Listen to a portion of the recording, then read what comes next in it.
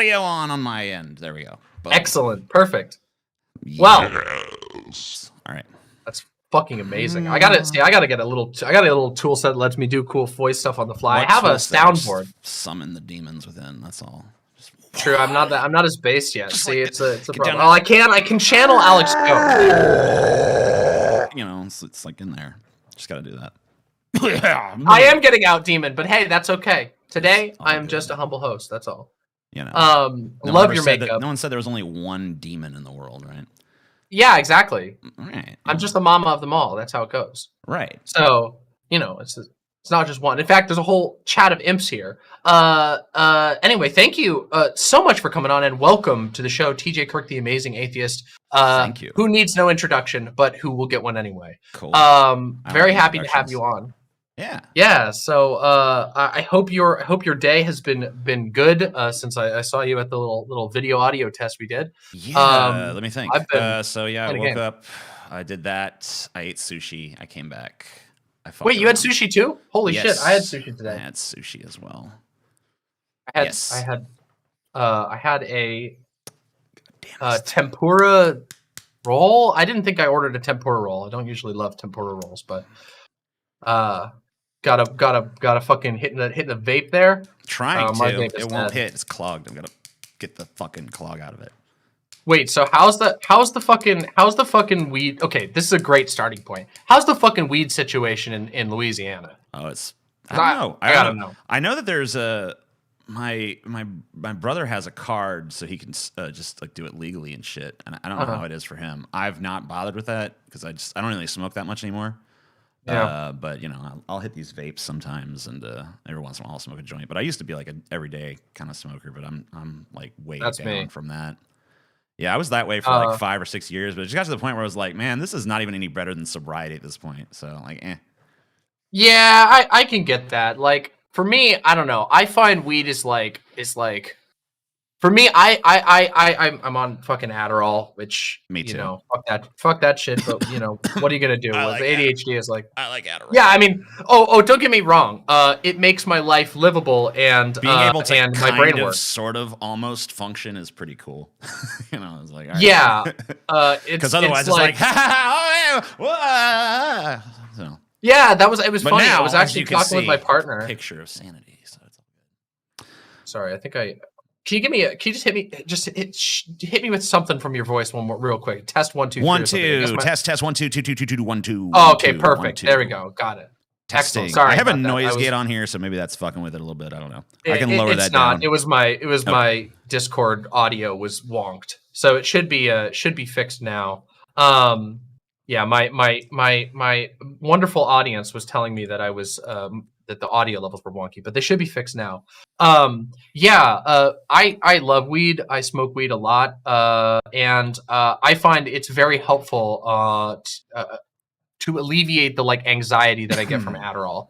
Adderall is like I'm really picky about it. Like I'm really weird about it. I've been on Adderall for a while, so I like don't take it when I'm not doing something that I like want to focus on, because it's just like that shit makes me so anxious if I don't have something to like tunnel into, like stream or writing or whatever I'm doing at the time. And so like in general, I fucking love weed. I'm a big fan. Out here on the Pacific Northwest, it's like weed is like it may as well be food out here. Right. I remember like that because when I was living in Seattle, I was like that. I was just like, wait, you lived in Seattle? I didn't know that. Yeah, I lived in Seattle for a while until I got tricked back into the fucking swamp. Bastards. Well, if you're ever up in these neck of the woods, let me know. We can light up something good. We can get some good shit. Get some top shelf mutant weed they got these days. It's crazy. Weeds, yes. Yeah. Someone in my chat just said I was wasted. Fuck you. I ain't wasted. By the way, yeah, I love Adderall, but I don't know. I noticed that I started on like a lower milligram or whatever, and then it was like, okay, all right, I'm going through my day, and it's like, wow, I can focus on things. That's crazy. And then, you know, it kind of like the effect got less and less, so I upped the dose, and then it was like, oh yeah, I'm back there again. And then it's like, now I'm like, oh, it's kind of happen again where I'm kind of starting to lose it. I'm like, should I keep just like upping this dose forever, or do I need to like figure out something else? You know? Oh, like honestly, okay. So for me, I've managed to stay at at the same dose for like 4 years pretty effectively. Because but like I said, I'm kind of weird about it. I take it like only on days when I'm really doing stuff, and then I just kind of like a giga chad my way through the headaches that come from the like minor stuff. I will say I took like a pretty Oh, go ahead. I took a pretty long like tolerance break, right in the middle of my move because I was like focusing on moving stuff. That hit me really hard. I got like the withdrawals and shit at the end. That's no fun. That shit sucks. So like for me, it's like I should take a tolerance break at some point. But the thing is, like, I'm like a workaholic, so I'm pretty much always doing some kind of project or another because like that's the only way that I'm even remotely happy. Because if I'm actually, that's how I feel. If I try to like relax or something, I'm like, this is horrible. What do I need to do something, you know? Yeah, I'm also I also regularly talk on here about how I'm a bit of a lifelong workaholic. It's not necessarily good. I'm not super proud of it, but you know, it is. I don't feel like I'm proud or ashamed of it. I'm just kind of like, it is what it is with me, you know. Like that's just how I'm wired. Yeah. I mean, it's not like necessarily work because it's like projects and stuff. I like a lot of times the stuff I like, you know, and sometimes it's stuff I do to make money. But you know, hey, whatever. Either way is fine. Yeah. It's I mean, like, I don't know. I like being engaged in stuff. I get a little bit, I'm likely to, I feel like I'm always, in danger of a little bit of burnout on whatever, like, my primary project is, especially with fucking YouTube. Like, I mean, the glorious overlord that I have no disrespect for, surely. No, but I tend to have my brain like drawn, like I don't know, maybe I'm susceptible to it or something, but like the constant reminders of the like, oh, this video got, you know, this percent many less views and all that shit, it drives me crazy. And so I'm always like, okay, I woke up, all right, what can I do today? What can I add to my day today that I'm gonna like, that'll improve my chances, you know, blah blah blah. And I'm just like, God, it's so yeah. And then I start to go like, oh my God, I hate this shit. Yeah, I used to care about that more. I don't really give too much of a shit anymore about that. I just kind of like, I just do shit. You know, I figure like as long as someone's paying attention to me, I'm probably fine. I mean, come on, you do good shit. I've seen your videos lately. You're doing fun stuff now. You know? You're doing really fun stuff. Your little your shaman sermons are sick as hell, man. Yeah.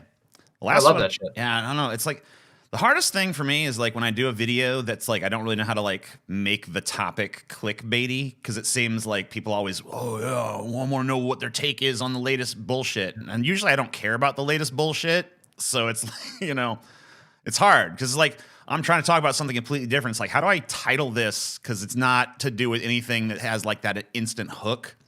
It's almost like you got to like take it for what it is, and people don't like that shit anymher. But fuck them. I'll do it for me. It is.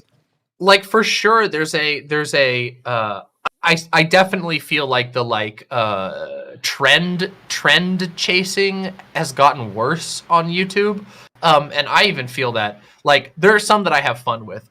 Like for example, I had a lot of fun jumping on board and riling up the Andrew Tate people.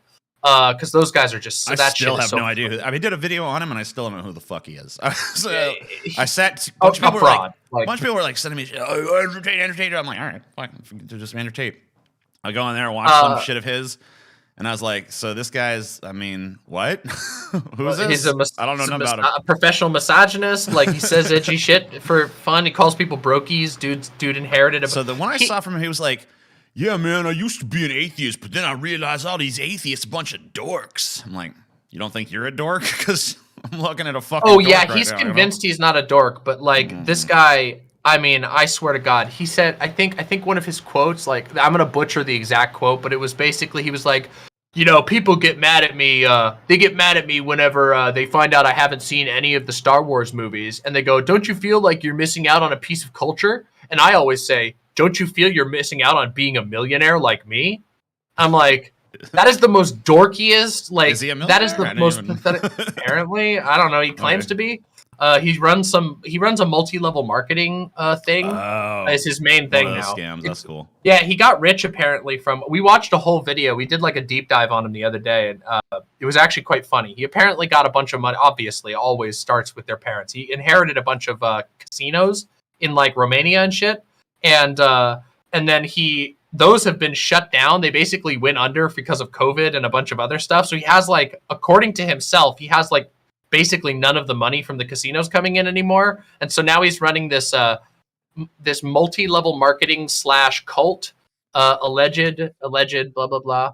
That where he has like, you have to pay $50 to get in, and it teaches you how to make money with like crypto and investing, and part of the deal of the like multi-level marketing thing is that you're supposed to like pose as him. One it's thing fucking about stupid. That's really weird. One thing about investing is if you're gonna try to make money investing, you should probably invest rather than give your money to a scammer. Because that's probably a better idea. Step one: don't waste your money on stupid bullshit like that, and put it where you want to invest it. That's probably invest in something real and not like a multi-level marketing scheme that tells you that if you rip off enough of your friends and like, oh god, like I mean, I'm sure you've run into like the other types, like the what's it, Herbalife or even to this day, Lulu. Even though I have like a pretty, I think it's a pretty small Instagram. I mean, it's not like a huge Instagram, but like, man, that place.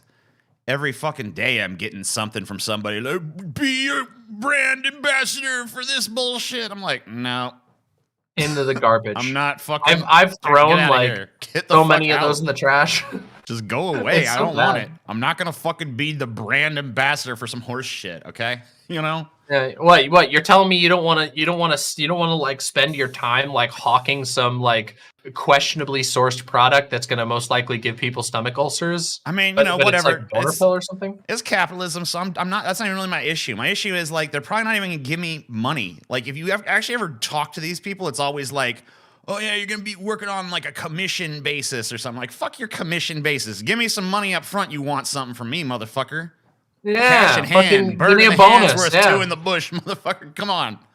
They always want you. They want you to recruit more people, and I'm like, hey, if I'm gonna do the recruiting and that shit, I would rather just make a cult. Like if I'm gonna do the bad shit, why wouldn't I make a cult?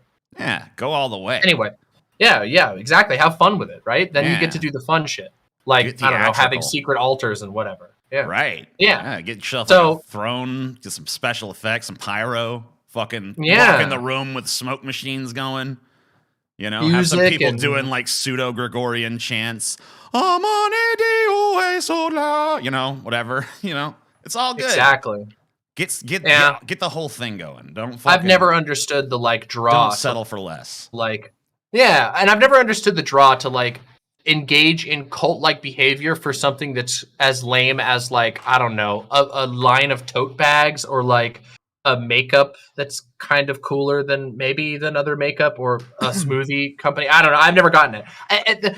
I knew a lot of people growing up who got like brought into these multi-level marketing things, and they always drove me crazy. I remember one time when I was like, I was probably 19 or 20, and like an old friend of mine who I hadn't talked in forever like called me up, and I started all like chill, and I was like, hey, whatever, and then they just like spun it into this like pitch for their multi-level. I was like, never talk to me again.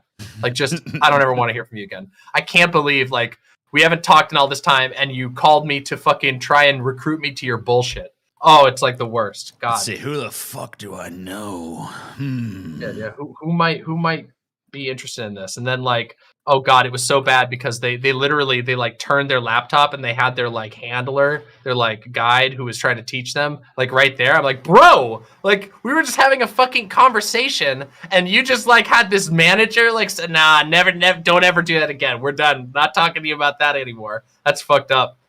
Yeah. So anyway, that's that guy. I remember back in the day when I was, a bigger channel or whatever.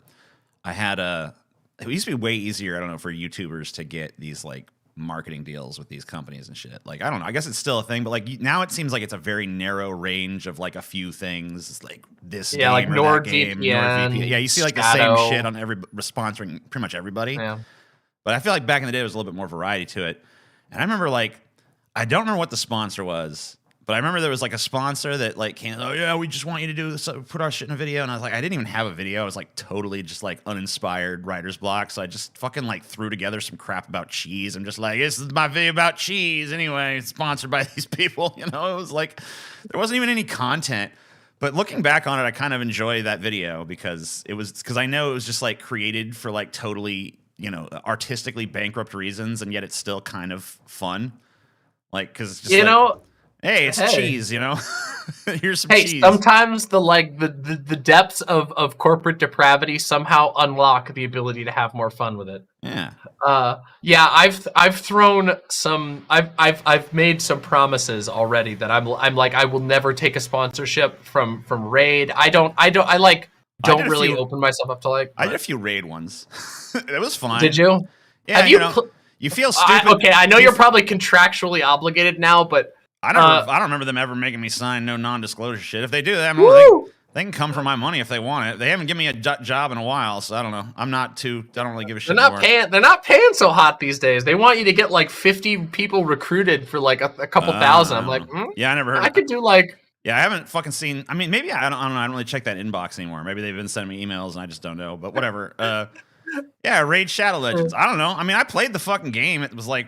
I don't know, it was like reasonably okay to play. Obviously, it's like designed to suck your money out, but like it is. I don't know. It was like passingly entertaining. I played it for like 15 minutes. I was like, this is okay, whatever. I don't give a fuck. I played Raid for 15 minutes to do a favor for a friend, and I got so mad at it. I literally was just like, I can't. Just put it on. All you gotta do is put on auto battle or whatever the fuck, and then they just. Yeah, just keep building. Leave your phone on, let it drain the battery. Yeah, just like, yeah, have fun, go crazy, you guys. They just fucking fight, every once in a while you just click a thing, like go in here and auto fight again. And just keep doing it. Eventually they'll fucking, you just level up a bunch. Hey. And whoever you got the recruitment code from, it'll show nice on their statistics or whatever. So there you go, I guess. Well, I just played it to fucking I didn't. So like the first few times they sent me shit, I never wanted to like read their shit because I was always like, this is boring. And I wasn't on Adderall yet, so I like had no attention span. So I was just like, yeah. Okay, these are the standards. So I just like, yeah. So, but like I didn't know they like give you shit to like, so you can capture screen level, like they'll like automatically level you up. So I'm like, I better like go and play and like level up a bit to get to where I need to be because I didn't know they just they'll give it to you. They just do that for you. So I actually played it for a while because I didn't really have to, but it's just because I'm too stupid to actually read what they've sent. But then again, they would send you the craziest, like mile-long PDF document with confusing instructions and like this paragraph contradicts this. So you just get in the habit of being like, I'm reading this shit. Yeah. I mean, isn't that just the truth about fucking every piece of box of text that pops up in front of you? Because you know how you actually get it was actually easier. It was actually easier to just make whatever you wanted and then have them come and be like, we think it, but change this, this, and this. It was actually easier to do that and just do 2 drafts than it was to try to figure out what they wanted from those confusing, confounding, just make it and then let them do it. They sent you, So listen, they've got a whole legal team. They've got a whole PR team. They can do it. If they can't give me a fucking concise document, then they get malicious compliance. That's what I don't get. If it was, that was the thing that really fucking boggled my mind because they would give you these giant labyrinthian documents and just like, dude, just fucking be like, hey, first 15 seconds do this, next 30 seconds do this, last 15 seconds do this. And here's where you can add your own flair to it. Right here, do this kind of thing or that. Blah blah blah. Here's a few examples, and it's like, okay, I get it. But instead, it's like, I don't even have this. Like, I don't know how they complicated it to the fucking degree they did. They must just be insane. That's the only thing. I mean, corporate PR marketing people are indeed some of the most deranged individuals on the planet. I can the Bill Hicks certainly say that about that shit. Not off the top of my head. He was like, he'd be like, by the way, if anyone here is in marketing and advertising, kill yourself. No, it's not a joke. It's not. There's no humor. Just kill yourself. You're toxic, poison to the earth, and all that. Whatever. And that. And then he'd be like, you know what all the marketing people are doing right now, don't you, folks? He's like, oh yeah, Bill's going after that anti-marketing dollar. That's a big dollar. The great market. It's like, no, that's not what I'm doing, you fuckers. No, look, he's going for the righteous indignation dollar. Oh, yeah, it's a huge market. He's very smart to do that. We all know, the real money is in not getting lots of money from corporations that want to literally pay you to positively review their projects.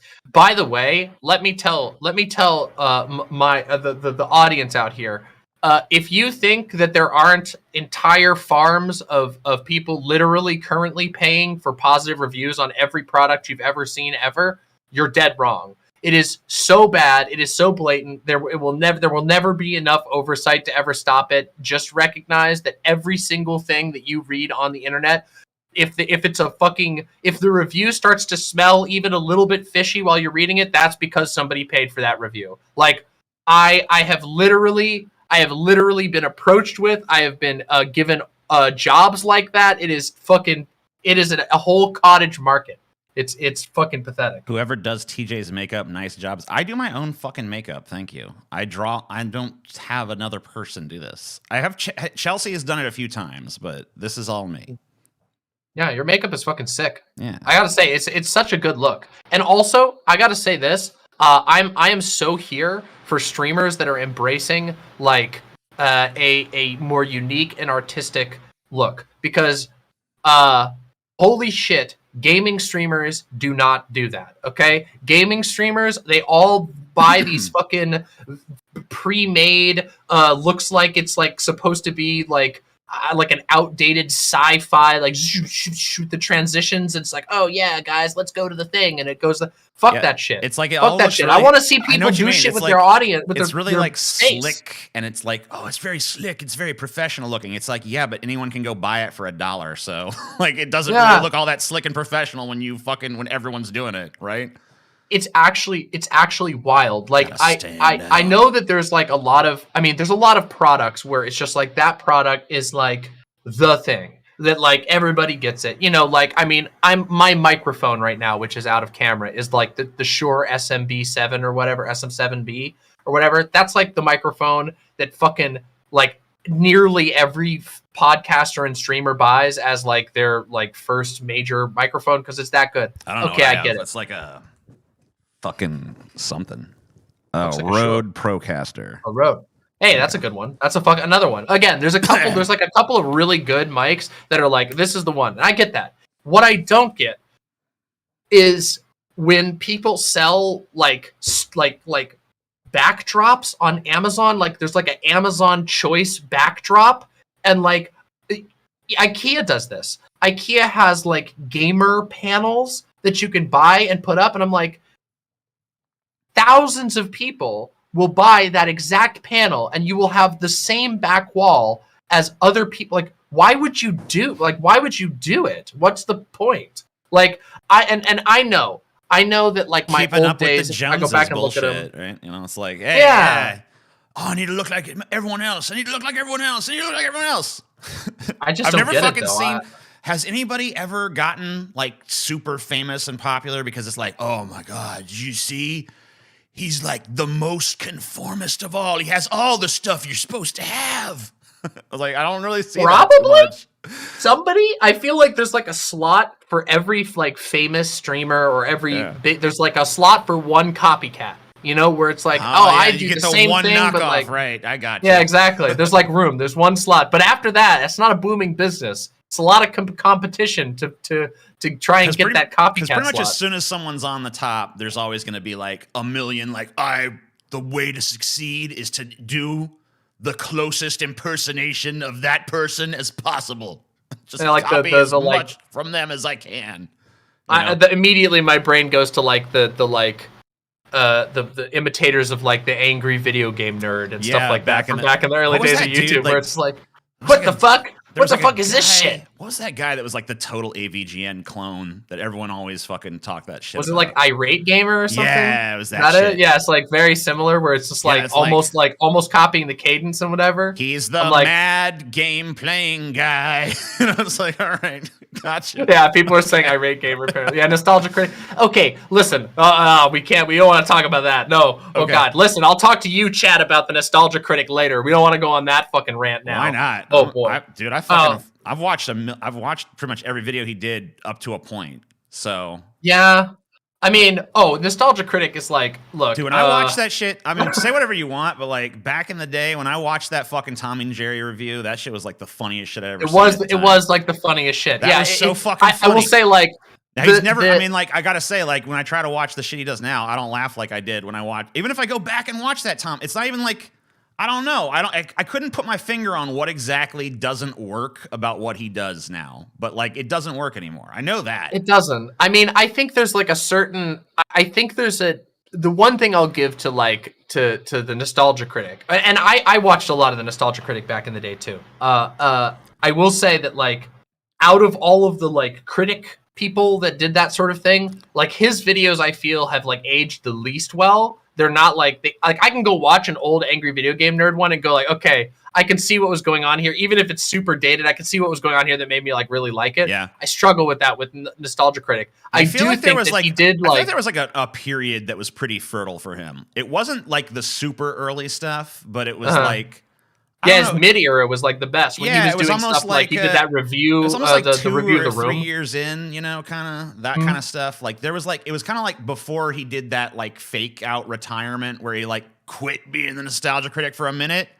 You know and then they came back and did like and then they did like a bunch of like collaborations that were like super it got really like super into skits and stuff too. Like it was like everything was a skit, and like sometimes the skits were funny, but a lot of times they were like really overwritten and shit, and you're just like, okay.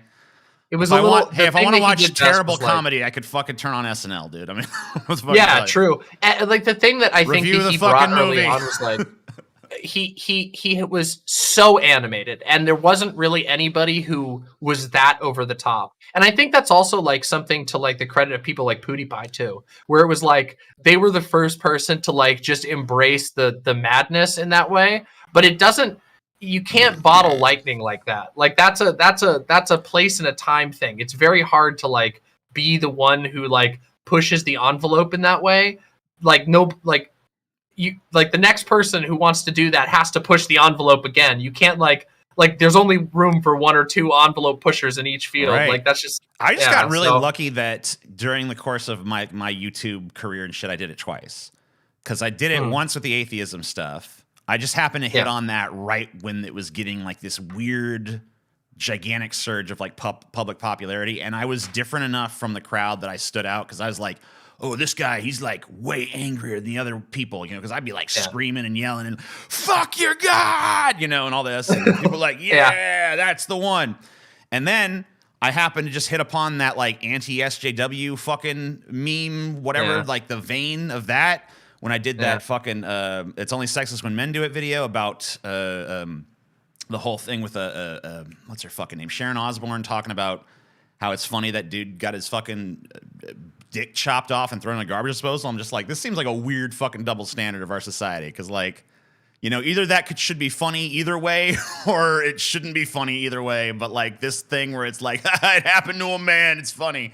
That's gotta go for me, you know, like That shit does, like, I mean, of course, there's these things still persist. Of course, there's the like thing where it's like movies love to do like prison rape jokes about dudes, and it's like, I mean, I even catch myself doing that shit sometimes, you know, like I'll be like, oh, don't drop the soap kind of jokes, like that kind of thing. It's like, oh, fuck, god damn it, I don't really want to joke about that, because that's fucking, you know, it's fucked up, and it's like it is weird how that stuff bakes in. I've been watching. I don't know if you've seen it. Have you seen The Boys at all?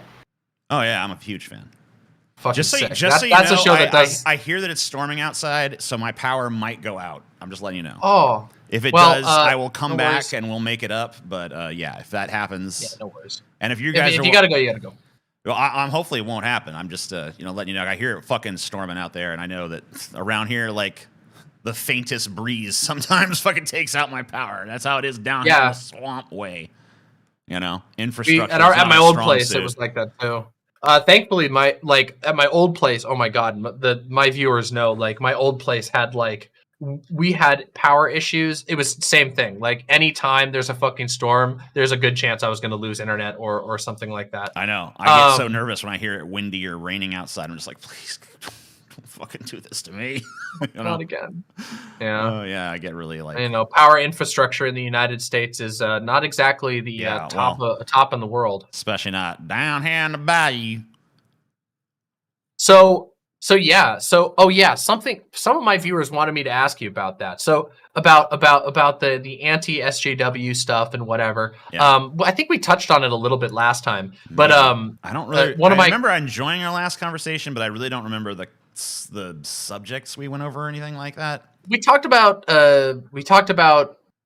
right wingers being obsessed with trans people. We talked about Christianity a bit. We talked about like some of our difference in approaches and our differences in opinions on atheism, whatever. Which honestly, we don't really have all that many. Yeah.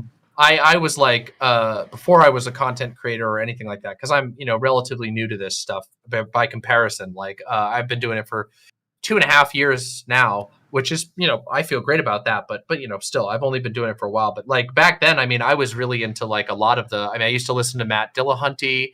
I used to listen to Christopher Hitchens, of course. ZJ, I don't know if you remember Zinnia Jones. Mm-hmm, yeah. Atheist Experience, which was with Matt Dillahunty. And then like, so I was really, because of course, like the atheism, the whole atheism like surge that happened was really actually very fortuitous for me. It was very helpful to me. So I always I have complicated feelings about the whole atheism thing, because I grew up in a cult. I grew up in a very extreme Christian environment, and the atheism stuff was basically like all I had to latch onto when that push came to shove with my family. So it was like, wow, damn, I watched like so much of that stuff. And anyway, we talked about that a bit, but it's wild to see where like all the different people have gone and where their opinions are these days. And I remember even when we were in those days of that community, like people, we always kind of made a thing about, just because we're all atheists doesn't necessarily mean we're all going to agree on a bunch of other stuff, which is kind of the things we brought up to like religious people. It's like, look, beyond this, there's nothing binding us together. We're all just like, we're people from different political and philosophical standpoints who are all just rejecting the God hypothesis. That's what we are. Beyond that, and it's funny how many people have like, some people have sort of looped back around, it seems, and like I think more like usually it's that social Christianity, which is like to me the most contemptuous variant you could possibly conceive of, which is just like, yeah, I know this whole God idea is stupid, but I think like it's good for society. It's like, oh yeah, it's good for us all to delude ourselves. Like you're just basically saying outright, like, I believe in like mass deception. So fuck you. Your philosophy is poison. Die of cancer. Fucking rot in hell, you pig shit eating motherfuckers. Anyway, they're nice people. Whatever, it's nice guys. Yeah, no, love them. I mean, I have a lot of stuff. Shit, I unplugged my headphones. Oh, no worries. I got to do that. Yeah, no, we've been talking about on my channel a lot more frequently lately, especially since I've gotten back. A lot more about like Christian extremism, because it's coming back with a vengeance right now. It never went anywhere. It was always here. It didn't, but I mean, they're getting very bold, and they're gaining a lot of weird allies. One of the ones that's most wild to me is like I don't know if you know about them, like the church militant people. They did like recently a documentary on what's his name there? Jesse Lee Peterson. They did like an expose, and it was we watched it on my stream, and it was just obviously totally fraudulent. And the entire thing was completely fixated on him being gay and not him actually being like an abuser, even though they were making allegations of him being an abuser, but they just used evidence of him being gay as it's fucked up. But these guys have like, this whole church has gotten like, they've gotten a lot of attention lately, but like the organization is literally an extremist Catholic group that believes in conversion therapy. They like explicitly, they do like videos constantly about how gay people are like literally like just fire and brimstone, gay people are going to hell, you're bad, like all this shit. And yet like there's all of these people, these like right leaning centrist people, and then there's like the right people who they're like, well, I'm not really religious, but and then I'm like, but you're standing in arms again with these people who genuinely believe in a bath of brimstone and hellfire coming to purge the earth of the sinners. Like, how can you square that? And I guess it's just because at the end of the day, conservatives have no principles.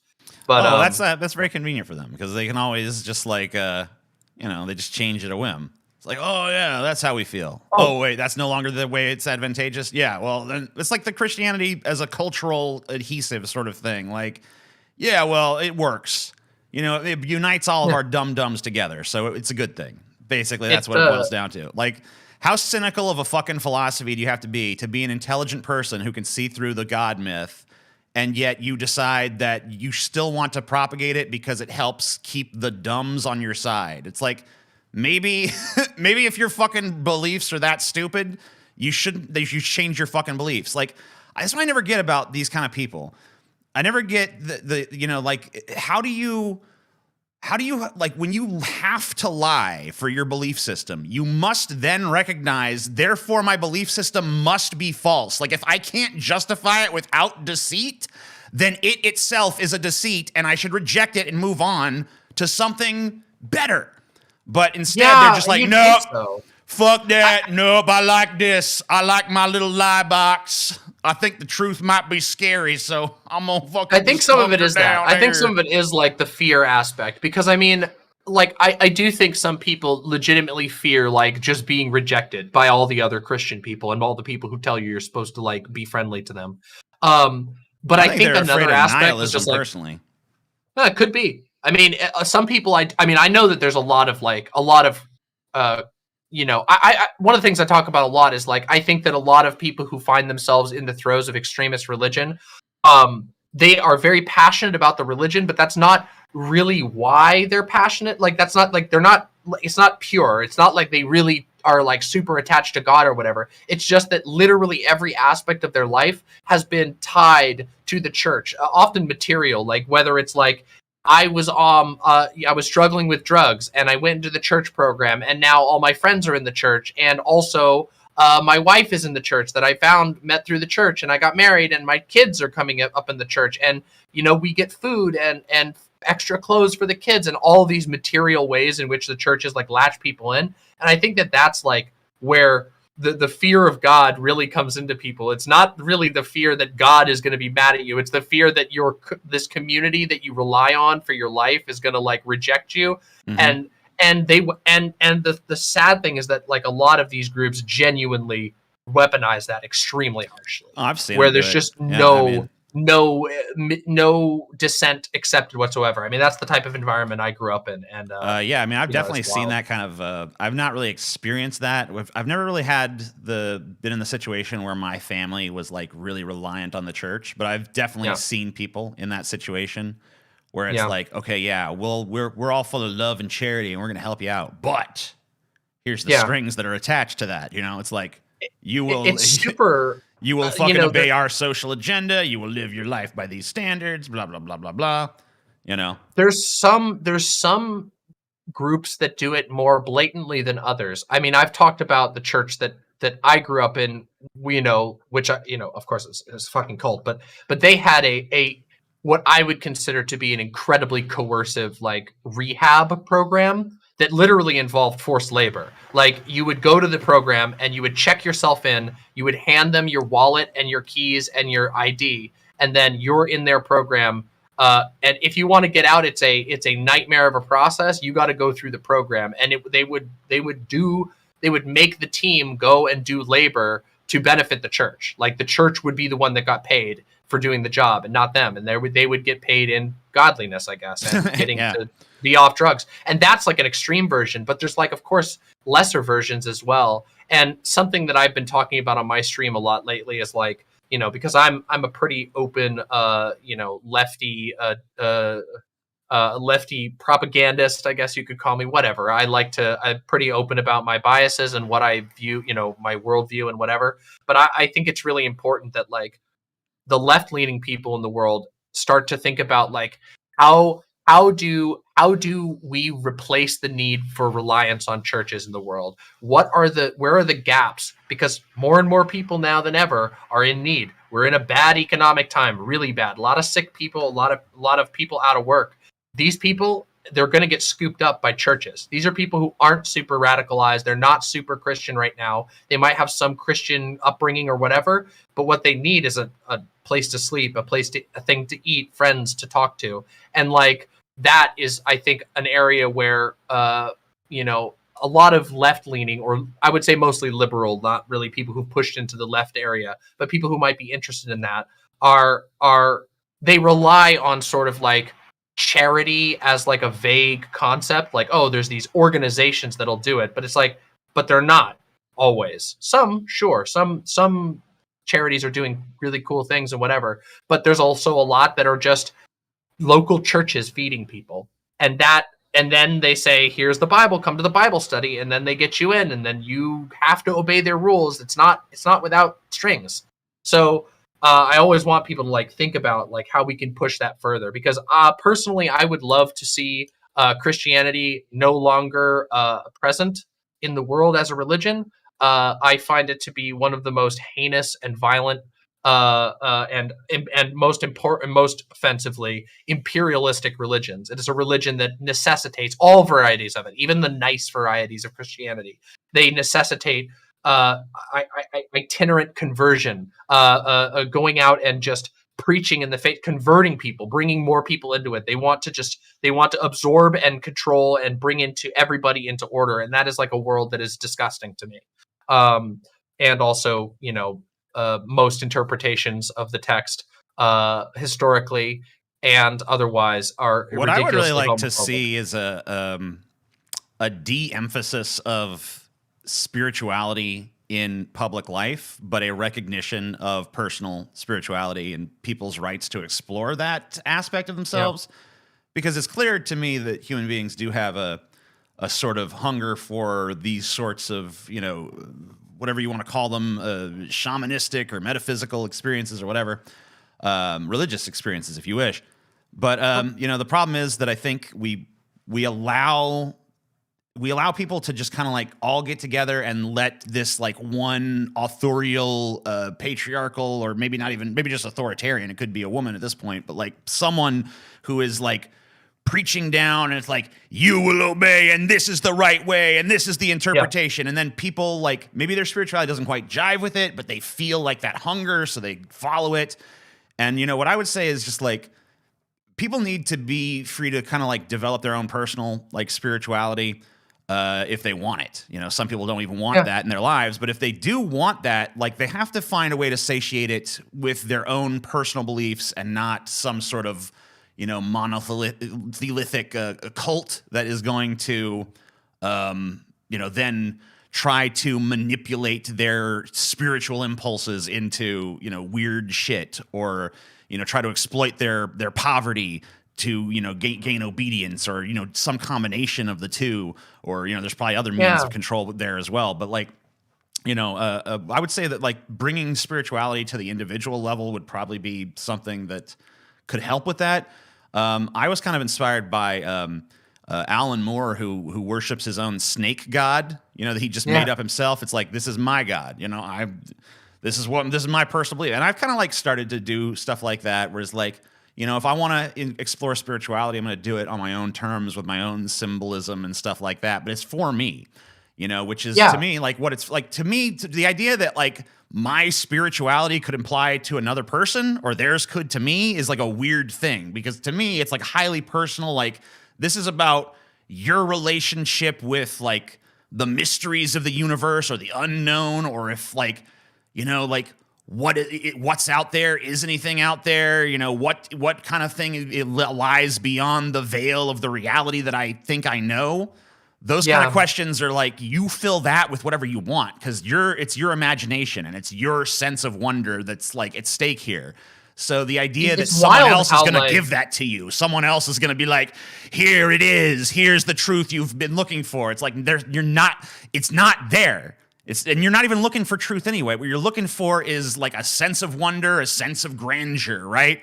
A sense that maybe some sort of like cosmic force out there is working for like your general good or something. Whatever it is that you're seeking, you want you like the fucking mystery. That's why it's mystical. If you know it, if you have the truth, if it's just given to you by some preacher at a pulpit, then it becomes this hollow, artificial, obligatory thing that you just follow because you don't even remember why. You're just like walking the cave paths of the mind at that point. Ugh. Yeah, I think there's like an element of, something that I always find as like, there's a couple of things that I think about with regard to like religion. Like I talk about the difference between like traditions versus capital T tradition, which is like tradition is like this: we must do it the way that it was done before, or else a bad thing will happen. You must obey the father, you must do this way, versus like a tradition, which is like Christmas, like people get together and do something together that's based on a thing that they're doing, as opposed to a rule that must be, a dogma that must be imposed on other people. And I think that like of course, like with Christianity, especially with like American evangelical Christianity, there's nothing but tradition, capital T. It's all about like how do we, it's this very cynical power and this coercive power calculation. And I have like, obviously, like I don't I consider myself an atheist. I don't really believe in any sort of God or spirits or whatever, but I do believe that spirituality can be very valuable, like as an individual or as a communal practice. But of course, I don't think that overrides the need to analyze coercive elements that are designed to enrapture someone and manipulate them in a specific direction for the benefit of someone else or for the benefit of some imaginary structure. And I think these things exist, these coercive types of they play on and they touch on some of the sort of spiritual needs that people have, but they don't ever actually answer them. And another thing that's like, I think that makes it's so important for us to like discuss and go through these sorts of things is like, I think it's hard, at least in my experience, and maybe your experience is a little different than this, but I certainly feel like everyone I meet is like feels a certain level of like emptiness from the type of existence that we live these days, that most people live these days. And like I've seen it, like I felt it myself, obviously. I mean, before I was even a streamer, like I would say that I'm in like a local high point in my life. But I mean, when I was didn't have any money, you go from rural town to rural town trying to find work or whatever, or a place to stay, and every town looks the same. Every town is completely addled with health issues. Every person in the town has health issues, drug abuse is like through the roof. And it's not like the drugs themselves are the problem. It's not just like the drug existing is the problem. It's that people have nothing else to latch onto. The only way they make it through their day is to seek out a drug.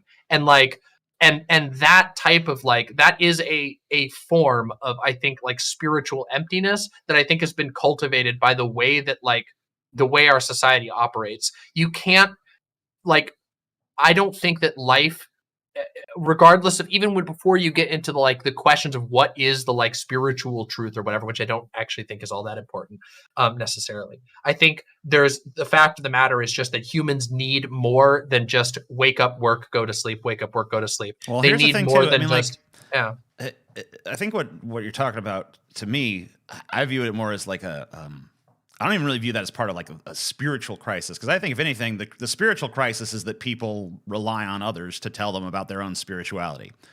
To me, the crisis you're talking about is a crisis of purpose. Yeah, that's fair. People don't feel like they have purpose in this world because there's no gratitude. There's no gratitude for what the work that anybody does. There's no monetary gratitude. You're given a pittance. You're given slave wages, basically. You know, there's no gratitude from the people you serve. There's no sense of like, this person just made me a sandwich. Thank you. Like, sincerely, like, thank you for the sandwich that you just made for me. Thank you for the coffee. Did something that thank you for whatever me. You gave me. You know, here is compensation. And then the company is like, we couldn't possibly do what we do without these people here on the front lines doing this work. We should compensate them very fairly. Like, you know, minimal cost, whatever we cost to operation, a little bit of fucking salary for the executive people. And then everyone, you know, we try to spread it out as much as possible. You know, make this a successful company. Everybody fucking prospers. Everybody wins. that would be a totally different fucking paradigm. But that's not I what think it would, capitalism yeah. fucking incentivizes. It Not even a little. incentivizes fucking mine. How little can I pay them? What's the bare minimum amount I could pay these fucking peon? Here you go. Here's your little pittance. Go to your misery shack, you fucking wage slave piece of shit. And we're all just miserable and downtrodden. It's like, oh, fuck. And of course, we're fucking mean to each other. Of course, there's no gratitude. Yeah, give me my fucking sandwich, asshole. Because it all just filters down from their fucking greed. It's all just that. It's that everybody else is just kind of like, we're just fucking the serf peon little. And I see the fucking greatness in people. I was at a fucking Cracker Barrel a few months ago, actually. And there was this woman, she was a totally rude bitch. Just fucking meanest motherfucking bitch you could ever fucking imagine in your life. Just big, bulking, She was the fucking busser at the table. I'm like, this woman should be a fucking warrior. She should be she should be a fucking, like, in the Coliseum or something. Like, that's what she was. I could see it in her. But she's fucking bussing tables, like, fuck, god damn it. And I see these people, I see, like, these old grandmas who should be fucking baking cookies or something, working at fucking McDonald's. And I see, like, these people, and you just look at them and you know that, like, in their souls or whatever you want to call it, in their, like, here, there's, like, something that's just like, let me out! Yeah. But but it's trapped. It's trapped in this prison of work, slave work. It's like, oh, fuck. Let me out! And it's funny, we talk about that fucking fury because I feel it everywhere. I fucking feel it every single fucking time I go out now, especially these days. It feels like fucking everybody's, like, the tension is palpable in the air. Where it's just like, it seems like everybody's like a moment away from fucking snapping.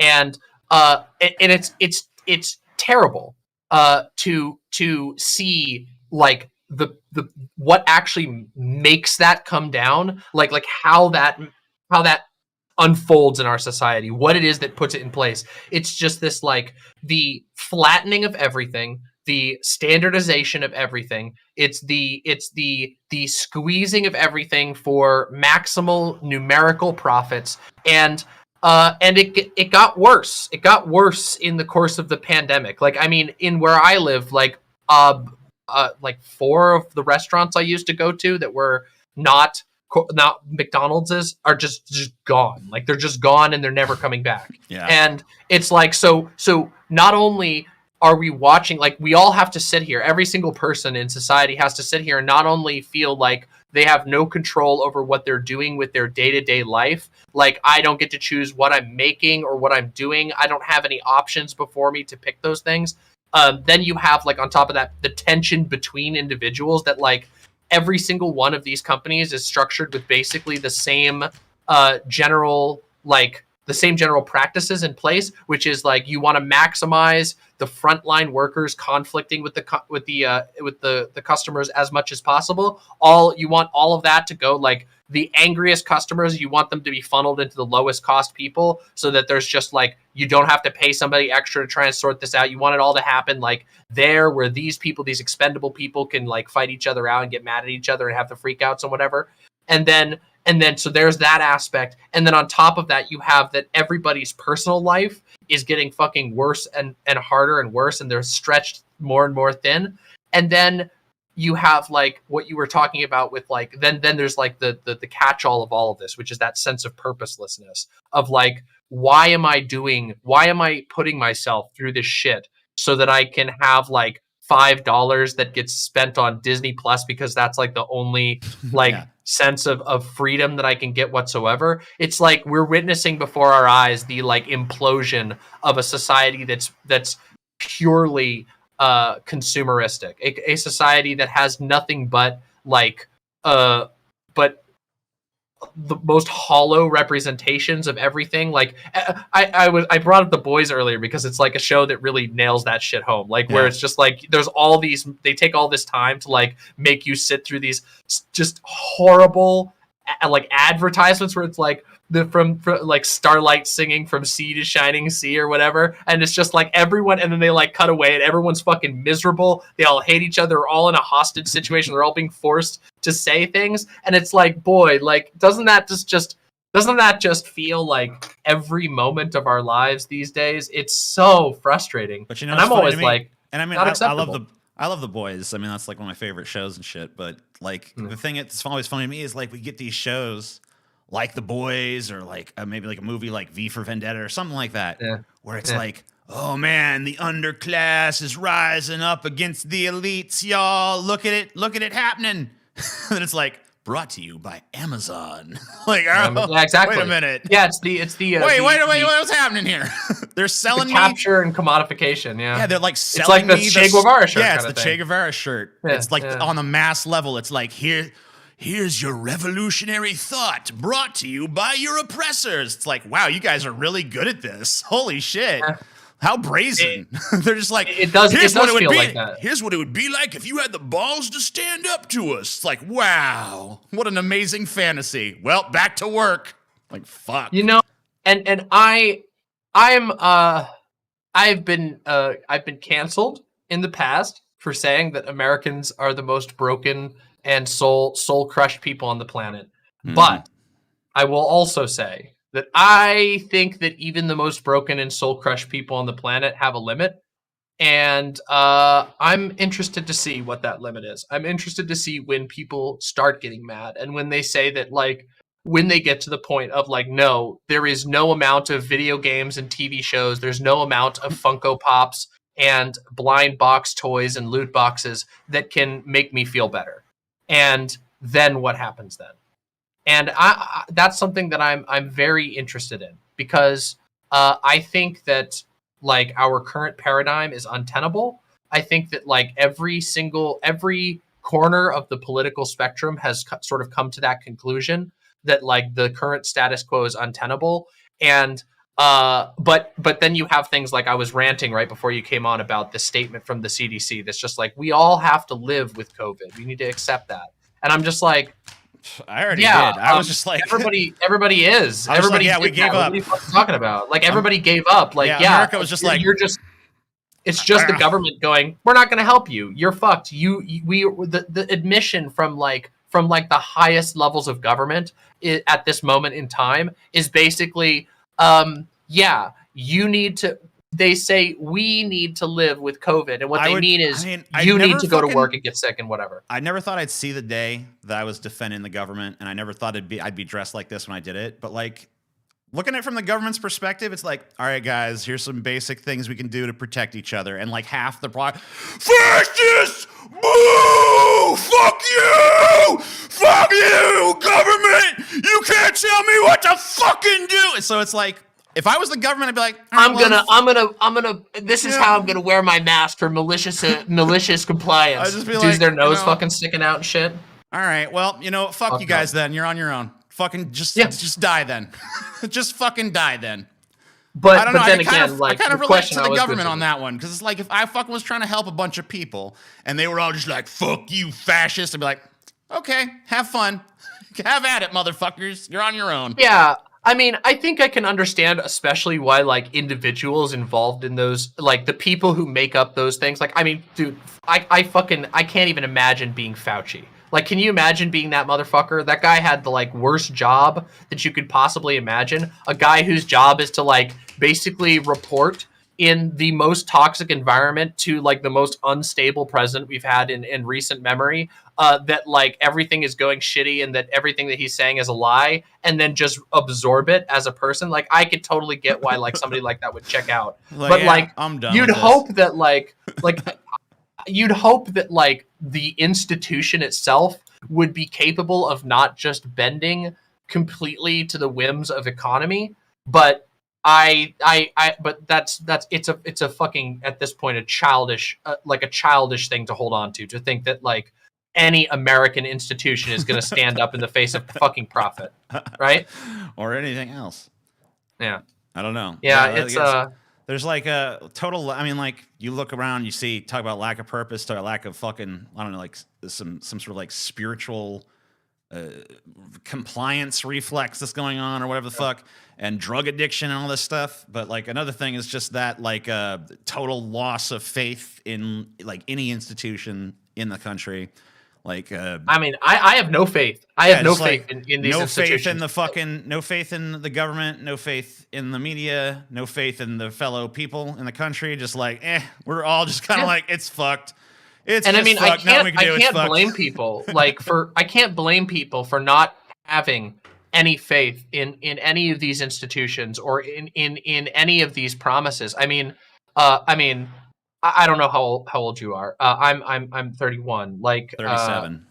Yeah, okay, so we're pretty close. But like in our lifetimes, like it has been like we live in an era where like most people are plugged into the same essential current events. We all are witnessing the same thing, and we're all seeing the same promises, and we're all experiencing this there's a certain level of universality in like the American experience of the things that you're not. Obviously everybody's life is very different, but like there's certain things that everybody's getting told and being messaged to, and it's just fucking lie after lie after, and not even just a little lie. Like we're talking just societal level disinformation. Everything from like, I mean, you can look at like something as drastic and obvious as like the WMDs, where it's just like an entire generation of people was lied to by every news organization in the entire country, manufactured a war that killed 1 million people in another country, and also and traumatized a generation of people who thought they were doing something good,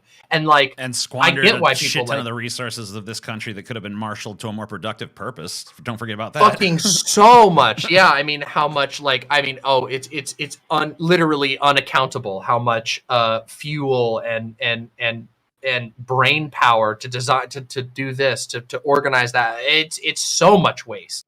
And I get why people are like have no faith whatsoever. And like I think that it's a rational response in certain regards. I think it's a very rational response for people to lose faith. I just think that like the ways in which that loss of faith is directed is often, of course, just as wasteful as like the system that the faith was lost in the first place. I mean, you see this with like just completely impotent act of pointless like not even resistance, like the January 6th shit, where it's like there's genuine rage. These are people who have they are clearly heavily motivated. They are done with something. But what's it being directed towards? It's being directed towards like helping install a slime ball piece of shit to overthrow like the one, like the handful of things that are kind of like, we found our man. Yeah, but it's like, what a choice. Like, huh? Holy shit, that guy? Okay, weird. Yeah, you picked Trump. You picked like a guy who's like me. I'd have picked someone worth a shit. I don't know. Yeah, I mean, you'd think that like people. Like I always find that if I'm gonna like, go fucking overthrow the government or something, I'd like to actually be led by someone who's not a total fucking chode. Maybe, I don't know. It just seems like might be a better idea. You think so? I mean, I think like of course there's that whole like, I don't know what the psychology is that gets people to like think that, to like look at Donald Trump and see like a golden god with the psychology is I ate paint chips every day from birth until now. Unfortunately, yeah. Like, I mean, I know there's that aspect as well, but it's like, I don't know. Like, it's so wild to me that like, I don't know, like the current, like I said, the current status quo, I think is very blatant to me. It seems fairly obvious to me that like basically every person has agreed that this is untenable in one way or another. And of course, the conclusions that people come to are as much variety as you can imagine. It is like walking into a forest and finding every different type of creature that you can imagine.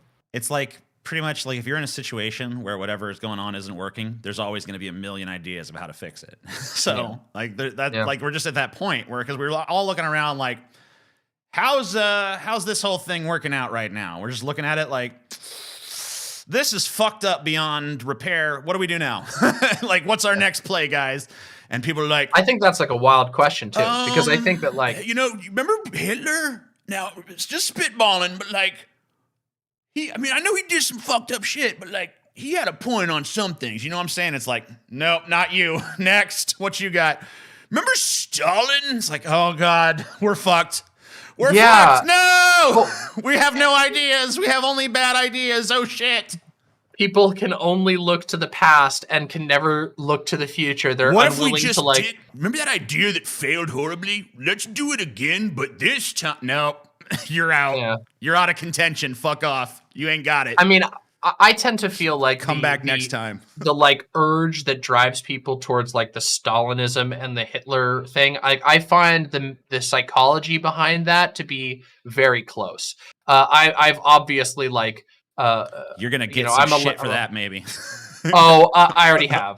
All of the Stalinist people have long declared me an enemy. I mean, one of the biggest shit shows I ever got in was like some like Vietnamese Stalinist YouTuber who has a relatively big following, like literally said that like declared me as like an enemy of the revolution. And there was a huge they tried to get my channel taken down. My channel got like false reported into the ground, and we like it didn't stick, obviously, but it you know, it was an inconvenience. But yeah, people are going wild in chat because there's like this moment from that where I was like, my wife, where it was just this one guy, like the lady and her wife, or the lady and her husband were like, he was like super going to bat, and he's like, no, you said mean things about my wife and shit. I'm like, fuck you, man. I don't give a shit. She said I was a fucking enemy of the revolution. What the fuck does that even mean? What's wrong with you people? You guys are grifters. Enemy of the revolution. I find no the revolution to like, tweet aggressively. Literally, though, I mean the revolution in which it's show only. It is only spectacle. It is only communicated in saying the right words and wearing the right colors. Call me when you seized a fucking building somewhere. Then really? You can tell me about your revolution, man. Like, until then, you ain't a revolution. You're just a fucking bunch of whiners on Twitter. That's all you are. Change anything. Like, change anything at all. Like, if you're going to claim to be a revolution and you're going to, like, I mean, yeah, sure. I get it. Show me a picture of two of you in a room together. Exactly, like, yeah. Can you do that? Can you do that? Show me a picture of you standing next to another human being.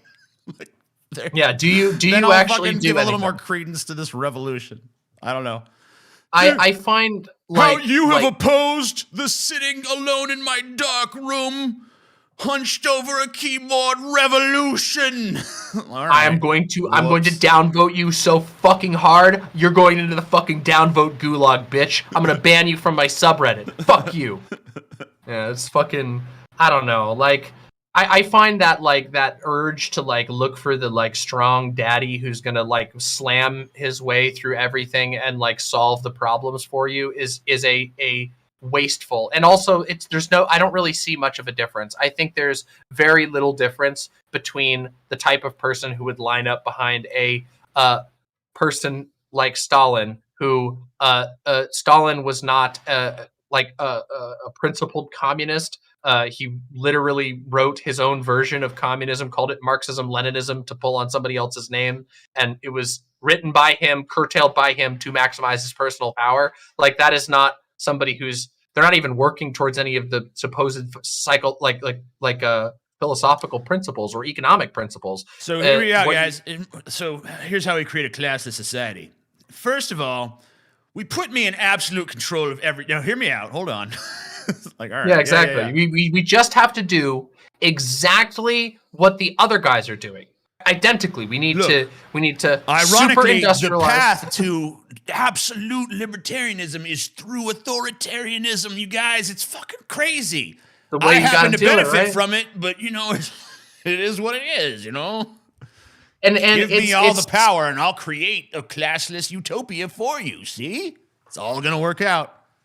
It'll work out. It'll work out if you just keep donating. Just keep donating. Oh god, it's so blatant and it's so lazy, but unfortunately it works for people who, like you said before when we were talking about the religion topic more, like you said, like, you know, a lot of people just want the answer to be dropped in their lap. And I do think that there's like there's a lot of that. There's a lot of people who just want the answer to be told to them. They have been I mean, I think that like our society produces people like that. Our, you know, school systems, they when you're young, they punish you for stepping out of line every time. They punish you for thinking differently. They punish you for not showing up at exactly the right time. I call it be yourself, but not like that. That was kind of messaging. That was kind of the messaging I felt like I got. Like because they'd always say that, like you gotta be yourself. Don't be too fucking autistic about it. Well, wait a minute. No, not like that though.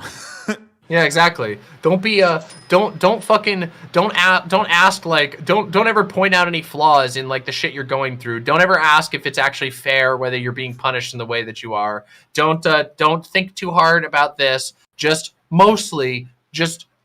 show up on time, do the work you're told, prepare yourself for a career, and then you go get a job for one of the 10 mega corporations. The answer is B.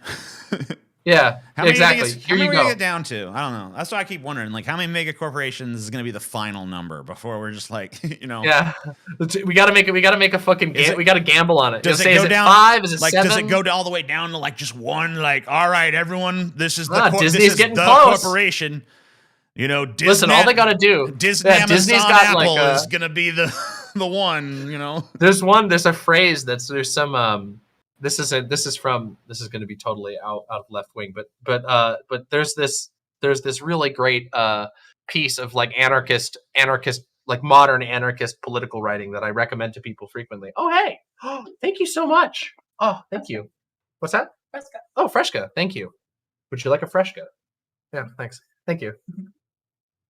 No, sorry, my partner brought a drink into me. And there's like a term they use, which is called GAFA. It's Google, Apple, Facebook, Amazon. And they're basically like that. I think they could add D for Disney at the end. I think it could be GAFA'd, but they just say GAFA instead of anything else. They're like, fuck it. I don't care which corporation we're talking about. They literally all do the same thing. GAFA is aiming, they're like, this is how they approach it. It's from a piece by the Invisible Committee called 2 Hour Friends, and then their follow-up piece to that one, which is called Now, I believe it's called Now, I think. And they're really, really good. They're like, again, they focus very much on like it's nerd shit kind of, but it's accessible nerd shit.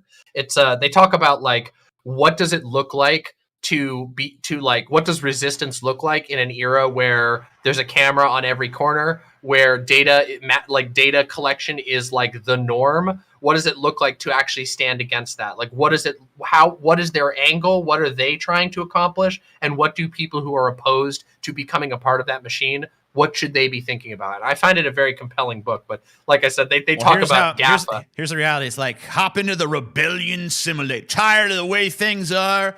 Hop into the rebellion simulator and pretend you're changing them. Yeah, like, I mean, I do think that's yeah, I'm overthrowing the system. Woo!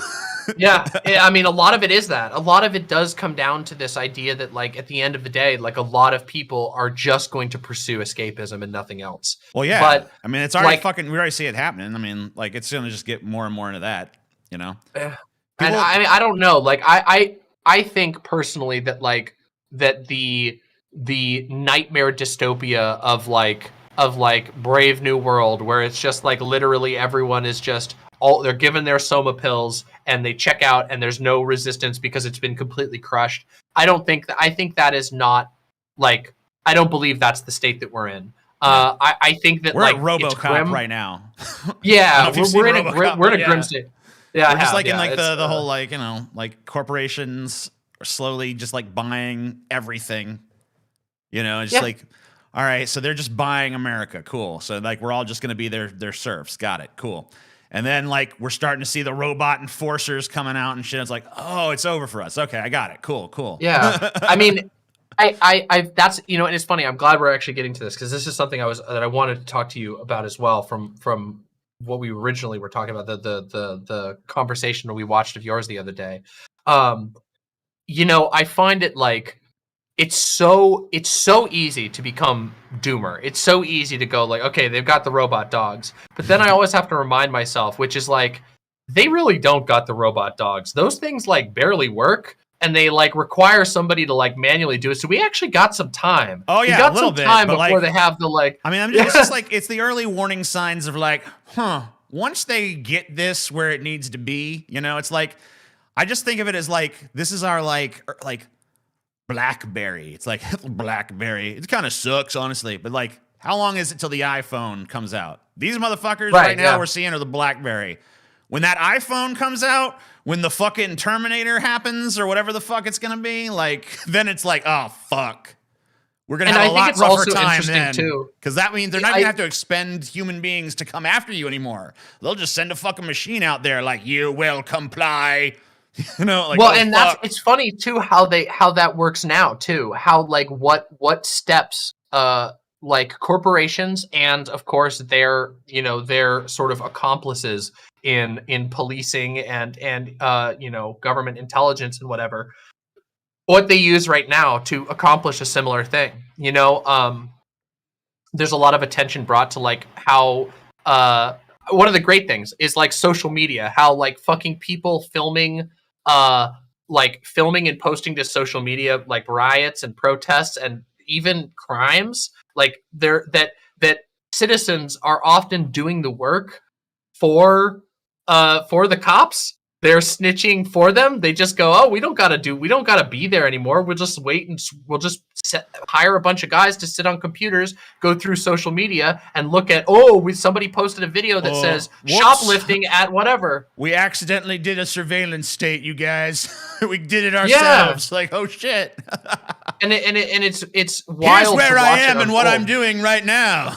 Like, oh, literally, fuck. No one has it, and also. It's weird too how and this is kind of a different discussion, I guess, but the way that social media has evolved as a replacement to like what once was social media, like for example, like Twitter is probably the best example of this, of like a site that is just, it is so empty. There is so little there, and yet so many people are on Twitter. So many fucking people on Twitter, Instagram. There's a couple of similar ones where it's just like, this is literally just a site where you don't even really know what's coming across your timeline. Half of it is promoted tweets that are literally handpicked by corporations and served to you based on a data profile. Like you're being manipulated on so many levels. There's no possible way you can like tease out any truth. You're being insulated. You're willingly being shoved into a bubble, and you don't even know how to get out because the site doesn't even give you the tools to know that you're in a bubble in the first place. And it's like, when you get to a point like that and you go, okay, so like, this is how the corporations are trying to kill the internet in a certain way. It's like, they took all these things that were like, oh, remember forums? Remember like making friends and sharing really cool information and software on forums? Well, here's Twitter. You can type things into the page just like you can on a forum, but you can't share software. That's not allowed. All of the things need, like, come all on of to screamintothevoid.com. Literally, yeah. It's like they took the shape of a really cool thing that the internet created, like these amazing communities online that people make, and and then they're just like, let's hollow it out and then fill it up with monetization. And you see this on every front. Facebook, YouTube even. Like YouTube is like one of the sites where I look at it and I go, yeah, this is definitely like a social media site, but at least it has some functionality. It does something for someone. On YouTube, videos can be posted. You can post a video. People can go see that video.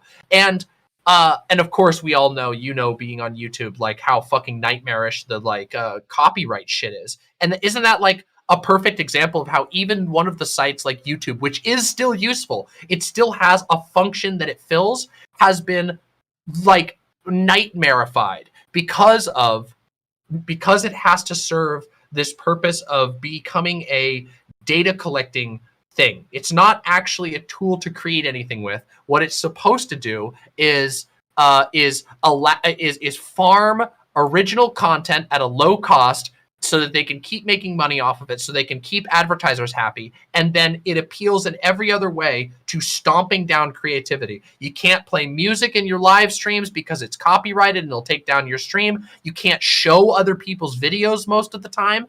I mean, hell, there are lots of YouTube channels now that they won't even let you watch a YouTube channel on YouTube. You'll get the fucking error on your thing that says we detected content that's owned by somebody else. It's like the level of destruction of the actual creative potential to produce yet another like node in the information gathering process of like converting human life into data that can then be sold, that can then be targeted for advertisements. And it's just, it is like, holy fuck. Like we have to challenge this, because what is the dead end of this? Like, we know there's not going to be any like, YouTube is not going to help YouTubers beat copyright. They're benefited directly by that. So it's like the end goal of YouTube, what YouTube is barreling towards, what every social media site as they exist now is barreling towards, is basically a stream of monetized, like you said, shouting in the void, but even worse. It's like, here is the satisfying image presented. Insert money, please. Other satisfying image appears. Insert money, please. Oh, do you prefer being angry? Here is image that makes you angry. Insert money, please. And that's it. And this is the squandering of potential. I became aware of it probably for the first time with MTV, I guess. Like, So I kind of always take it back to that. I know it was probably far from the first time it happened in history, but I just remember when MTV first started. I mean, I don't actually remember it. I wasn't there or anything. It started in the 80s. I was like a little baby or whatever, but. Anyway, like, but it was all music videos. It was just like, yeah, music video. So all these bands and stuff out there that, started to get like heavily into this visual medium. And at first it's like this really like interesting space. There was no rules how to make a music video. So everything was really interesting and fresh. And, a lot of it sucked, but like, it sucked in like an entertaining, novel way, Yeah. And, but then over time, it becomes, reality shows and fucking 16 and pregnant and whatever the hell else is on the fucking, and the same thing happened to all these, like all these other channels. Like they just became like, as capitalism kicked into higher and higher gear, everything became more and more full of shit and just about like dollars, minimum fucking effort, maximum fucking profit, that kind of thing, and it's like, we've done the same thing with pretty much every social media platform that's existed. All of the ideas of like personalizing shit or like these spaces that were like so like creatively uninhibited. Now it's like more and more under control, more and more restricted, et cetera, et cetera. But like, we've been complacent and compliant with the whole thing. Like people at any point in any of this could have chosen to reject this vision. We could have been like, fuck that. I ain't participating in that. But like, I think people have. Most people kind of like, there's certainly been people who have. Yeah. I mean, I'm sure. I think part of the problem is like, and that is always a hard thing where it's like the level of complicity that people have in these enormous machines. And it's like, so, and I think we're at a weird place where it's like, I think that at earlier points in history, at earlier points in even capitalism, there was this buffer. There was like a space where people said, okay, yeah, it sucks, but there's still this thing I can do. And I think that buffer is like shrinking. I think it's like rapidly shrinking, like so fast that people can't even, they're like, it's spinning our heads, that people don't realize just how quickly they've been boxed into something that they hate. And I wonder, like, I always find myself constantly asking, like, what does it take to really change that? Like, obviously we know that you can't just make another YouTube. That's not the answer. Like, there has to be ways that we can do things that are fundamentally like resistant, or that are fundamentally they're designed to change and to upheave. And I don't know. Like the answer is not always clear. It's just, I just feel like there's so much that this like system can do to like take any sort of revolutionary impulse that exists and just like redirect it wherever they want it, Yeah. And it just crush becomes, it. like they don't even crush it, like foster it, but foster it into something they can monetize, like lead and direct it towards, this movement's cropped up. Well, we'll slap that on a t-shirt, slap that on a lunchbox, whatever the fuck they want it on. We'll fucking give them whatever the fuck they want. Oh, this the kind of entertainment they want? Here it is. This the kind of fucking merchandise they want? Here it is. This the kind of fucking service they want? Here it is. But we're gonna make money off of every fucking bit of it, Before you know it, all just kind of leads back. It leads right back into the fucking mainstream that they've created. Like, here you go. Here's your little fun tangent. We're going to redirect you. Ooh, you're going to get something. Ooh, it's going to be different. Okay, here you are back in the fucking box. All right, cool. Loop right back around, you know? It's like it's like a recapturing, a recontrolling, and it preys on such an understandable thing where it's like, well, yeah, but if I'm in charge of the machine, well, certainly I could do better. But the problem is like the machines are designed to only let people to the top who are appropriately, like, who have the right psychological profile. And even when, and we see this, like, I mean, hell, if you want to go to the most provocative example imaginable, you could see this with Donald Trump, where Donald Trump, if we assume that Donald Trump, and this is assuming he was being genuine with his, like, clean the swamp, which I don't think he was, but let's pretend he was. Let's say he was being genuine by that. Even if he was, the moment he stepped into the office of the president, the way that you become and the way that you be president on a daily basis involves you slicing away pieces of yourself to continue that position. You cannot do. It is designed. The box is made. You can't just sit in it and change it like that. That was one of the changes things you. I was like, hey, you know, I wanted to run for president. I was like, I'm going to see about running for president. When I actually looked at, like, the president, like, what the job is and stuff, I'm like, this is meaningless. Don't do anything. Yeah, it's not gonna do. I mean, like, this is not, like, there's a reason that shit hasn't fundamentally changed. If there was, like, freedom to fundamentally change shit from that office, shit would fundamentally change with every fucking president. There's not. There's just not. No, because it's too limited, not only in power, but also, like, the duty itself is to uphold the system. Like, it's part of it. Yes.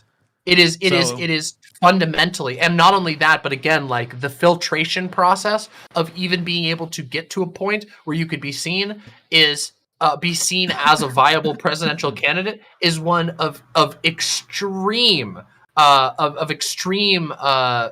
control. We saw this, of course, like, lots of people got very mad about the whole Bernie situation because, you know, Bernie was doing incredibly well. And there were a number of points where it was like, hey, wait a second. Things are very obviously being bent. Like, lots of people hesitate to call it rigged.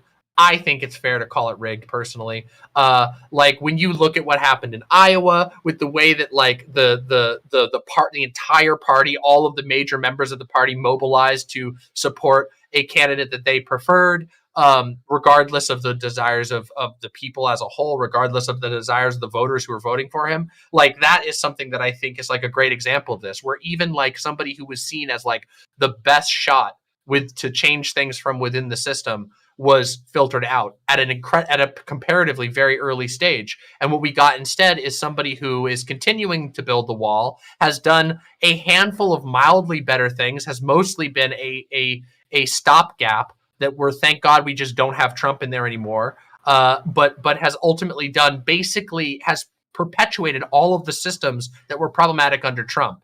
And it's like, that is a fucking grim reality to grapple with. It is a difficult question to grapple with. And I think that, like, I don't know, I get the feeling a lot of times that, like, most Americans aren't prepared to even toy with the idea of, like, what does a world that's different look like? What does a world, you're talking about, how do you, So there was a thing a while ago where there was Sun Chips. I don't know, it's probably like 15 years ago now. They try to introduce this, like, biodegradable bag for their chips. Like, oh yeah, we're going to do a biodegradable bag. And Americans were literally like, yeah, it's cool that this is way better for the environment and all, but things crinkly. It's too loud. Nah. It's crinkly. They literally, like, it was literally, I remember that shit. It was way more biodegradable. It was way better for the environment. And America was just like, nah, too crinkly. Take it away. Get it out of here. So, I mean, like, the idea, like, they're like, we're not willing to fucking sacrifice shit. We're not willing to sacrifice shit we've been bought off by, like, fucking dumb shit. Like, ooh, this bag is this less crinkly bag, man. Them crinkles was harshing my mellow. It's like, fuck.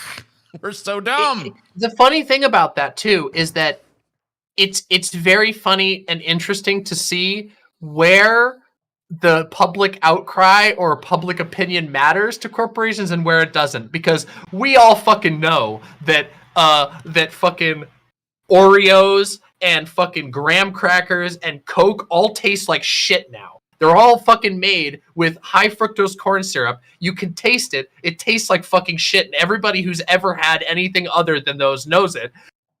And everybody complains about it, but the corporations go, fuck you, because we're making more money with it. But it's like, oh, they're like, oh, maybe we can do a little cost-benefit analysis. So like, how many fucking these motherfuckers care about the environment?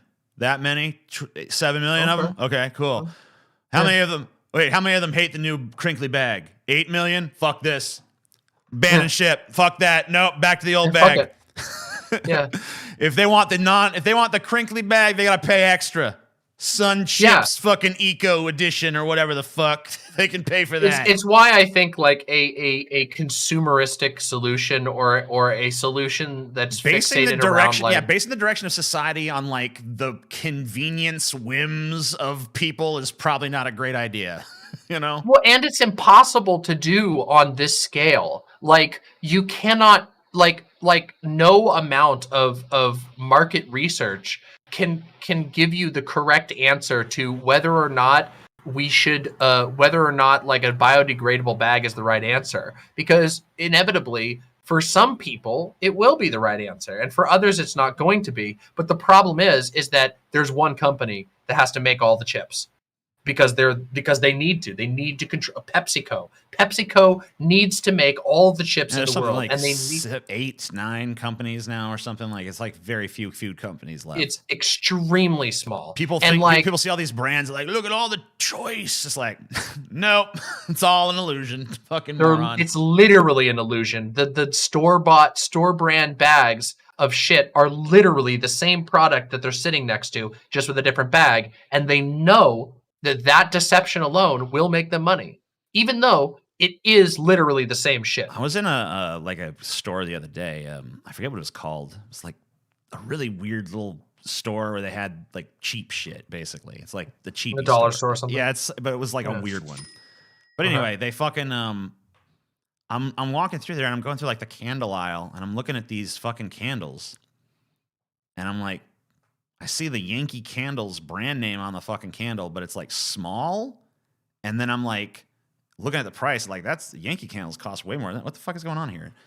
And so I look at it, and it's basically like Yankee Candle has like put out its own lower cost competitor, but kept its branding. So it's like American Candles brought to you by Yankee Candles. So it's like a cheaper version of their own product. So it's like, look, we've made a shittier one for you poors. Here you go. It's like, fuck me. It literally is. It's like, it's so blatant. And I'm just like, oh, that's why I'm like, I spend half my time on my fucking stream literally screaming at my camera, just like, does it not make you angry? Don't you want to scream? The high fructose corn syrup shit. Coke will literally be like, guys, we got some special Coke that we've actually sweetened with sugar. Check it out. It's like, oh, wow. We brought back the thing that we took away from you for 5 seconds. Oh, yeah. It's a treat for you now. Dangle the keys. Let me know when you're bringing back the cocaine version. Yeah, seriously. They said that the original... That'd be real novelty. The original Coca-Cola, they said, had 4 times the sugar of today's Cokes and cocaine. So... that sounds like a fucking hell of a goddamn drink right Look there. at what they took from you! Look at what they took from you! Bring me that edition. I'll shell out some fucking money for that. Jesus. Yeah, seriously. Sounds all good right, to me. So hold on. I gotta challenge you on one thing now that we've had this conversation. Before I get challenged, I'm gonna go to the bathroom. So you all right, go to the bathroom. You have to handle it for a second. I'll talk to the audiences. Hello!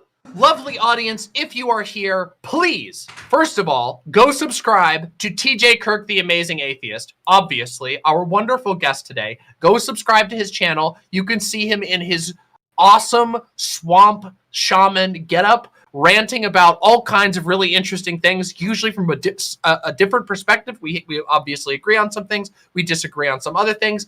Go and follow TJ. TJ's awesome. And also, if you are watching on TJ's side of things and you don't know who I am, my name is Demon Mama. Please follow me on my YouTube channel, which you can find very easily just by searching Demon Mama. It's spelled like you think.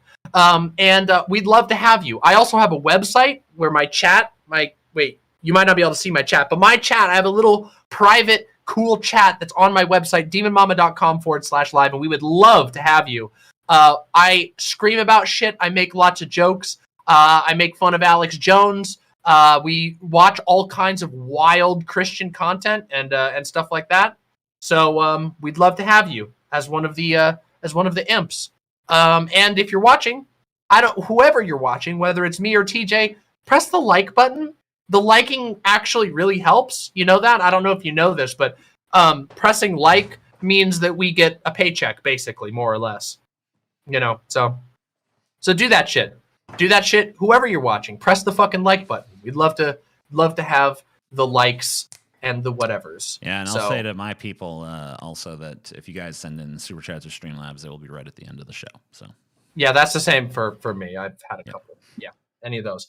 Oh yeah. Plus oh yeah, I didn't. I promoted your main channel, but I didn't. I forgot to mention you do a TJ Does Life. I have a TJ Does Life. I have Deep Fat Fried. I used to have a Twitter one time. It was pretty cool. I had it for a number of years, but I guess I don't have that anymore. Listen, you posted some fucking bangers on there, all right? Oh my god, fucking piece of shit! You see the shit they banned me for? What'd they get you for? Wait, can you tell me what God. they got you for? Dumbest shit you've ever fucking heard in your fucking life. Okay, so I posted this fucking shit. This guy. Okay, so there was a fucking Hispanic dude. He wore a shirt that said, "Relax, gringo, I'm legal." That is the shirt. Okay? He's got this fucking humorous shirt. This fucking dude, some white fucking piece of shit on Facebook, is all like, "First of all, I am not a gringo. I am an American. Second of all," you know, and he goes, it concludes like, "Go home to your own fucking country. We don't want you here." All that shit, right? So it was on this racist screed against this guy. So basically, I see this image of this Facebook post floating around on Reddit, and I'm like, that seems like I could post this on fucking Twitter. I'll talk some shit about this guy. So I save the image. I go to fucking Twitter. I post it there. I post it with the caption like, "Look at this butthurt gringo whining about this shit, fucking crying about a humorous t-shirt. What a little bitch, blah, blah, blah, Hitler dick sucker, whatever the fuck." And yeah, and then the next thing I fucking know, Twitter's like, "Yeah, that was racist, you're banned." It's like, what? I'm racist? I was talking shit to I was the anti-racist. No, that was racist. You said gringo or whatever. It's like, I'm a gringo. I'm white. I'm not even, what? That's like the cracker discourse. I know. You know, people getting banned from Twitch for saying cracker. Well, that's the thing. I went out with a bang on Twitter. I got a warning on Twitter a number of years ago that for saying cracker on there. Not a number of years ago. It was like a few months. It was like a few months back. I called someone a cracker. You know they'll get you. They'll get you for saying turf. Really? Well, they consider you'll see like people like if you've probably seen it. People will put like turf with like a star, like they're doing the like, "Oh, you got a black." It's literally because they'll get you. They'll hit you for it. If you call somebody a turf, they consider that a slur. So if you're like. Yeah, that's really stupid. I think with the fact that I fucking said cracker before and got in a little trouble for that, maybe it was like, he's on our list. He might be one of them white haters or whatever. But it's like, I'm the whitest. Mayo side now. I'm the whitest person in fucking existence. Please. Oh. Well, you just listen. You just think you can use the C word without any repercussions. Well, not on Twitter land. Okay, remember, Twitter land has Twitter has a huge bias against right wingers, as you can see. That is truly what it is. I see these fucking right wing dudes. Dude, I've seen right wingers literally go on there and be like, "We should bomb the fucking Middle East back to the Stone Age." It's like, that's fine, that's okay. And I'm like, this gringo is offended by this shirt. It's like, nope, racist.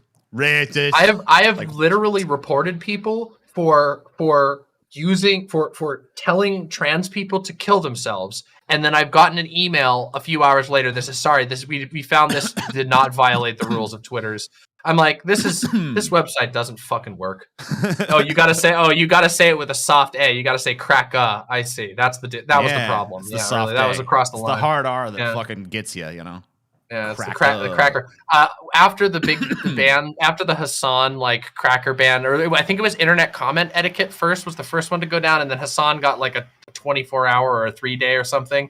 When that happened, I opened my stream by reading a like 30 entry list of all of the slurs for white people, and I didn't get in trouble. So YouTube thus far doesn't give a shit about slurs against crackers, so whatever. YouTube is really lenient about slurs, and I appreciate that. I know that they will get you if you're like using them against somebody, which is like, okay, that's fair game. Like you're calling somebody but like you know, I can call myself a faggot tranny all day, and it's fine. Yeah, I feel like if I'm allowed, I should be allowed to say cracker because I'm white, right? I thought that was the rule.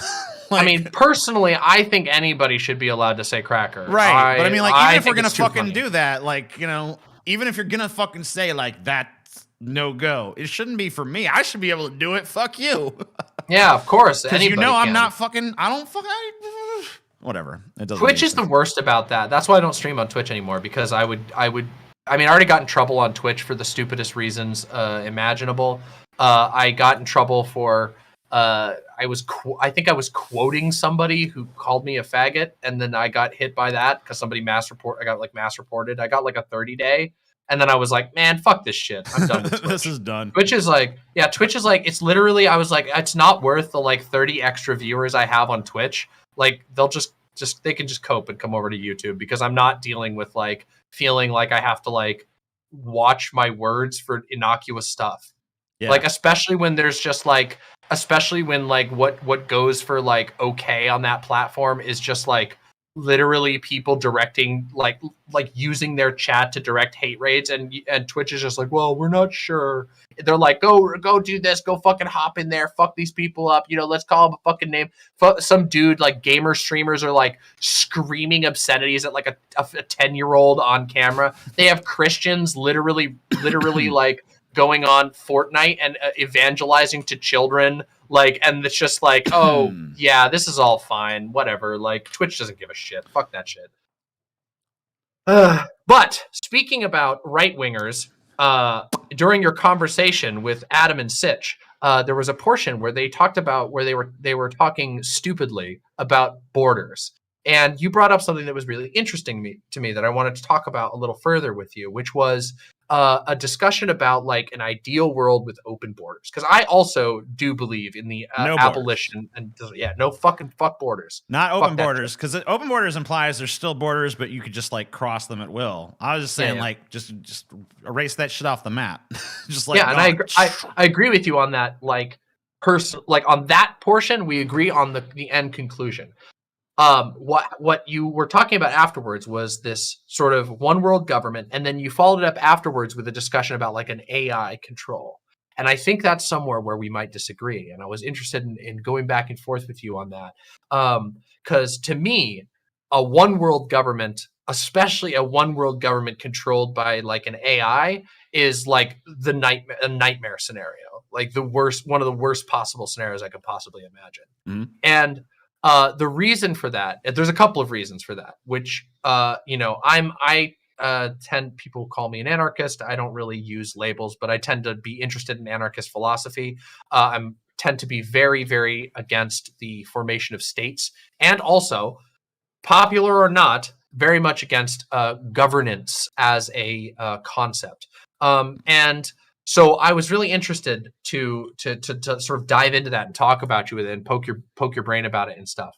So is that like sort of your solid position, or was that like how do you it's like you're sort of like, if you were to be asked to like build a utopian future, do you stand by like the AI and like a one world government as like your sort of goal, or? I would say one world government, yes. AI, I don't particularly know. I would say, that's something that had to be like looked at, tested, all that stuff.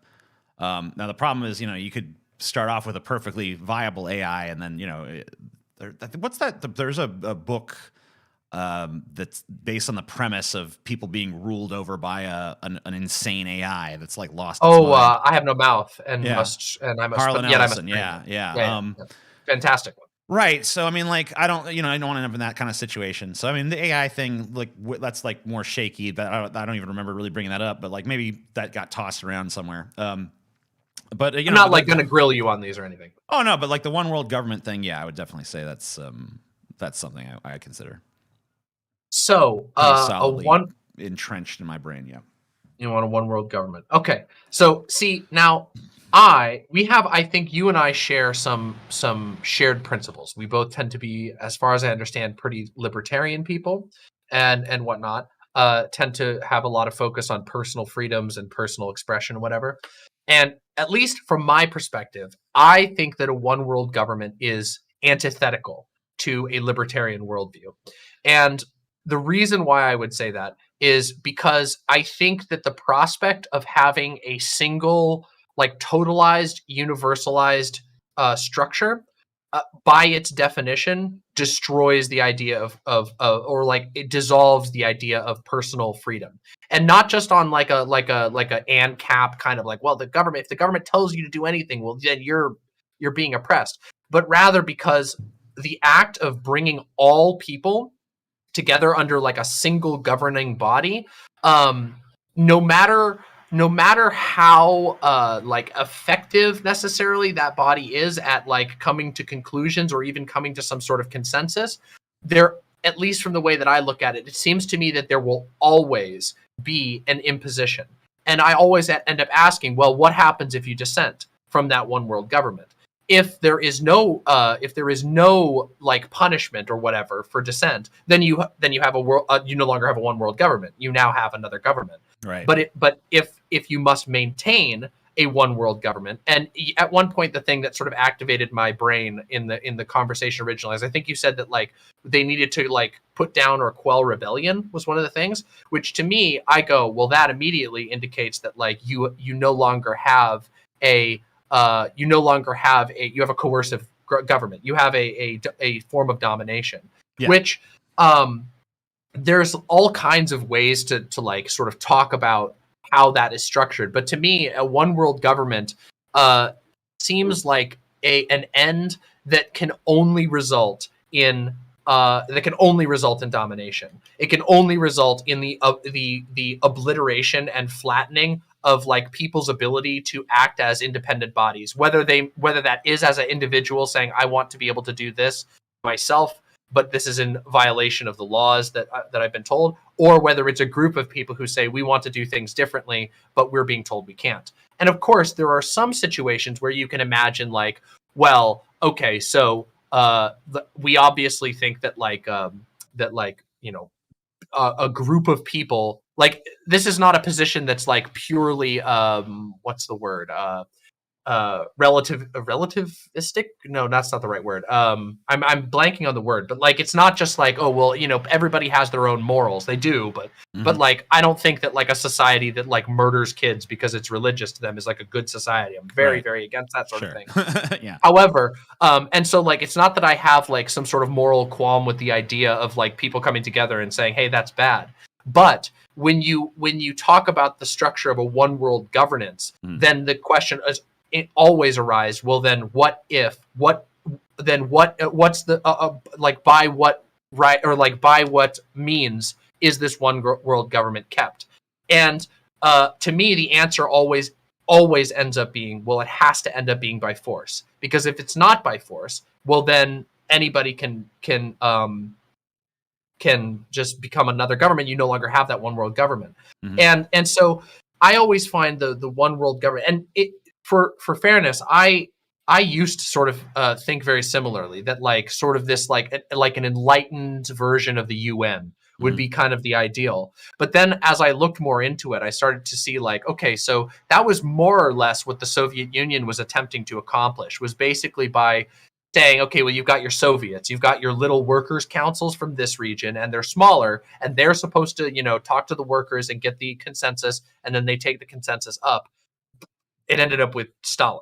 Right. Because the only way that you demand that those people the only way that you get everybody to keep participating in the one world government is that somewhere there has to be a punishment for dissent. There has to be punishment. And that's where I start to go, oh, I don't know if that's like I don't know if that's like the way that I would approach. In fact, that's why I start to say, like, I think it's almost becomes antithetical to a free world. And yeah, so I don't know. How would you respond to that sort of angle of critique? Well, I mean, I would say that I relate to it a great deal, and I totally understand your reservations about it. But I guess the point I've come to is, okay, I want humanity to be united. I think this division is bad for us. I want us to be united as a people. So there's two ways to do that I've seen. The first way is, we need to disband any sort of governing body and have like some sort of like communal arrangement of self-organization, somehow bring it to that place. Yeah. But then I thought to myself, we are the new Hitler army, and we are the new rulers of the earth, and we will conquer. It's like, okay, shit. How do we deal with that? We got to band together. We got to figure some shit out, blah, blah, blah, blah. By the time we organize together, like maybe the new Hitler army has already got some fucking territory, blah, blah, blah, blah, blah, et cetera. So like, how do you deal with that? I feel like it's a lot harder to deal with than, we are the new... No, you're not. Boom! Yeah. Smited from the earth. You try to cause division on my planet? Nope. Gone. Seems a lot easier to deal with. So I think it would be. I feel like there has to be a body. There has to be a controller. Now, does that come with drawbacks? Of course. But I feel like it's more sustainable than the alternative. But if there was like another way, if there was like a third option, which maybe there is and I just don't see it yet, then I would embrace that. If there was a way to fucking be like, no authoritarian rule, no draconian fucking, edicts or whatever the fuck. But like, I feel like you got to have some of that. There has to be here's the rules that are absolutely necessary for society to continue on, and here is the enforcing body that's going to fuck you up if you break the rules. I feel like if you don't have that, you just can't have a society. So yeah, I mean, in certain measures, I will embrace draconian totalitarian measures, but I feel like it's always in the service of maximizing personal freedom and protecting liberty. But that means that the rules that there are, what few rules are necessary, must be enforced with absolute fucking severity. Yeah, and I think I can understand, like, and I would agree in a couple of aspects with you. I do think that, like, no matter what solution like you go for, you always run into the issue of like, what if a new Hitler army arises? Because I mean, well, it happens all the time. We see this happen all the time throughout history. Yeah.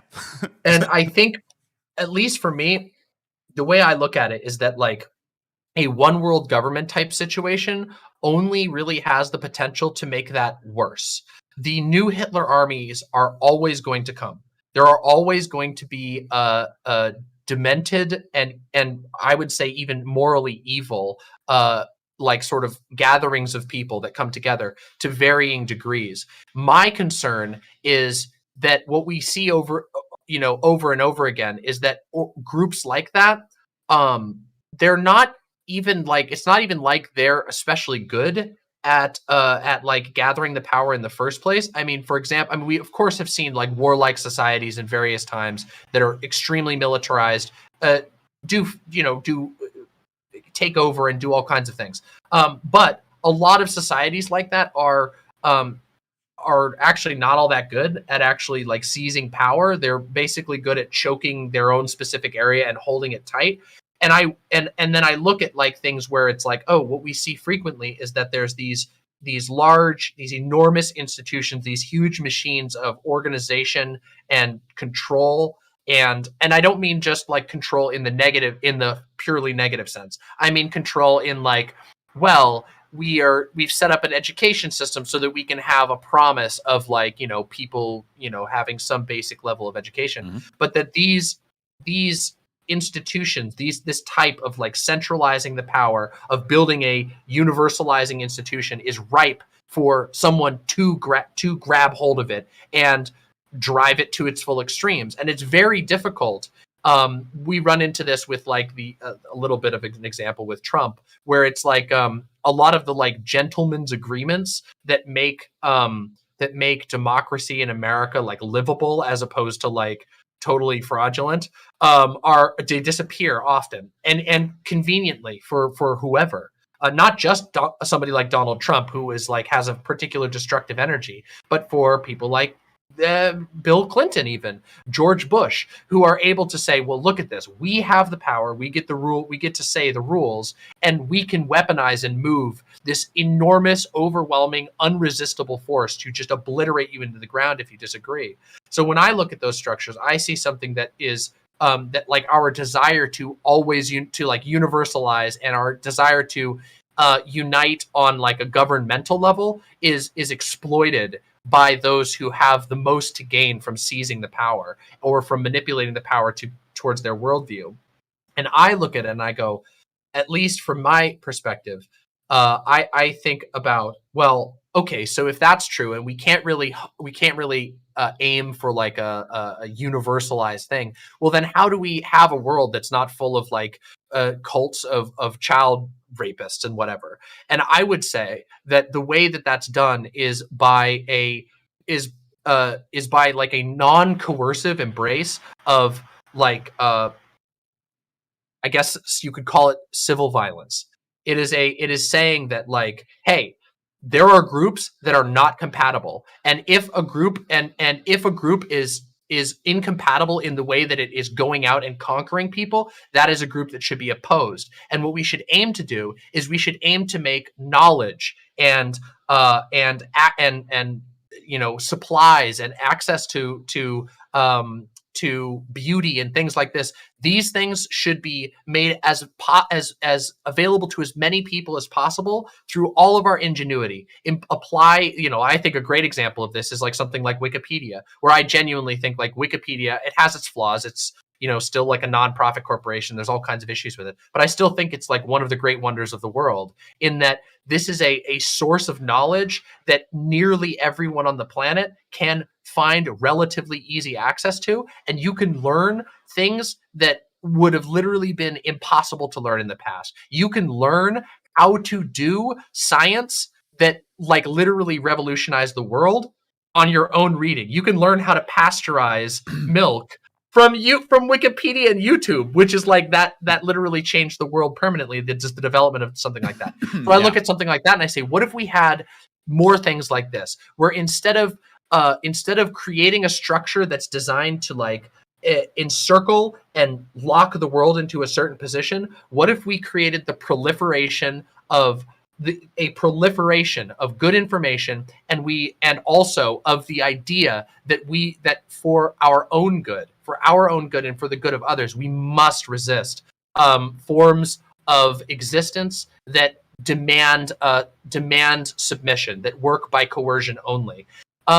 It's something that I think is like, and I realize I even did this in this conversation. I kind of messed up some of my wording in the beginning, talking about like how violence is imposed by a government to like make people follow in line. Like, what's the threat? Like, what do you, if I don't listen to you, what are you going to do? Well, violence is a fact of human existence. I think it's kind of I think it should be avoided, obviously. Like, I'm not super into like hurting people. I'm not a very violent person in my own life, but I acknowledge that I've been the target of violence in many cases of my own life. And so are many people. So when I think about it, I'm always like, okay, so we know that violence is something that happens, and we know that sometimes the only answer to somebody who's coming to kill you is to fight back. And if that's true, then maybe we shouldn't aim to control to like build a system that can control and can account for all of that, but rather we should aim to leave the tools, to share the tools that tell us how to disassemble a system that does harm like that. It's almost like, I guess, this whole thing is sort of a complicated version of like prevention versus like a cure. You know what I mean? Where it's like, yeah, preventing is great, but what costs do we pay by attempting to prevent the rise of undesirable groups? You know what I mean? Like a Hitler 2. Like, if we build a world in which everything has to be calculated, not only is that an expensive process to upkeep a one world government, but it comes with certain demands, right?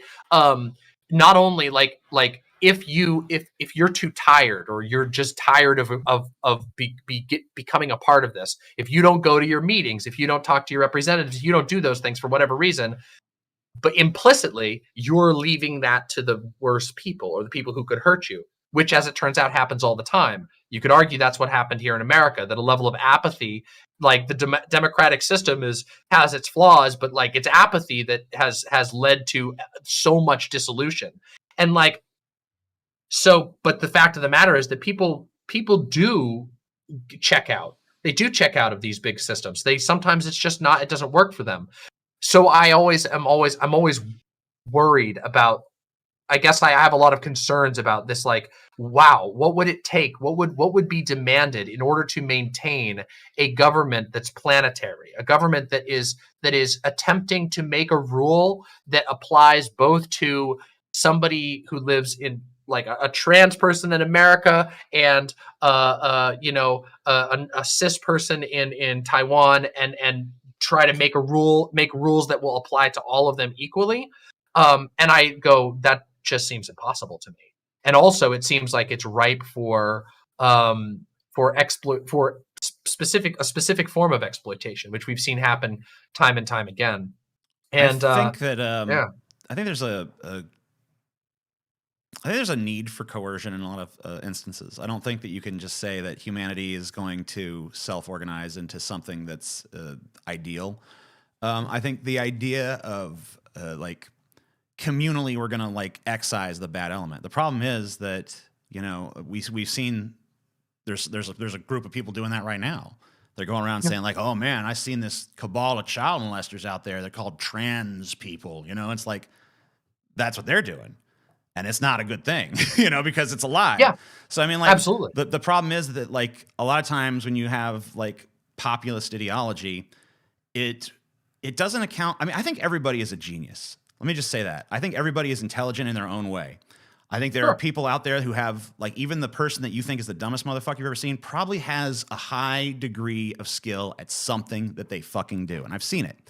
Now, there's probably also some motherfuckers out there that just got nothing going on, but hey, I think most people in some regard are smart, but not everybody is smart in every way.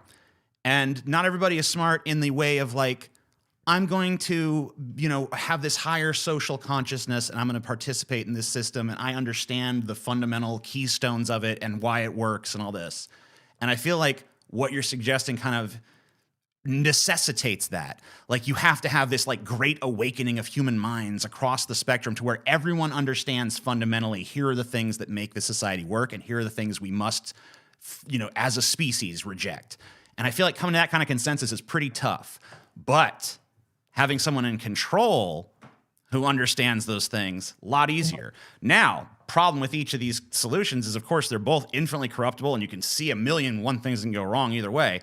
And every concern I think you brought up with what I propose is like entirely valid. I just want to say that. I see the point in every single one, and you're totally right about every criticism.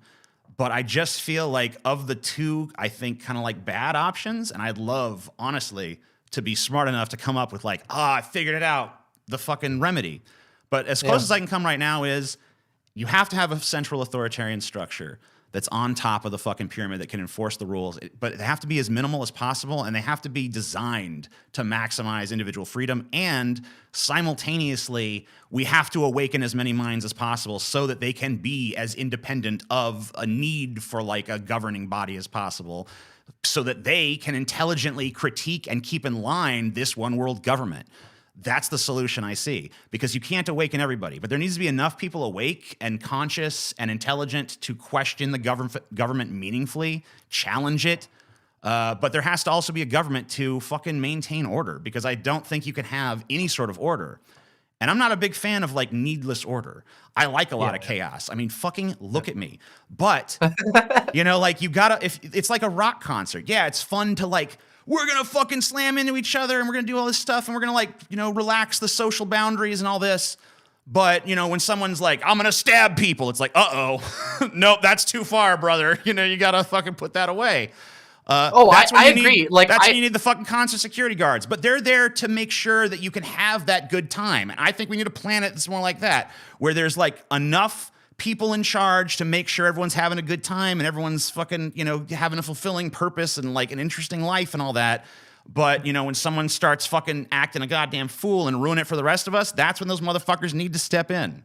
And that's kind of what I envision for the globe. Well, and that's the thing. To be clear on what some of the things I'm saying, like with regard to like having the ability to respond to something going wrong, I completely agree with that. I don't know that I think I have like sort of pretty deep fundamental problems with making a class of people like cops who are they're the angels. They're like we are the bearers of law and order, because of course inevitably they just become a ruling class of their own type based on their own we have the power, we've been given the tools to do this, and that's my problem there is that I think that the more you centralize a structure, the further you attempt to establish like a permanent order, an order that must be, the more likely the more steps that are required that build a separate class of people that make someone stuck in the lower level or make someone chosen to be on the high above everybody else. And while I agree that I don't think I don't, you know, maybe call me a cosmic pessimist, I don't think we're ever going to reach any sort of perfect utopian communist world where everybody's happy all the time. I don't think that exists. I just do not think that we live in a world where that is possible. There's just too much things that can happen. And also space is a lot of people sort of defer to the gay space communism kind of concept where it's like, oh yeah, we're going to mine asteroids and stuff. And I'm just like, that is a big shot. That's a very long shot. There's a really good chance space is huge. And there's a really good chance we can't do anything else but this planet. And if that's the case, well, then there's a time limit. There's a maximum time limit on humanity if we really can't get off this planet, which there's a real good chance we won't. And that's okay. I can come to terms with the end and whatever. But what I'm saying is that I think that the idea of aiming to enlighten as many people, personally enlighten as many people and as many groups of people, that is a goal that we strive for regardless of what type of world we're aiming for, my type of ideal world or your type of ideal world. So that thing I think is I'm glad that we agree that that's a good thing. Personally, I think that yeah, there are a lot of people who, and also I should say, I think that there is room for structures that are not necessarily coercive, but that are ordered, as you would say. For example, I practice, I'm in a pretty extreme BDSM relationship that's full time. You know what I mean? That is a consensual form of something that would otherwise be very harmful, but can work for somebody. Some people like to be told what to do, but you don't have to explain it to me. I know what's going on. Yeah, you know, so that's and I, being somebody who likes to tell other people what to do and shit like that, I have my own, you know, things with that. But the point is that I'm not in charge of a government. I'm not making decisions for 1 million people, and I never will. I would never want that. Unless I really genuinely had 1 million people, if my brain was expanded to the point where I could personally communicate with 1 million people and come to know them or whatever. But what I see is the fear in structures that aim to control for that is that it seems to me like the answer always ends up being to take away the ability to liberate from some people and then give the ability to imprison or harm on a sort of systemic level. There's an alienation that happens that begins to break down the actual human relation between people, the material relation that's there. And I know that sometimes there's this is something I being somebody who talks about leftism and political philosophy, I've seen conversations go where where people talk about oh God, I lost my train of thought. What I was saying, but people talk about ADHD right there. Yeah, fucking ADHD moment. But it's there's these things where I got it now. There's this idea of a lot of people will appeal to oh well, you got to do things locally and you got to blah, blah, blah. And it's okay, well that's very vague. But even with that said, without being vague, there is something material to human connection, right? my conversation I'm having with you right now is a real thing that's happening. We're sharing ideas. There's all kinds of complicated variables or whatever. And I'm not having that conversation with even a member of chat. I'm not, that connection hasn't been made.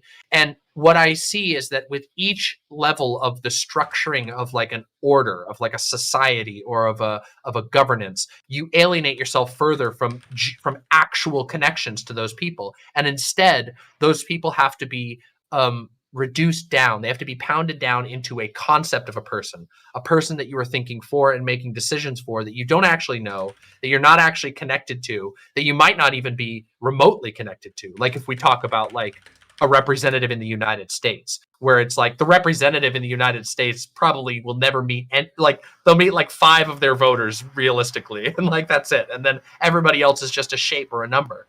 And I don't know, I look at that and I feel like that in and of itself, that the act of like reducing people to a object that is to be ruled, that is is like in and of itself, that is like part of the foundations of what builds the like ill in our society. This idea that like we build structures with the goal of like often with like high goals, with lofty goals, like of like, hey, we want to accomplish this thing, but it leaves the realm of like of people setting out to do something together with however they decide to organize that, whether they organize it super horizontally or whether they agree to like, you know, build a pyramid with a guy who makes the calls at the top. Once you alienate out of that, it starts to become a machine of grinding people into objects or grinding people into ideology. And I'm always very worried about that type of thing because I don't know. It's a maybe I don't know. I find concern with the idea of like of us continually generating ruling classes for all of our. I guess I find that sad. The idea that like that our fate is to forever like construct these like inevitably coercive and not like choice based, you know, like that people don't have a choice to participate in them. And I don't mean like they have the choice to go kill a kid, but like rather because I think that I don't care what like reason you have, if somebody's trying to fucking kill a kid, you have a right to intervene. That's like the rational response. I'm not an anti-violence person or like a super pacifist or anything like that, but there is something very different between like I and my people that I'm attached to are stepping up to challenge this other person who is doing something that is threatening us or someone else. And there's something very different between that and somebody saying, well, you know, we need to pass a law that says that this needs to be done and you have to do this in your place. And if you don't like it, well, then we can throw you, you know, there's something very fundamental that's changing there about what's attempting to be done.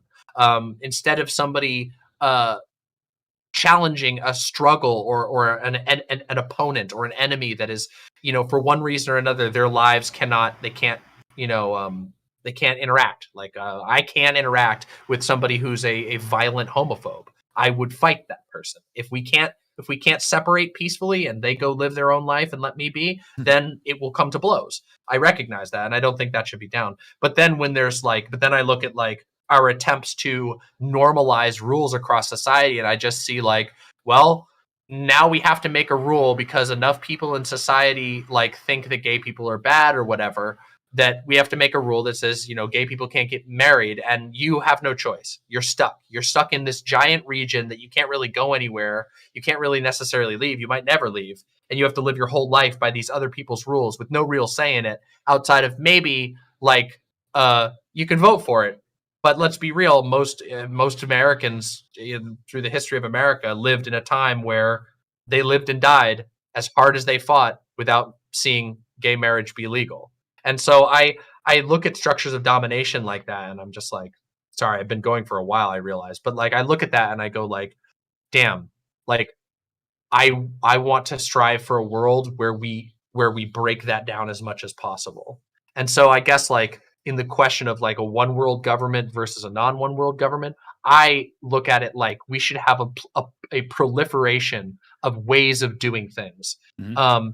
And yes, we should come together to challenge, to make structures that can challenge the most heinous aspects, and we should be aware of the world around us to the best of our ability to watch out for, like, hey, these Nazi guys over here are amassing arms and they're talking about how they're going to kill us. We got to act.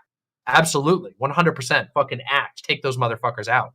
But that is, again, like something very different than like basically attempting to capture a population of people and write a set of rules that will perfectly calculate the right life for them, you Right. know, or something, or even something close to that. Well, I don't think Yeah. that you have to go so far as to try to calculate the right life for them. So, like, one of the things I would say is, like, if you, well, let's start with the issue of separate classes of people, because Sure. I think that's an interesting point.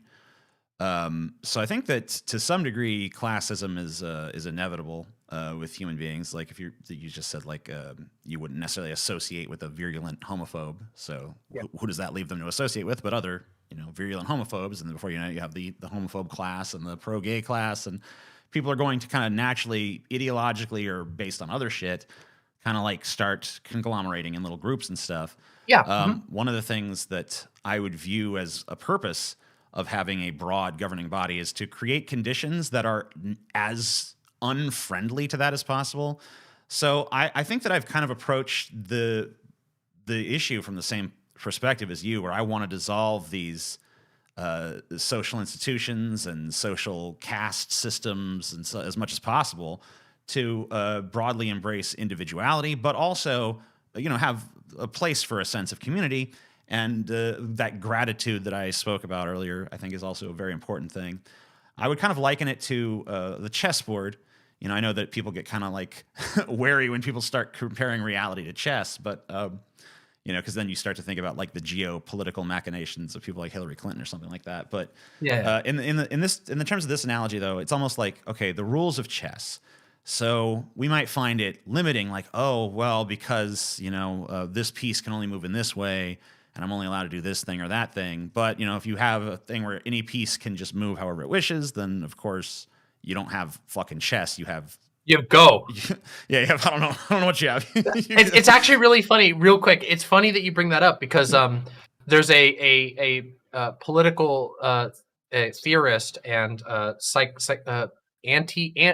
the word, anti-psychoanalysis writer by the name of Deleuze. You may have heard his name around at times. I've heard it. Yeah. Yeah, I genuinely think you would probably very much enjoy reading his work. He's not only a great writer, but he wrote a book that's like called Anti-Oedipus, and it's basically a scathing critique of, like, Freudian psychoanalysis. And he writes it in a way that, like, when you start reading it, it's genuinely, it's almost feels like you're reading nonsense. But as you read it more, he wrote the book to sort of prove a point that actually the way that he approaches this way of, like, thinking about people, and the way that people can actually access that, and that you start to, as the book goes on, you start to piece it all together. It makes sense. But he talks about, it's kind of weird. Oh, well, it's like kind of weird how people are, like that with I don't know, because I'm kind of a person that takes an unusual approach to things at first. So I think people have to listen for a while before they really get what I'm fucking saying to them. So I can kind of relate to that. But he called it schizoanalysis. He yeah. said that, like, in the opposition of psychoanalysis was schizoanalysis, which is basically like stepping into the shoes of like a schizoid view of the world, and looking it's very deep. I don't want to go too off on a tangent, but he had this whole idea of, like, looking at human psychology very differently. And it's funny because, like, a lot of people, I think, do not operate at all like psychoanalysts want you to say, like, they do. And I think psychoanalysis is, like, deeply, deeply flawed. But yeah, at one point, the whole point of me bringing this up was, at one point he talks, there's an entire section of his book comparing the difference between chess and Go, which are both games of incredible popularity. Both are games of strategy. And he specifically talks about how in Go, there are no individual Go piece has a role, a static role like a chess piece,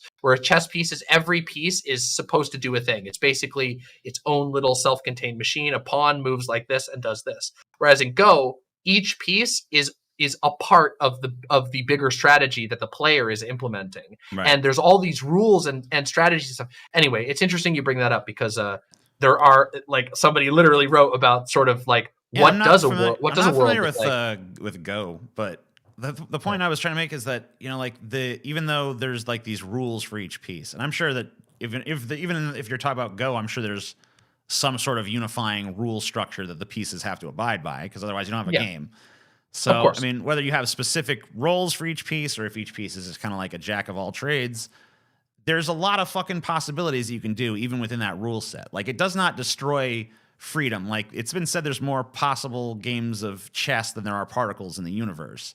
Now, I don't know if that's true, but I've seen it. I tried to look it up, and it's like debated. So that means there's a lot of fucking games of chess that are possible, you know? And I feel like, so the idea that having an overall structure or an enforcer of structure is going to like inevitably destroy freedom, I think is, yeah, I mean, there's going to be some, but like there's certain freedoms you don't want in your society. Like we both agree to that. Sure. There's like things that like people should not do. Like that's not going to work out. So, you know, like, how do you stop that? To me, the answer how to stop that is to have a governing body, something that can step in and be like, no, you're not going to do that. Because I think if you put it in the hands of the people, then it becomes highly subjective and up for interpretation, and people are going to have different things and disagreements. And like, you know, maybe the game of Go works when you're playing it with like one person, but if each of those pieces can move independently, or if in chess for that matter, if each piece got to make its own decision about its destiny, I'm pretty sure that's going to be the losing team. You know what I mean? Like, sure. I guess what I would say to that is like, I don't know that it's necessarily like quote unquote up to the people. I think, well, or I should say, I think it always is up to the people regardless. It's just which people. And one of the issues, like, for example, one of the critiques, one of the issues that I'm still grappling with now is I often have conversations with people where I have issues with like the structure of democracy, whereas like democracy is kind of taken as like even in leftist circles as like a given, where it's like, oh, democracy is a good thing. But I'm like, but when I look at democracy, I go, okay, you've added like a layer of freedom. That's true. But ultimately you have separated society into the people who impose the rules and the people who are the subjects of the rules.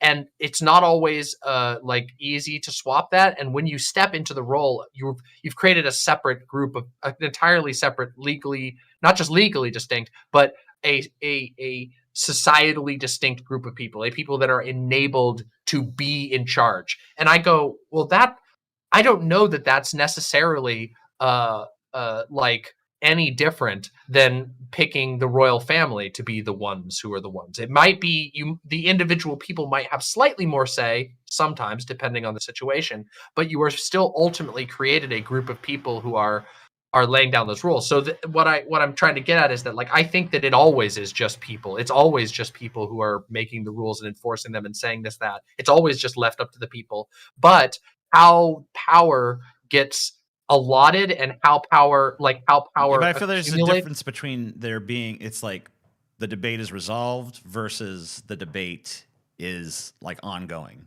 To me, if you have like, here's the power, here's the standard, here's what we're doing, then it's settled and people can just live their lives. And, you know, to my way of thinking, create something like that maximizes freedom to the greatest extent possible. But, you know, because if you don't do that, I mean, it's just like, to me, it's almost like it's acting as a dissolver. It's not really there to act so much as a controller as it is a solution, like an acid that's meant to, like, every time the tribal, you know, chieftain tries to rise up, it's like, nope, no, erased, gone, no. Every time someone's like, power is mine, it's like, no, it's not. Stop. You're a person. Yeah. You don't get to be a king. I think I would agree with you on that. Like, as far as that aspect of it, of like building things that allow us to knock people like that out of positions, we are in 100% alignment on that. I think where my disagreement is, like, I don't know that governance can be used in that way, really, or I think it can be used to limited extent, but it always leaves the door open. Like you create some level of that type of person every time you make a governance, and you like encircle people. If it's something that's purely you know consensual and whatever, then I have not nearly as much of an issue with that. But then we're not really talking about governance in the same way. Whereas governance is generally, I guess it does depend on what you're talking about, but it generally is like something that's meant to last and to be like it's meant to stay there and continue going. Yeah. I do agree that there's like, I think that no matter like, I think where that, to me it's like, I want there to be something like that exists, that is the stabilizing influence in society. But I want it to be something that's rules are such that society can continue to like evolve and keep going, and in fact accelerate that. Because I feel like when you have like a world government as like a micromanager of people's lives, or even any government, when it tries to like be like, I'm going to micromanage your existence and control everything you do, and here's the optimal way that you should behave and blah blah blah, then I think that's when you create things that are frozen into a particular status quo. But I think if you have something that is, hey, this is a thing that operates by these principles, there's always a system that's going to create optimal results, right? Like, it's not about goals per se, it's about systems. So if you have a system that is like, hey, here's a system that you can do there's a lot of freedom within this system. I've given you a sandbox, basically. What you build in, it's up to you, but there are certain rules of the sandbox. Don't kick other people's shit down unless it's like doing this or that or whatever thing. Like, it's just like a matter of laying down rules that make it like the rules can be static so that everything else can evolve. Like right now, I feel like if you try to control things, or if you try to leave things alone, I feel like you have similar results, because there's always going to be someone or something that just says like, I'm in charge.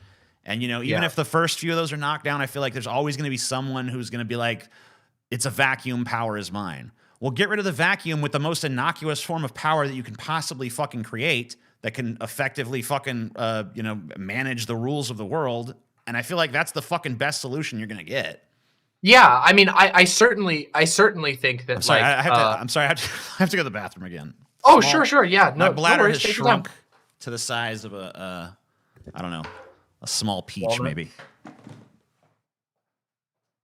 All right, everybody. How are you all doing? You all having a good time? I'm fucking loving this conversation. I know we've gotten into some nerd shit, but I've been really having a good ass time.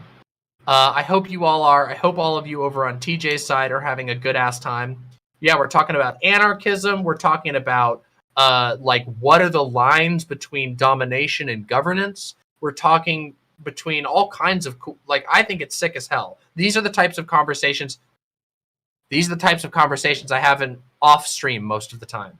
I go very deep into these things that pick at my brains, things that bother me, Yeah, it's been really good. I mean, we always end up talking a whole bunch, but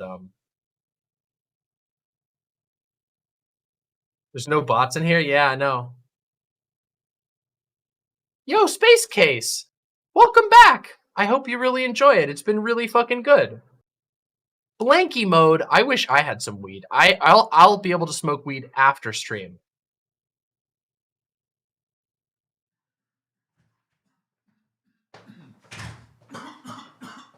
Anyway, everybody press like on your respective streams, okay? Be cool. Hello. Sorry. Welcome back. No worries. You don't got to apologize for that. We've been talking forever. It's been great. I was just, my chat is fucking loving the conversation, and I am as well. Yeah, I think, I love talking about this type of stuff, because I don't know the answer either. I don't know. Yeah, it's really rough. These are not easy questions to solve. Yeah, it's I don't even know. Like, I don't have any hope of like the planet coming to this answer. But I it's stuff that picks at my brain, stuff that eats at me when I'm thinking about shit. And like, of course, when you look at the world in its current state, it's just like, wow, like we got so much shit wrong with the current state of affairs. Like, I mean, fuck, like, all of this conversation we've been had has been kind of happening in the vacuum of like, okay, there are people who literally have nuclear weapons. Right. And I'm like, okay, the best thing that can happen for that, I don't know. My ideal world with regard to that would be like all nuclear weapons destroyed, deleted overnight, or maybe like we'll have a Superman 4 where Superman's just like, I have decided as Superman that your guys are not allowed to have nukes, and no one's allowed to have nukes. He just throws all of the nukes on Earth into the sun. Like, nope. It's like, all right, thanks, Superman. I would love it. Like, I would love it if we had like a kindly Superman to delete all nukes and all of the blueprints that tell you how to make nukes, or if like somehow through some turn of fate, every government in the world was destituted of its power, such that everyone forgot how everyone who had the nuke codes died or disappeared or forgot them, and no one has access to them, so they just sit there and disappear. Like, that would be like so ideal. I hate the fact that we all have to live in a perpetual planetary hostage situation.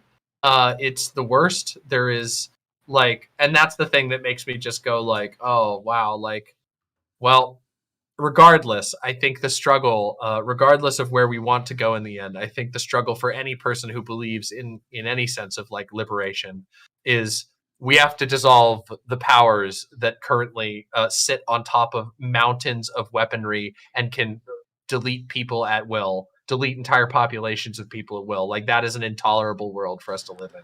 I think we probably... Well, I mean, that's another reason for the perpetual state of stress people walk around in, for sure. Like, oh yeah, I could just like... There's always the knowledge, I think, in the back of most people's heads, like, I could just fucking explode at any minute, you know? Yeah. They could just murder me. Murder everyone around me. Like, not only me, but everyone I know in my area. Just like, you're all dead now. You're erased. Because some guy somewhere is like, fuck America or whatever. Fuck this country that I don't even sign off on I didn't make any of these damn decisions. Don't care. You're dead. That'll what happens when we get like we get a fucking, you know, like I said, like we have like a North Korea situation or worse, like some kind of like, I don't know, unification church gets a hold of a fucking nuclear weapon or gets a hold of a government that powers nuclear weapons, and you just have you know, a nuclear war trigger. That's the nightmare situation, but it's a real possibility that everyone in the world has lived with since the advent and proliferation of nuclear weapons. It is depressing. I'm like, the one hope is that, like, the one thing that always gives me a little bit of hope is that, like, there is next to 0% chance that any government will ever use a nuke against a nuclear weapon against its own population. And there's a big disincentive for anyone to use a nuke ever, because it basically is mutually assured destruction to a certain degree. But yeah, unless you're a fucking country that doesn't have them, and then the other countries that do are like, all right, go ahead. You know, it's like, oh fuck. So here's a question. Yeah. So a couple like a year and a half ago, I started a big fight on the internet because I said that, and people got very mad because I said I believe that it is a rational conclusion for countries like North Korea to seek nuclear proliferation in the world like one we live in. And people took that for me to mean like I was like in favor. They thought it was like an endorsement of North Korea. Man, people are so dumb. I'm like, people can't. I know they are. People can't grasp fucking basic shit. This is why you're like. This is why we need a fucking overlord. Because like I'm telling you, a lot of them are too dumb for this. I know you and I got it, but like they ain't got it. If you vote for me for universal overlord, I will reward you with. Well, that's what I was about to say to you. I mean. That's a problem. We'll make a deal, all right? Fuck you, imps. Fuck you, fucking. I don't know what your if you have a funny name for your fans, but fuck you guys. We're colluding now. We are your overlords. Fuck you guys. Amen. Cough up the donos now, or else you won't get any rewards when I unleash my fury on the world. What were we talking about? I fucking.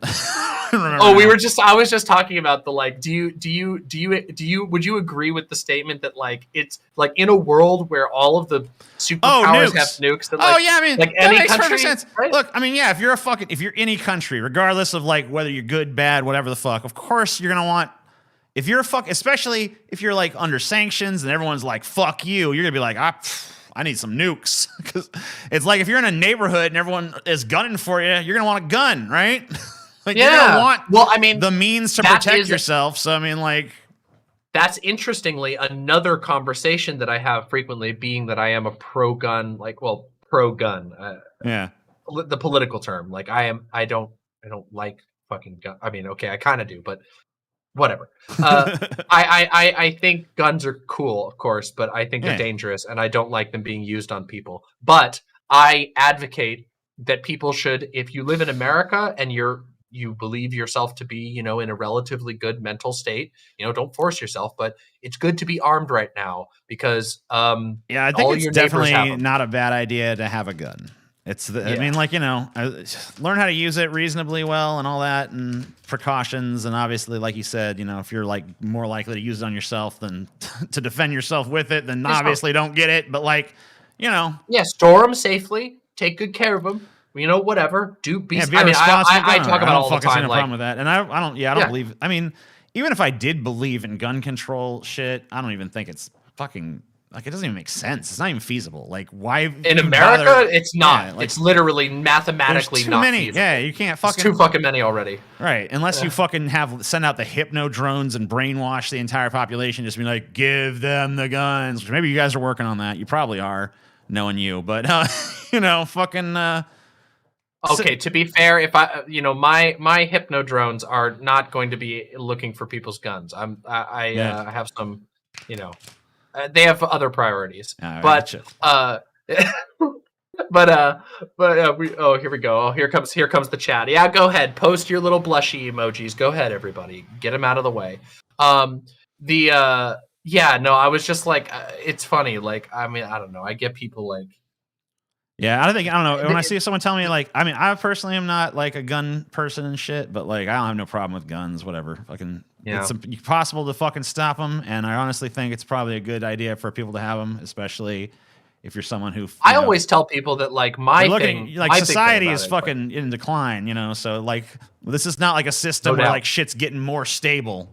We all recognize that. So like, it's not a bad idea. Not even close. Have a gun, maybe a little fucking food store. I mean, we're at the point where that's not like a ridiculous thing at this, you know what I mean? I don't think it's ridiculous at all. Like, I think that, like, one of the things I talk about on my stream pretty frequently is, like, I mean, I'll be completely open here in that, like, I had a personal experience that really changed the way that I look at a lot of things, which was I lived in California through like a really bad wildfire season, and we lived in the mountains, and like it was a place where like it was very similar to my home state, but like very different, like socially and culturally. So like in my home state, it was like, power outages and snowstorms and stuff were pretty normal. And there was people knew how to take care of each other. Everybody had the friend who has a plow truck. You just do that. It's just part of life. I grew up in Maine. So like, it's like part of life there. Everybody has a guy. And if you don't have a guy, you're the guy who has the plow truck or whatever. And like people take care of each other and look out for each other in that way. When I was in California, shit went south. Yeah. And there's not that spirit of like, we need to look out for one another in California. That's not even a little. And and what's worse is that like nobody was even ready. Like when the blackouts started happening, it was a disaster instantly. It was just first of all, the state has no control at all whatsoever over the behaviors of the power companies in California, which is part of the reason why the wildfire situation is so bad. But literally, we just got word one day that, hey, your power is going to be off. And we were like, what do you mean? You're just turning it off? They're like, yeah, it's preventative. They're like, basically, they didn't want to say it outright, but the truth was their power equipment was so dangerous, it was so poorly maintained, that the only way to like actually combat like unchecked wildfires was for them to just turn off power to entire swaths of the state. You can look this shit up. It's all on the news and everything. You can go look it up in the year that I was there and everything. But literally just weeks, like days at a time, leading to weeks at a time at the end of the year where our power was just shut off. You don't have your fucking water. You don't have your fucking fridge. If you're lucky, which we ended up buying like together, our whole house pooled together to buy a generator. but it was a small generator and it could only keep essentials running. So we had our fridge, we had our, the very basic things that you need. And it's just like no one in America is ready to deal with and cope with the number of different things that are coming our way. And that means your life gets bad fast. Because like I said, like when I grew up in Maine, power outages were like all the time. You get a snowstorm, the power goes out. Everybody has candles. Everybody has shit to do when the power goes out. You go over to your buddy's house and you fucking light up, whatever. You all have, there's like, people know what to do. In California, it was fucking miserable. It was, everybody's miserable. All of the stores had their shit like literally they just got rid of the refrigerated department at like one of our local grocery, and it was like a Dollar Tree with a grocery in it. It's really weird, but they just got rid of the grocery entirely because they were like, last time when the power outages happened, we lost 2 entire like stores worth of food that spoiled because there was just they didn't know it was coming. They had no way to get the food out of there, so they were just like, we're not going to do it anymore. Just like local grocery that everybody goes to pick up milk at, gone because nobody was ready for anything like that. And it's just like, wow, people really, like, I'm not saying people need, like, obviously I genuinely think that like most prepper people are like totally in the wrong direction, but like people need to adopt like a little tiny bit of like I do prepperism. think that there's two. Yeah, I mean, I agree with you, and I also think though that even though I do think people should get guns, I feel like guns are pretty low on the fucking list of priorities. Because like I definitely 100% agree. I know people out there who literally like, man, when this apocalypse happens, man, I got these guns. It's like, okay, how about your food? No, I don't have any food or like flashlight, batteries, like water, like. Nothing. Garden, nah. Yeah, but I got these guns. It's like, okay, well, the very limited range of problems that can be solved with your gun, I guess, are taken care of. But like anything else, you're pretty much fucked. So I don't know. I was watching this right-wing survivalist channel once on my stream, and it was like the first like piece of advice was like top 10 steps to prepare for like an urban disaster. And I'm like, okay, all right, we'll give him a chance. Let's see. It's like step 1, always make sure you have like a water filtration and iodine tablets. I'm like, ooh, that's a good idea. Water filtration is one of the first and most important things. Fuck a power outage, a sewer main blowing up can fuck your water quality. It's always good to have water purification on hand. Hell yeah. And then step 2 was like, make sure that you, here's how you build a fire smoke dispersion technique so that bandits is what the word that he used, and other people won't come steal your shit when you're cooking food. I'm like, what?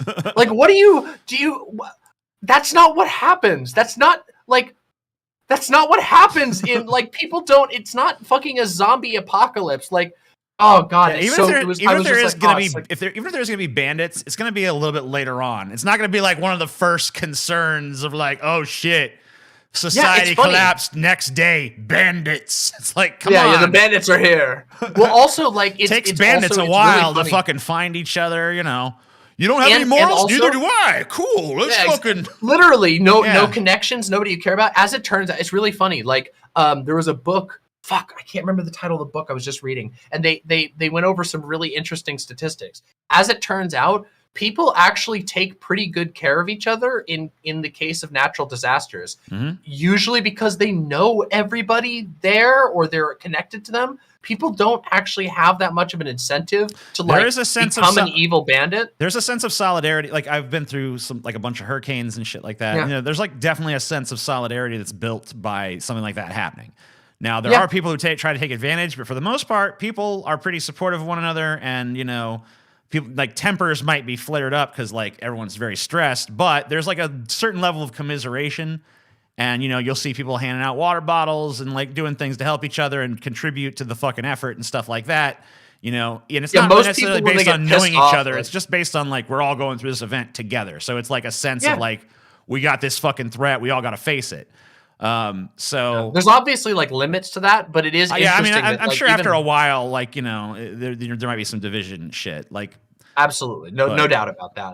It's just it's interesting that it's like reflected statistically as well. That like that even on like broader studies of like how people react to like disasters is that at most people, the vast majority of people tend towards like, hey, how can we help each other? How can we look out for one another? As opposed to how can I steal all my neighbor's shit? But again, you won't see that in those like right-wing prepper videos. They're like, oh, I'm going to eat your leftist ass, like that kind of shit all the time. And I'm just like, you're not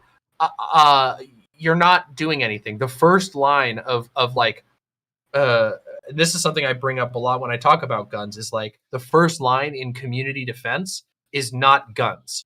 It is making sure food, shelter, and water are taken care of. That is, you will defend your community, your group of people will thrive. You will need that. That is literally the most important thing. That is how you defend your community. Because you would definitely be better. You're definitely better off with like maintaining some sort of like quality of life and structure than you are like trying to like ward off bandits that, like, I hate to tell you, but 99% chance they ain't coming. You're just gonna be like, exactly, guarding all the. What do you have to steal that they want anyway? Right. You've basically been like, I'm not gonna get stuff to survive. I'm just gonna get guns to fight off the bandits that are there to steal the stuff that I don't have. It's like, what? If all you have is guns, bro, you are the bandit. Right. If you don't got any food and all you got is a gun, you're gonna take that gun and go steal somebody else's food. But you're the motherfucking bandit, bitch. They're not even that. They're like the like best target for the fucking bandits. Because what do the bandits need more than anything else is guns. Exactly. Let's get some guns. Where can we find? I heard old Hegemony got some gun. Like, if you're the one motherfucker on your block that everyone knows has 1 million guns, you're a fucking prime target. You've made yourself a target. I got my guns. It's like, yeah, well, they got guns too, and they want yours. So I don't know. Like, you ain't did yourself no favors, man. I'm gonna have a bunch of water, too, you know, and some fucking mountain house bullshit. Those fucking 900-year food packets, and I'm gonna be and when if some bandits come, you know, I got my arms, I got my armaments that I own, you know, but if any bandits come, I'll say, hey, why don't you become my security guards? You could eat some of my mountain house food instead of the fucking frogs you've been scooping up from the irradiated pond. Love this apocalypse politics. I mean, you know, like, hey, you know, like, it's not that fucking far-fetched, all right? You know, like, I don't think it is. I mean, I think that, like, this might be useful to you at some point. You might be like, hey, I should listen to those guys that got some fucking water filters or something. I think that, like, the apocalypse, like a Fallout style apocalypse, is super unlikely and whatever. However, what is not unlikely is the gradual degradation of the system we live in. You literally nailed it. I mean, how many communities in America alone, but like more importantly in the world, currently have undrinkable tap water? A lot, as it turns out. A ton of people are in that position currently. And it's like, and what happens when, I mean, there are already places where it's really hard to get a lot of food items. There are places, rural places in America where getting certain types of food is just not going to happen. So thinking about things like that is really, really important. And I think that every economic sign that we have, and also I would argue, although these are harder to read, social signs indicate that there is a severe dissolution of what we once considered normal. And a lot of the things we take for granted, like having access to all kinds of certain types of foods, we've already seen through the pandemic that a bunch of shortages happened. Everything from, you know, the like people just stocking up on toilet paper. Like, I did not expect that at the beginning of the pandemic that a bunch of people were going to go like mass raid. Yeah, Walmart. I never would have thought they'd be like, toilet paper. Oh man, society's collapsing, y'all. It's like, how am I going to wipe my ass? It's like, oh no. I mean, like, what? To their credit, never would have thought that would have been the first concern, though. You know. Yeah, I did not expect like people to panic on that. I mean, I agree. Now in retrospect, I go, okay, actually, having a reliable way to clean your fucking ass is a good idea. Yeah. But maybe we shouldn't like rush the stores, you know. But I don't know. It shows you like, the mentality of a lot of people. You know, there's like alternatives to toilet paper though, but there's no alternative to like water. It's like, you know, I don't have any toilet paper. It's like, well, we'll have to get by. I don't have any water. Well, we'll have to die. You know, it's very different. I don't have any. I don't have any toilet paper. Well, okay. I guess we can use like wet rags. Okay, cool, or leaves or something. Something. There's something I don't have any water. You are just dead. Yeah, you're gonna be dead. You are a skeleton. They say you can live for 3 days without water, but like you wouldn't want to, would you? No. No. I think they say that like 3 days is like the maximum you can push it. But let's be real. People start losing their shit after like a day without being able to fucking drink anything. I doubt any of you people in my audience have ever gone more than a day without drinking something. And if you have, it's probably because you went and did some like camping or something extreme like that. And then you learned your goddamn lesson, which is like, yeah. I mean, hell, even at my old place, which is in Seattle, we don't live there anymore, but we kept having the water like infrastructure there was really shit.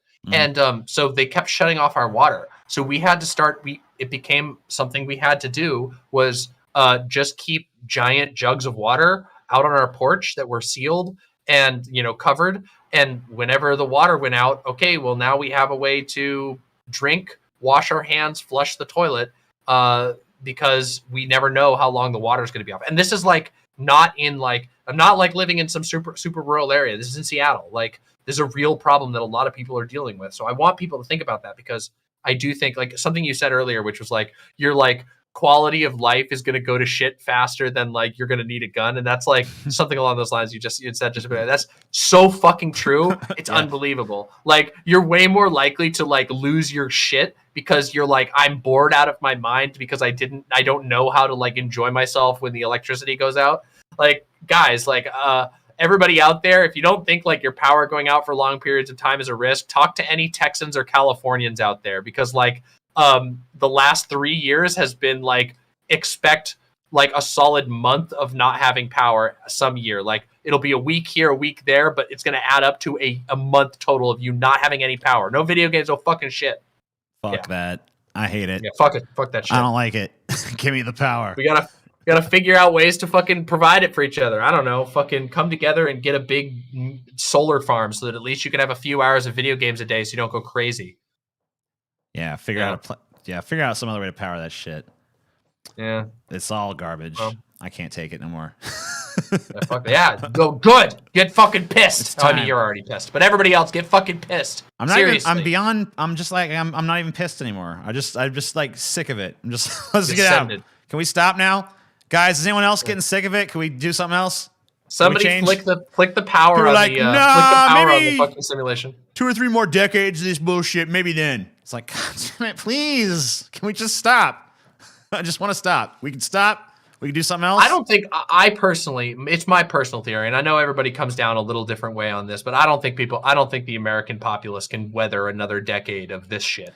I hope you're right about that, because man, I know I can't. I'm just like, let's change. Let's do something else. Yeah, I go fucking crazy. I mean, you and we talked about this earlier about the like working on shit projects all the time. I get fucking steamed. When there's shit that I have to deal with that I fucking hate, I lose my goddamn head over it, and I'm just like, I can't deal with this. I need to fix it one way or another. And it's like. And like, maybe that means I'm going to end up being like some like hermit or something who's just like, fuck this shit. I can't do that. I can't deal with the like bullshit, but whatever. Like, if that's what it takes, then okay. I'm not going to fucking sit here and just be perpetually shuffled between agonizing, like wasting things. I'm not going to fucking crawl and beg corporations for my goddamn life. Fuck that shit. I'm not going to do it. Like, fuck that. Yeah, I'll do fucking anything. I'm just trying to take over. That's basically what I'm doing. I'm just like, I'll just take over the world, because no one else is gonna fucking do it. So I'm gonna just do it. There you go.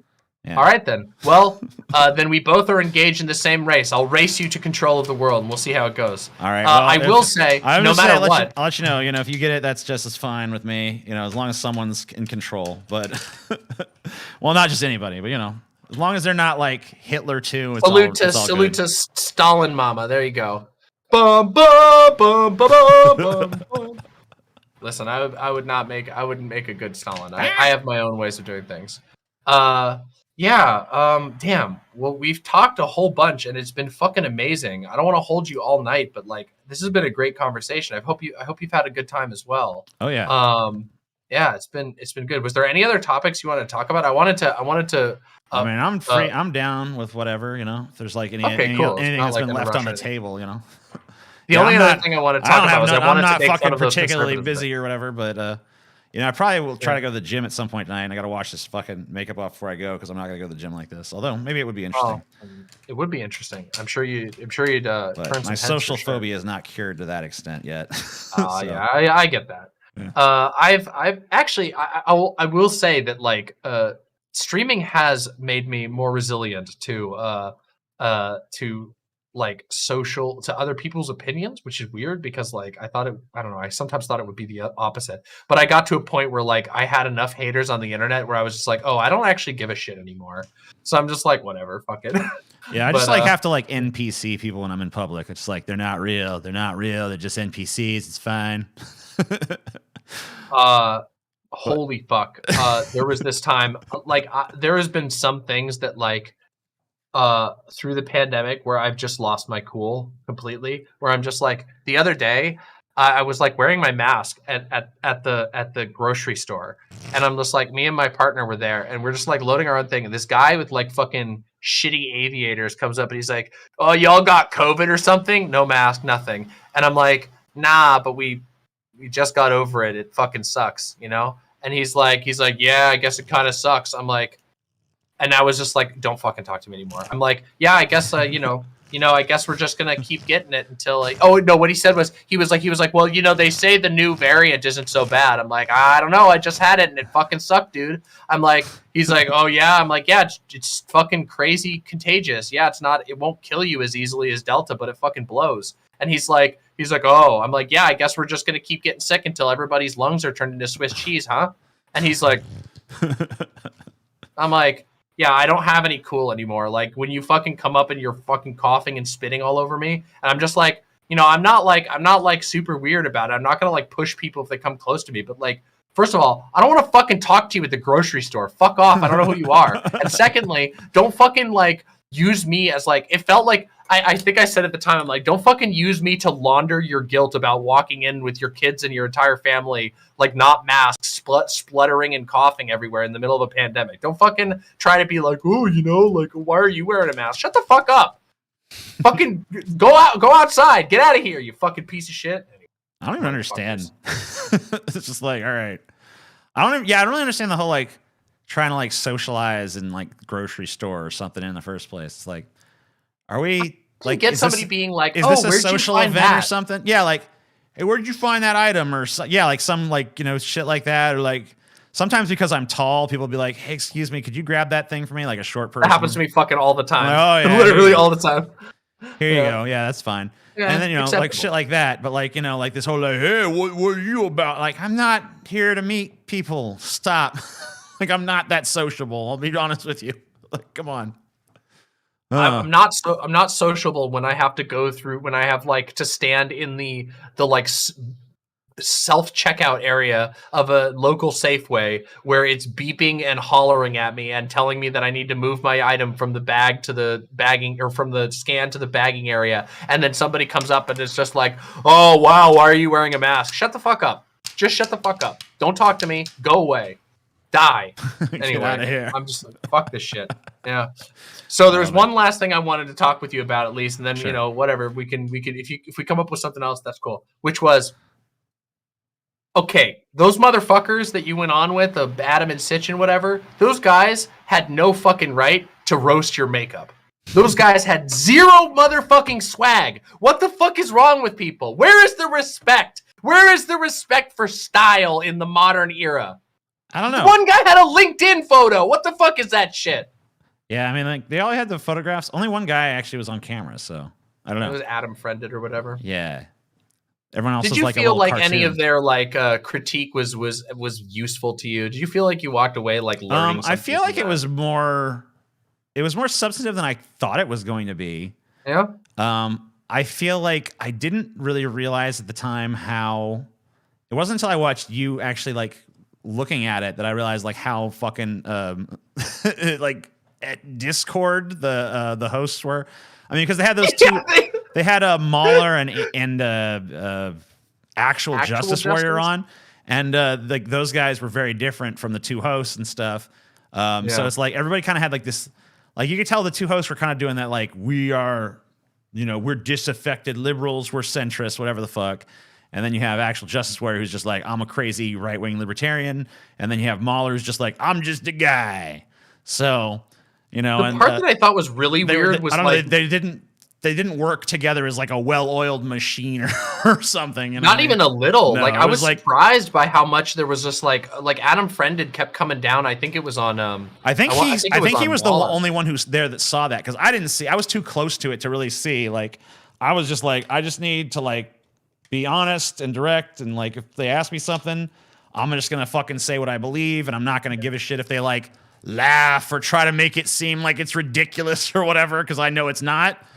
Well, that is a tactic that some people will do, is like I find this common with conservatives, is like the weaponized incredulity. What? Or like, what? What? It's literally all they have. Literally, exactly what I'm talking about. Like it's like, do you have what's okay? I'm ridiculous, so I get it. Like what's your counter argument? And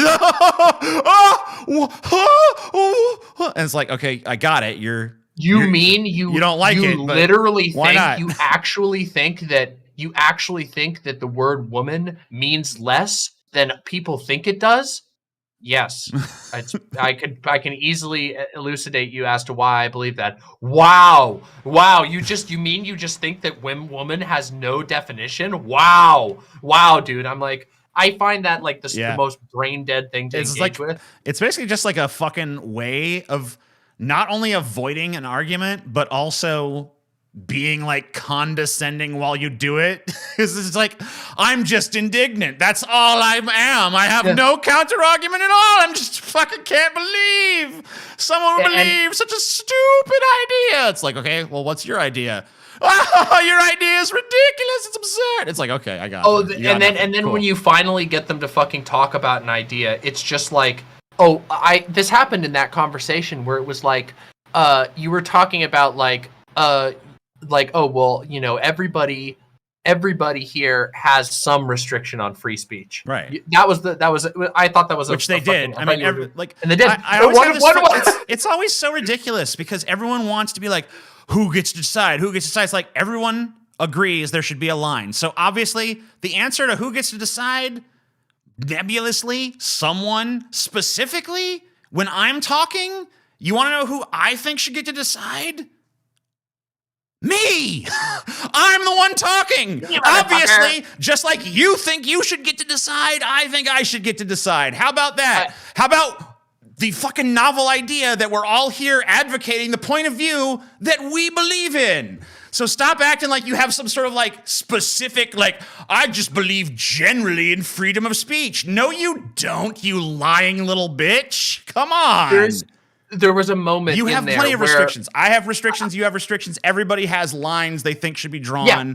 Don't act like you ain't got no lines unless you're willing to come at me with some hardcore fringe shit. If you're a free speech absolutist, I expect to be talking to some motherfucker that is like, I can ask him like, do you think I should be able to advocate like, I don't know, genocide, and should be able to like, yep, I do. It's like, okay, well then you're really what you say you are. You're a nut, but you're genuine. But of course, there's no one like that. Everyone fucking believes in some kind of restriction somewhere along the goddamn line. So the argument is not about whether or not there should be restrictions. It's about what they are. So cut the bullshit. All right. Well, you're fine. No, please. No, please get as angry as you want. Like literally, it pisses me the fuck off. Like I've screamed about how there's no such thing as a free speech absolutist. It's like a stupid position. It's a lazy way of avoiding having the actual conversation. Which is where should we draw the lines? That's the actual conversation. And instead they just go, well, and it's funny. I love that you got, I think it was Mahler. I think you got him on that point where he's like, well, yes, I don't think people should be able to lie, which, okay, that in and of itself is like a huge free speech restriction, because how you categorize a lie is like an enormous other question that many people would probably accidentally include many truths in your definition of a lie, or people who could feasibly represent something as a truth. But then he also said copyright. which he said was like non-political. I'm like, oh right, yeah, you jumped on that. I wish I'd have jumped on that because I was just like, what are you talking about? I mean, there's so many arguments you could make, but yeah, copyright is like the biggest restriction on free speech you can imagine. I despise it's used to literally, it's literally used to make it so you can't talk about a song on your stream that is important to you because playing the song is considered like oh, you can't do that. So copyright is like one of the most heinous ways in which free speech is impugned upon. But of course, right-wingers will never, ever dare trod on the holiness of copyright, which is how every fucking major corporation, all the cool. I mean, like, obviously I'm biased because, you know, I do this kind of shit. And like, there's lots of times when it's like, you know, I can understand if there was copyright law from the aspect of like, I am taking something that someone else created and I am using just that to profit. But like, literally, like, sure. if I'm adding anything to it at all, like if I'm fucking doing anything that's even like remotely transformative, like it should be fine. Because even if I'm like, okay, I'm going to cut my own fucking version of goddamn Star Wars or something I'm going to cut Jar Jar Binks out or whatever the fuck. I don't know. You know, like if someone wants to watch my version over the fucking version that exists, like whatever, I think that's fine.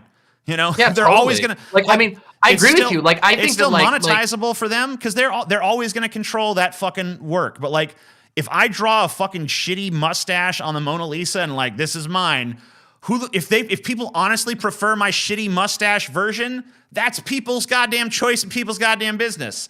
Beyond that, fuck you. Because everyone should be free to take whatever's been created and add to it or subtract from it as they fucking see fit. That's what I believe. Fuck yeah. I mean, I 100% agree with you. That's part of the reason why I think like things like copyleft are like at that whole movement, the like, you know, public licensing and you know, Creative Commons, et cetera, are like so many great things. Sick. So many great things in fucking, I mean, like before like all this rigid copyright shit, like how many fucking, the reason that some of these stories have survived so long, like King Arthur and his knights or some shit, is because there was no fucking copyright. People could just write about that shit. Right? You know, the original copyright was the fucking Catholic Church making sure you can't make any edits to the Bible. Right. Fucking bullshit. Fucking like, bullshit. Fucking just like I'm sick of it. Like there's people if I want to fucking be able to fucking if someone wants to be able to like write a story about some character that they like and it not just be considered fan fiction, but like this is a story of this character, you can consider it canon if you want to, or you can fucking say it's not if you don't. Like I don't see what the problem with that is. Like I don't know. It's all a bunch of bullshit. I don't think there's any. I personally don't think there's any problem. In fact, I think that like I probably clued on before earlier in the conversation. I actually think that like copyright it literally kills a lot of creativity. Like I think there's I mean a great example of this is like fucking, I know that people are gonna laugh at this, but like YouTube poops are dead. They're gone. They were like, I don't even like those things, but like people love that shit and have a lot of fun with it and they make some really funny shit with it. You can't do that shit anymore. It's literally not possible. The copyright system makes it impossible to do so. And those are totally transformative works. They take bits and pieces. It's like a fucking one of those letters that they send, like you know, the ransom letters that are made with clippings from newspapers. It's that equivalent, and yet it's not. It's like the newspaper, like that's our G. It's like what? Yeah, what the fuck? Like yeah, exactly. Like hi, you have to live in a society inundated by like. The only like art that you get to experience is like televised mostly, like, you know, like TV shows and whatever, at least at this period of time. Now it's all YouTube. But you have to live in a society like that, but you can't cut it up and remix it. You can't make memes with it. You have to pay the due. It's fucked up. I fucking hate that shit. So I laughed really hard when I heard. What I thought was crazy like, no. is like, it used to be like if there was like a trailer or something, they'd let you mess with that because like that's literally advertising their shit for them, you know? Yeah. But like, I mean, I've done, you know, some trailers, some companies are still like that, but there's a lot of times even like a trailer for a movie. You try to watch a trailer, I'm going to do a trailer reaction. Mac. It's like, can't do it. It's like, what? It's free advertising for their fucking product. Like, huh? Yeah, and they like, don't want that? Like, come on. Yeah, it's literally just no matter what I say about it, I'm creating brand awareness for their shit. So it's like they're not even good at capitalism anymore. Like, what the fuck is going on? but TJ, yeah. what if a faggot, right? What if a faggot got their hands on it and they made something distasteful. Right. What if somebody edited They Beauty might make and the something Beast really to have fucking- Gaston and the Beast suck each other's dicks? What if they did no. that? That would hurt our advertisers. That would offend people. No, that would just create a new fan base for your fucking shit is what that would do. Okay, People be like, true. But like, when it always no when it one push comes sucks to like shove, Gaston. No one fucks like Gaston. It'd be fucking people like they. I Belle want is it. off to the side, like all like, what about me? And they're just like, who cares about you, bitch? It's like, all right. What? This is what y'all are missing out on because of Disney. This is why you should tear down This copyright. could be Destroy copyright so you can have the hottest fucking. Think about how crazy it'd be rip-offs. if some crazy fucking millionaire somewhere or whatever, or like a group of fucking perverts could get together and be like, we are now funding an X-rated fucking sequel to Beauty and the Beast, where the Beast and it's called Beast and Gaston Get It On, and it's there, and it's This is the animated world to we the deserve same to have. level of quality, and fucking Angela Lansbury's fucking back singing about fucking deep throat shit, and it's great. Yeah, everything about it's magical, but you don't get that because Disney's No. like, no, that belongs Instead, to what you us. get- It's like bullshit. That belongs to the people. Once you put that out there and gave that to our imaginations, that belongs to us. I paid my ticket price. Now it's mine too. Fuck you. True. And also now all you get is nightmare scenarios like when people own the likeness, the digital likeness of a person. So like the celebrity dies and they're like bringing them back for commercials as like a CGI. Woo, that's some dark shit right there. Fuck, that happened recently. Who was the actor that happened with? Was it the I don't remember, the but Ghostbusters dude, guy? I remember hearing about that shit like fucking a while back, and I remember reading like a magazine or something about how like they were gonna like the original plan was they were just gonna like digitally bring people back from the dead, like Bruce Lee and shit. Like Bruce Lee's back, and like they were gonna like make like new movies with like long dead actors and shit. Like see Bruce Lee and James Dean and I don't know. Wonton Warrior or some bullshit. It's like, oh god, no. It is nightmare inducing, and like I hope that by the time that I die, I'm famous enough that someone wants to bring me back from the grave, but I've figured out a way to make it impossible. Like I don't know, like a virus, the tattoo that I can put on my body that's only visible to their scanning machines, so it fucks up all of their scanners or something. Black Mirror. I do it. I'll get my chat. whole. Yeah, literally. Yeah, it's fucking nightmare shit. I love it. Oh my god. Yeah. And then there was one other thing I wanted to mention from that conversation because I gotta hear your reaction to it, which was the part where they were talking about like, oh, well, you gotta stop it when people are like literally censoring science. And then you were like, what's an example of that? And then he was like, well, like the gender people, they're literally censoring. Yeah, I tried to follow. Studies, and I'm like, actual Justice Warrior kept derailing him on that for whatever reason, but like. Or maybe it was I don't remember who derailed him, but like he kept he tried to bring that up a couple times, but someone else kept kicking it away. But honestly, I was not really going to engage with it because I don't even know what the fuck he's talking about.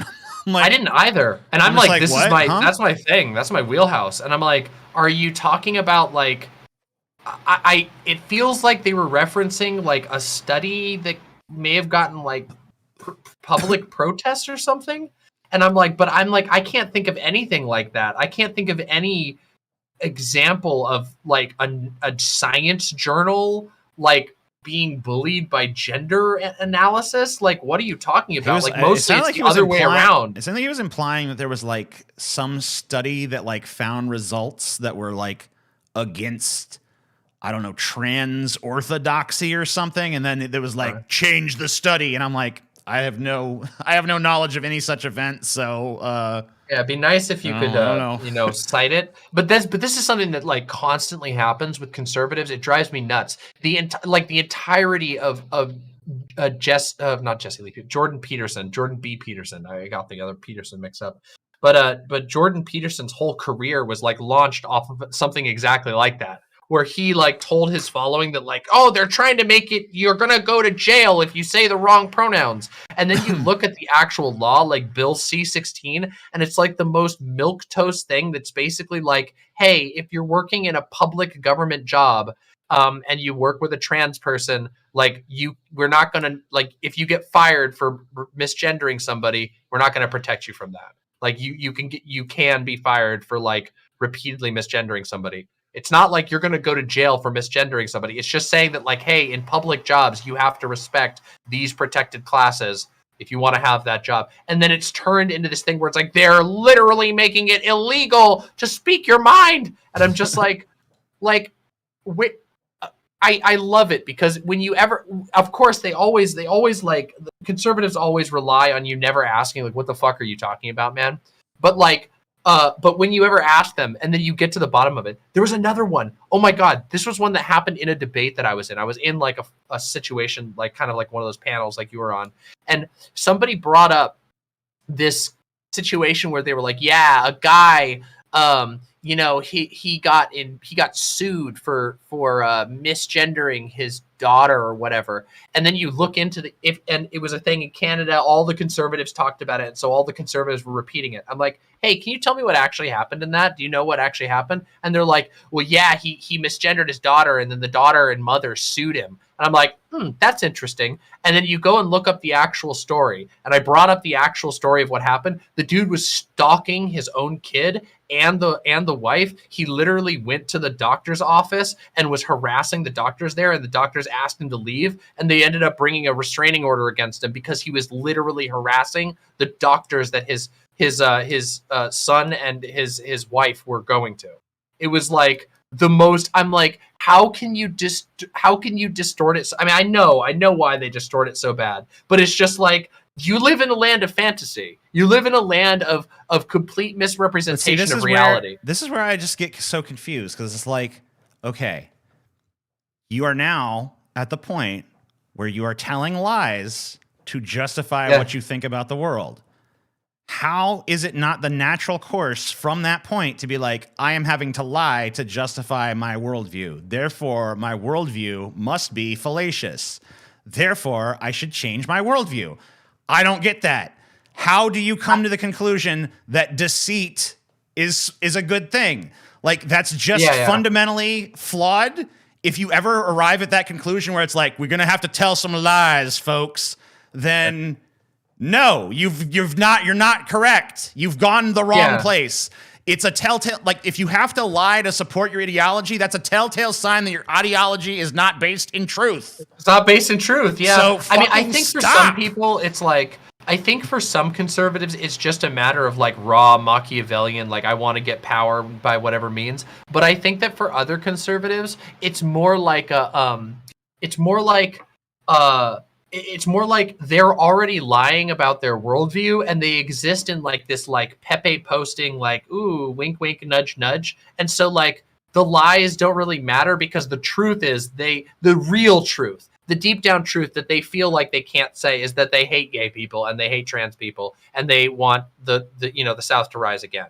But I don't even think it's a matter. I don't really think it's a matter of hating gay and trans people, though. I feel like they're literally so. Some it definitely is. Well, I think maybe like that's a symptom of it, but I think the deeper underlying thing is that like they're scared of introspection. I think that they're just that much is very true. I think they're just scared of like they're not probably gay or transgender themselves, but they're scared of even like the possibility that they might be, and they don't want to have the freedom to explore that. It's like, you know, if anybody could just choose their gender, then what does that mean about my gender? What if I start to question how I feel inside, you know? And then it's like, I'm scared now. I must put a stop to this because I don't want to confront that.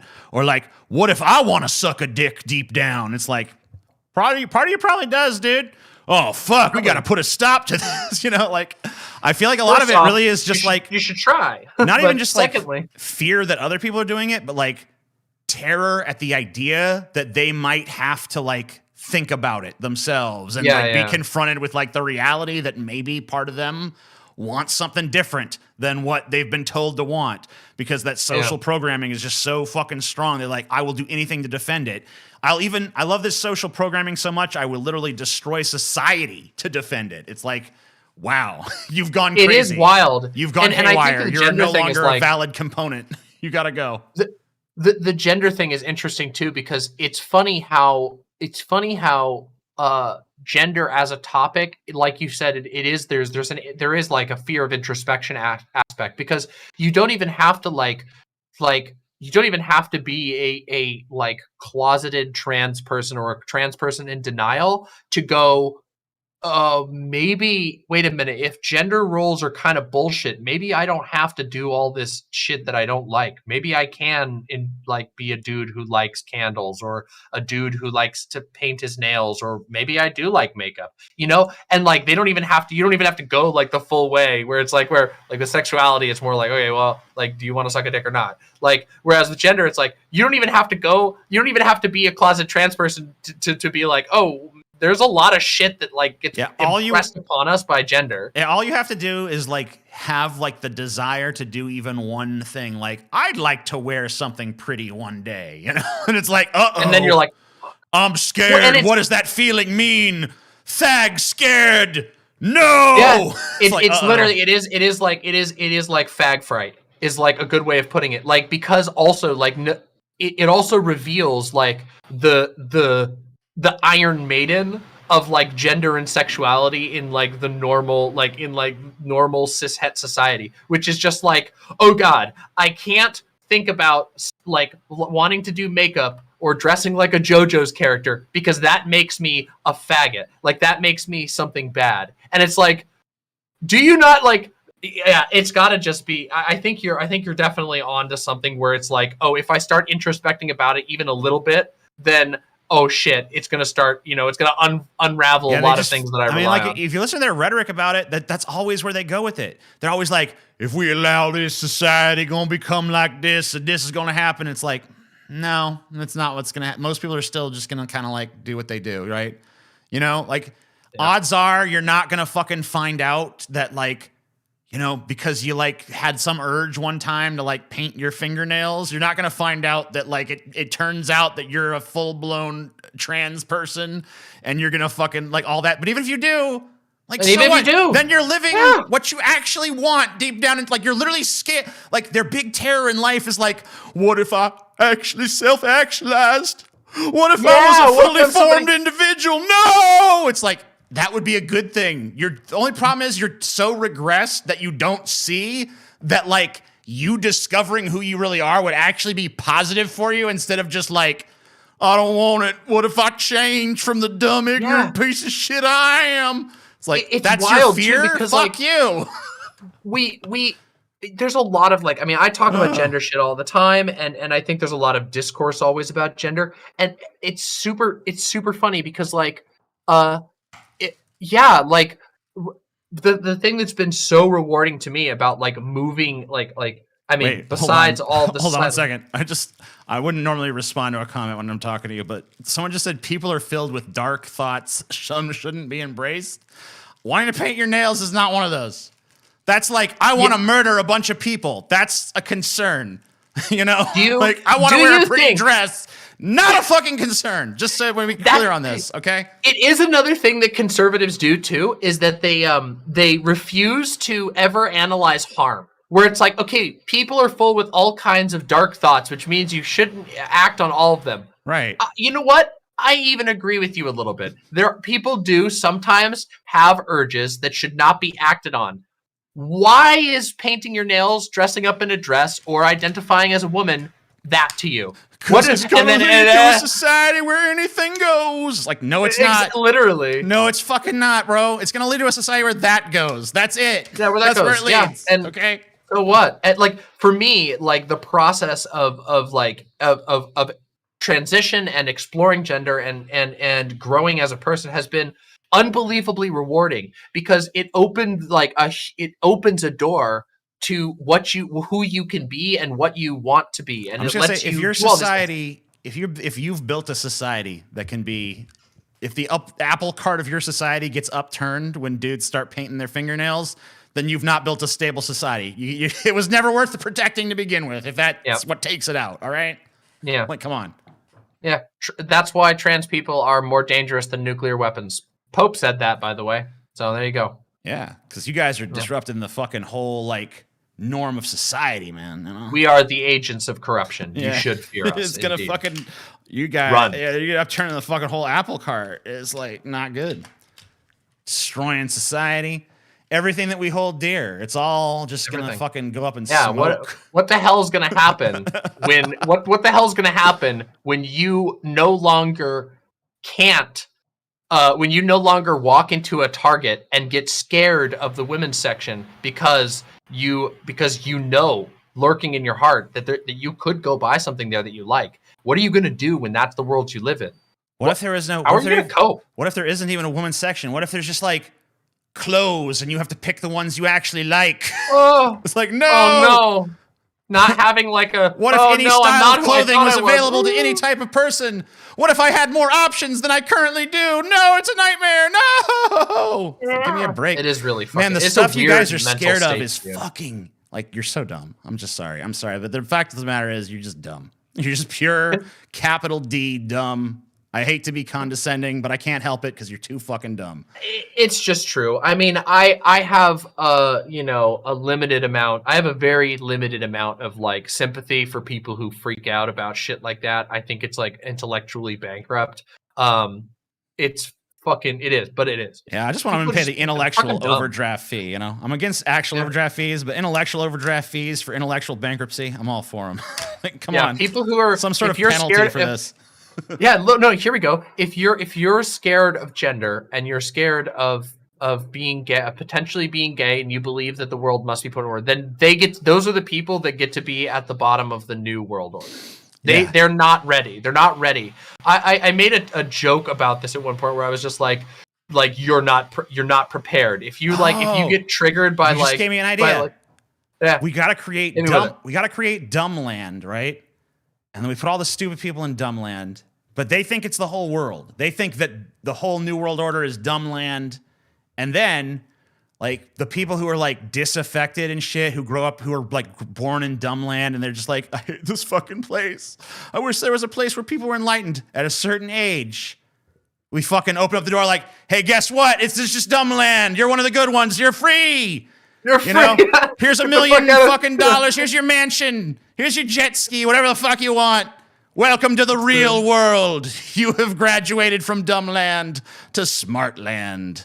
We almost have that. That is partially what the benefit of YouTube is. It's like a zoo that you get to go and watch like dumb conservatives fuck up and shit like that. But unfortunately, they're still able to negatively impact the world. Yeah, it is. It's an unfortunate. We haven't solved it. We haven't like ironed it all out yet. Yeah. Okay, so one last thing before we wrap up, because I'm gonna play a little bit of games with my chat before I chill up. I'm gonna fucking read my super chats and stuff. So yeah. Fuck yeah. But please, will you promo and hype up your book a little bit, because you mentioned earlier that you're really excited about the stuff, and please tell my cool viewers about your book so that they can keep an eye out for it. Well, I have not. I mean, it's still being worked on, still being written and stuff. It's been a long time. It's hard to find the time to do it between YouTube and doing all the the podcast and this channel and all that other shit. But basically, now that I've been kicked out of Twitter, I should have more time, because that was definitely a time hole. But it's called Sexbot Uprising. I showed Demon Mama the cover earlier. She seemed to like it, but I like. There was like a lot of I don't know.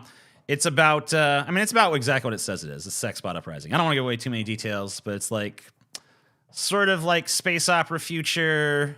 The sex bots have risen up against their oppressors and have used their charms to create an army of simps that are now threatening the stability of the city. So, it's going to be... I don't want to give away too many plot details, but I've tried to put as much crazy shit as possible. I figure that, like, even if the book is bad, like, even if it's poorly written and stuff, I want there to be enough, like, weird shit in it that people are still at least entertained. So, like, I've tried to make it legitimately good, but failing that, I've tried to make it so bad it's good. So... that's going to be coming out hopefully. Look, I have faith in your abilities. Later this year, or early next year, or I don't know. I don't know when it's coming out, but hopefully sooner than later. Well, now the seed has been planted in all of your brains. And by the way, I can attest, I won't give any spoilers myself, but the cover has BDSM on it, and that's like right up the alley of like a lot of my viewers' My chat is a bit horny. Horny chat. I'm sure your chat probably is. Yeah, I got a bit horny chat. No, they're just. I they're mean, just, right now they're all fucking just angry, well, sad people. They're just like, I hate life. Well, they can do with a little more horniness. Let's turn that anger and whatever, or turn that anger and sadness into anger and horniness. Is what I have to say. Let's fucking. Amen. It's a better world when people are hornier. I'm serious. I mean, yeah, and yeah. People have more reason to socialize then, you know. Yeah, and you have fun doing it too. Like you guys, like I people don't get this, but like there's a lot of people on the internet who just think that like, oh, you know, orgies are a thing that only happens in movies. Bullshit. That is so bullshit. You just gotta be the orgy you want to see in the world. There's an orgy. Okay? Your neighbor's having an orgy right now. You just go across Most the street. likely that is true. Yeah. There's 3 orgies on your block as we speak. There might be an orgy in the room next to you. Yeah. For all you know. You just get up and go walk into the kitchen. There's probably an orgy in there.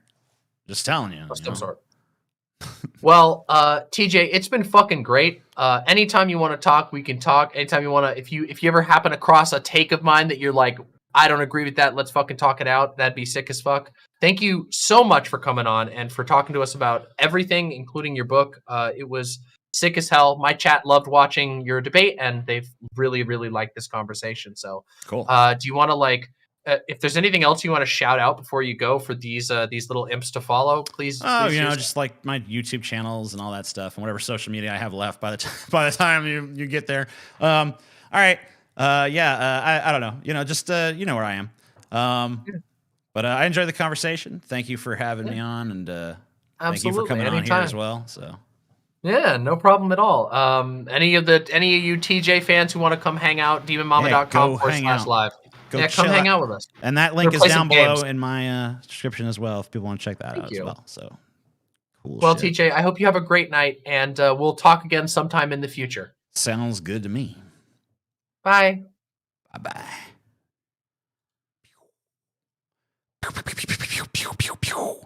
All right, I'm going to talk to you guys in a minute. But first, take yet one more bathroom break and to grab a drink really quick. But then we'll read the super chats and talk with folks.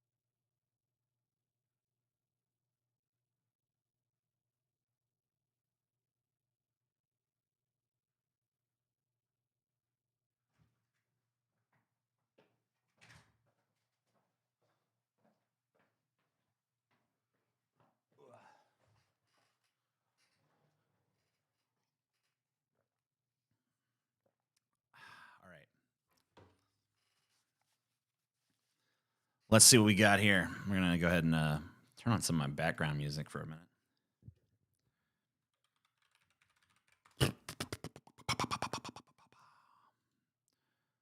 What do we got? What the fuck is that shit called? Yeah, I'm going to turn my noise gate down since I don't have the Test 1 2. Test 1 2. Okay, that should be fine for now. Let's see here. White Bat audio. Playlists. Twitch safe playlist.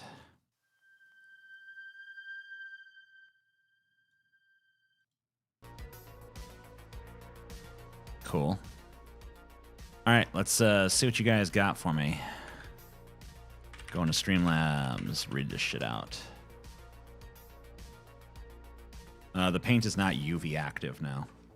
It's just normal paint. I have it lit by a ring light up there, and I have my settings adjusted to be very saturation heavy to give it a more vivid look. But the paint on my face, it's a little bit, it's not quite as vivid as you guys are seeing it. It's pretty vivid in real life, but like a normal camera would not really show that off. So I've made adjustments to the settings to give it like a higher contrast and more saturation to make it more vivid and standouty. Dashboard. Yeah. Okay. Let's see, where do these donations begin? Yes. All right.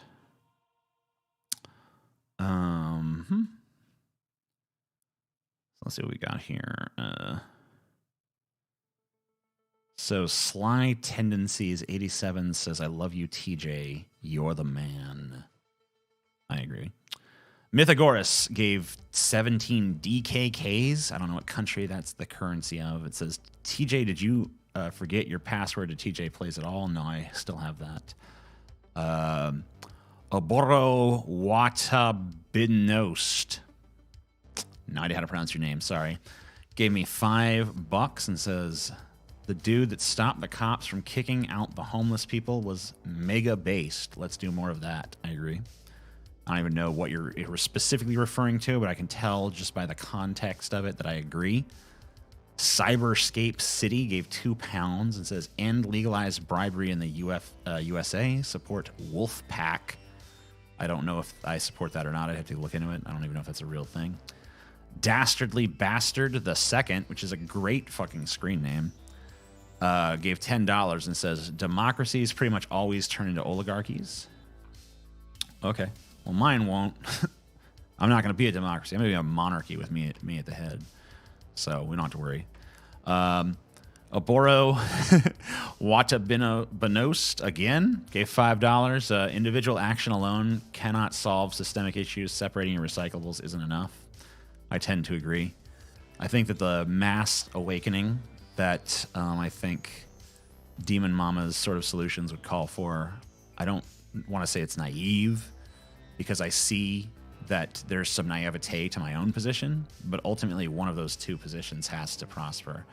And I think that while neither one is without flaw, I think mine is the more desirable of the two outcomes. Because I think that the third outcome is unfortunately a much more authoritarian system. I think if you want to preserve freedom, there's only two ways to do it. There's only two approaches to take. Either you have to have an authority that is using its power to maximize freedom, or you have to have no authority whatsoever, and people are self-organizing. And I feel like of those two very difficult things, the self-organization is the harder and probably the more prone to problems. But if you ask Demon Mama, she's probably going to tell you the opposite. But I don't think we definitely couldn't get thoroughly enough into that to really get to the bottom of it. But I think we've touched upon each other's positions at that point. Dave W. says, "Daddy TJ." Okay, I'll accept it. Super Sably it says, "Your one world government sounds like the vanguard party of Marxist-Leninists, but you said you disliked them. Maybe I'm dumb, maybe I'm high, but I'm confused how that's not just friendly ML." That's from an ML fan. Well, it's friendly. That's the difference. No, I don't know. I mean, like, I think you can have a number of ideologies that are centered around this idea of, like, we need someone who's, in power that's going to, push this idea. Like it's going to take an authority figure who shares this value in order to bring this about. I think that's a pretty common notion that's not exclusive to, any particular ideology. Then Super Sably again with $2 says, do you see Marxists and Nazis as equally bad? JC.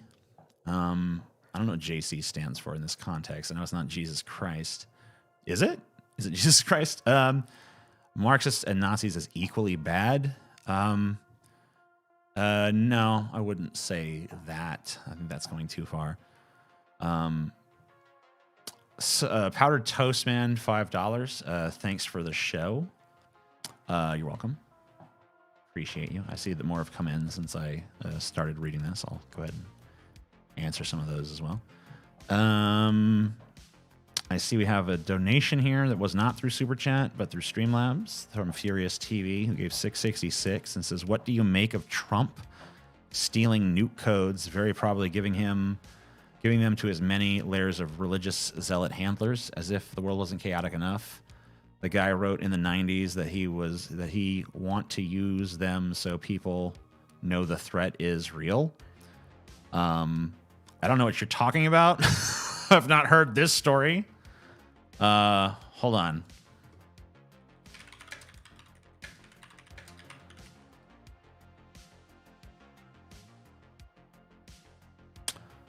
Yeah, I don't see anything about Trump giving. I don't see anything about Trump nuke codes here.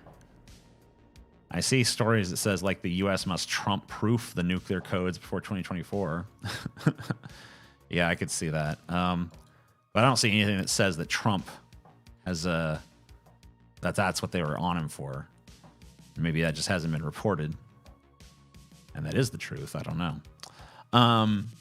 Victor Naroj, probably saying that wrong, gave 500 kesses.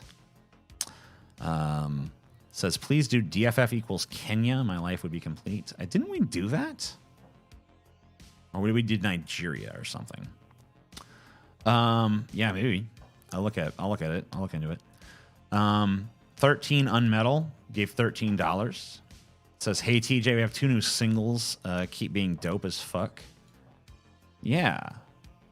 So yeah, 13 is they're like the band that follows me. I guess there's probably more than one band that follows me, but I'm gonna go to their site. They sound very like Slipknot-y, which they like know they do. So don't fucking point it out like a criticism, because it doesn't matter. They know. They embrace it. Yeah, they got a couple new songs out here. Not like super new. Then one's 2 months old, one is 1 month old. I'll listen to one of them. Mute my music for a second. Listen to some 13 Unmetal. Listen to Black Ghost. Probably not the whole thing, though. But we'll see enough to give you guys a sample to check out 13 Unmetal if you want. If you want a little more Slipknot-y kind of stuff in your life.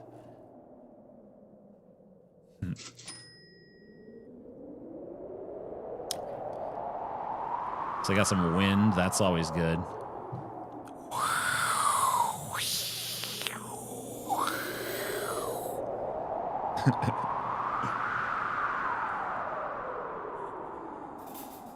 Oh shit. I hear an instrument.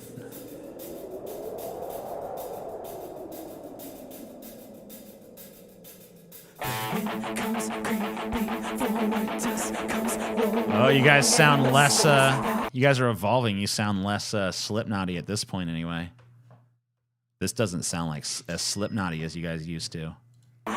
This place of spiraling within. The feast has yet to come, but hunger draws you in. It's time, check out of life. The fun is about to begin.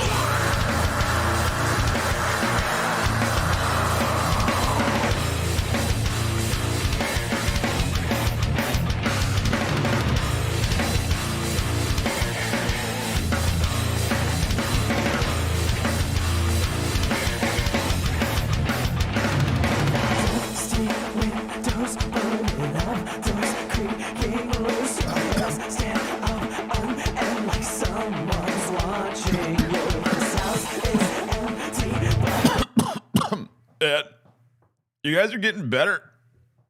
I like that more than your old shit. I might actually go listen to that. You know, like, no offense to the stuff you've done before. It's all been fine. Just not been my shit. But I don't know. This sounds like it might actually be a little more up my alley. I might actually go listen to that for pleasure at this point. Yeah, man. Fucking A. I like this. I liked it too. Yeah. It kind of did have like some new metal vibes, but it was like the better new metal, you know? Because I'm not like a big fan of like the Cookie Monster shit that people do, like the. I always thought you sound like a dumb motherfucker. You know, I'm like, I don't want to listen to you. I always was more a fan of like the classical style, the classical, classic metal, classic rock, hard rock kind of shit, where it's a little bit more like actual singing. And I also like the new metal kind of shit. I mean, it wasn't as good. I feel it's like the more classic approach, but it was definitely better than the growl, like Cookie Monster-y shit, in my opinion. But, you know, Korn was always always one of the best. I don't even know would you consider Korn new metal? I guess you could. I feel like they came kind of before I started hearing that term tossed around, though. But I don't know. Maybe I'm wrong about that. Anyway, I know I got some more people here to read. So Kayla gave $4.99. It says, thanks, TJ. This chit chat made my walk more enjoyable. Awesome. Joseph Axenroth gave $5 and says, the raid at Mar-a-Lago was about Trump having nuclear documents in his possession. Kyle has a video on it that he put out very recently. Wow. I don't see that reported anywhere in the mainstream press, so I wonder where he got the information. Arabian Night Armory gave $5 and says, I sent the Prezi of the history of Blades collab to DFF Twitter. Let me know when the episode will air. Also, what address do I ship the sword to? I have no idea. You're going to have to... I would say you're going to write me on Twitter, but I don't know how to even get in touch with me anymore. Do you have an Instagram? I have an Instagram. I have to fucking figure something out with that. Oh, show. Because that used to be my, like, general inbox for, like, people who wanted to reach out. But now I don't have it. So, bleh. This made my wage slave job more tolerable today. Thank you. DGD is good. Mudvayne just came back. I only ever liked their first album, and I guess liked their second one a little bit. It had a few songs I thought were cool, but I pretty much stopped liking them after that point. I don't know. They never did anything that really was like LD50 again, which was like the one I really thought was cool. It just seemed like they got way less cerebral, and like every album they put out just kind of seemed a little dumber and more regressed than the one before it. Until eventually they just got like more like almost like an emo vibe going. I don't know. I kind of like their more cerebral early stuff. But whatever. They can do what they want. It's their art. Mudvayne sucks, man. Okay. I mean, like, it's fine. I'm not going to get offended by it.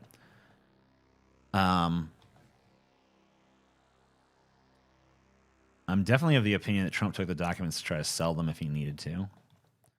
Yeah, I mean, that's pretty crazy if that's true. My favorite Tool song is probably Enema.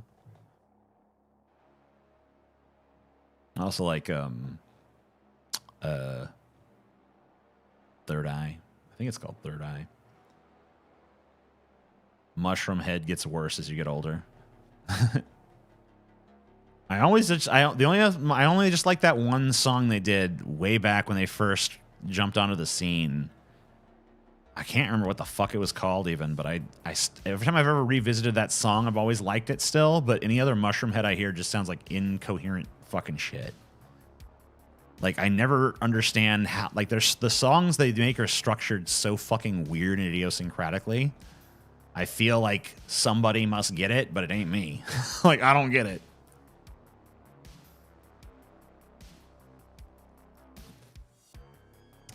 so many scene kids in chat. TJ, do you think Swedish is a beautiful language? No. No, I don't like Swedish. It was probably solitaire / unraveling, or one of the two. I don't know. Maynard is an actual tool IRL. Yeah, I'm not really a big fan of Maynard's personality. Big fan of his singing. I'm not really a big fan of like his mentality that he brings to the world, but hey, you know, obviously it's the same one that created the art that he's done, so it must have some value to me. Yeah, I never really understood the big fucking deal about Primus. I never really felt like they sucked, but I never really got like the hype either. A lot of people are like, oh yeah, Primus. Like, all right. I mean, I guess they're okay. I think their version of Devil Went Down to Georgia. I'll give them that. I didn't think it would be much fun with TJ and Dion Mama, what it was. I feel like we have similar personalities. We mesh well in terms of conversation because we both have like sort of a like a lateral, ranty approach to subjects, and you know, that's why I was like very determined to like let her talk as long as possible when she wanted to, because I know that like some people really need like a lot of space to talk in because they're trying to convey a lot of information. And not necessarily in the order that it makes the most sense to like every listener, but I'm the same way. Like I just kind of like spew shit, so I feel like that's a good thing. I feel like that makes me understand. It's the ADHD kind of mentality. I think it pertains a lot to that, and being like a maladjusted weirdo.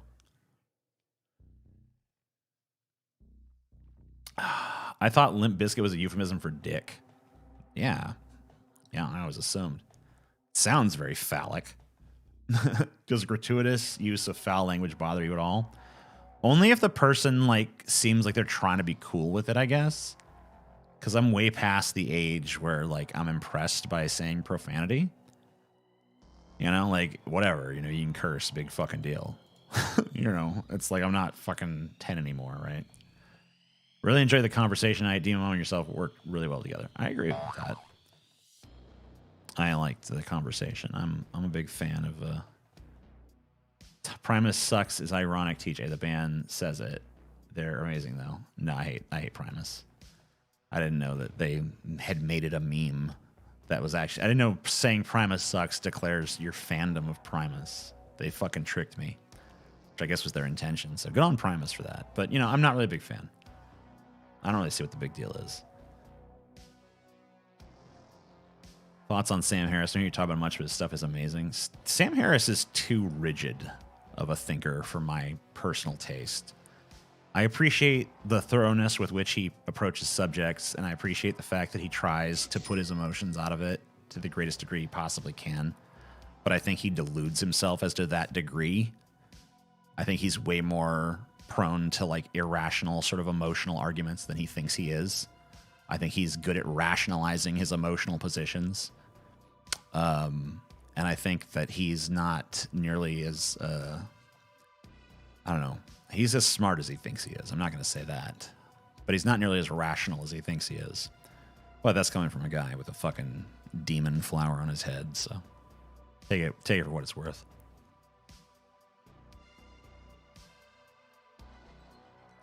I don't care that he's a dork. That doesn't mean anything. Yeah, I don't know. He's all right. I don't have anything against the motherfucking guy. He's definitely gets taken out of context a lot. I can understand, the frustration with feeling like you're being misrepresented. Okay, TJ, here's a big question. Coke or Pepsi? I mean, is there a more important question than that? Isn't that really what it all boils down to? We all know in the end it's going to come down ultimately to Coke or fucking Pepsi, RC Cola, they ain't fucking shit. Faygo, that ain't shit. Your grandma's fucking soda maker, it saved me money. No, that ain't shit. None of that shit. It's all coming down to two things. It's either Coke or it's fucking Pepsi, all right? You can't fuck with nothing else. You do Coke, you a Coke person, you a Pepsi fucking person. You say, oh, I don't drink that shit. Nah, you drink it. You drink that shit. You drink it all the time. Pepsi, you know how much shit Pepsi owns and Coke owns? These motherfuckers own everything, all right? You a Coke person or you a Pepsi person? One of the days they're just gonna merge. It's gonna be like, we're Coke Pepsi or whatever the fuck. And that's gonna be it. And you'll be like, oh, the issue is resolved. And you know what I like to do? I like to drink half Coke, half Pepsi. That's honestly where I'm at. I can't decide. I'm a centrist, so I buy cans of Coke, I buy cans of Pepsi, and when I get thirsty, I just half and half. Half and half, man. That's the way to do it. Honestly, Coke and Pepsi together, stronger than Coke and Pepsi apart. I've solved it.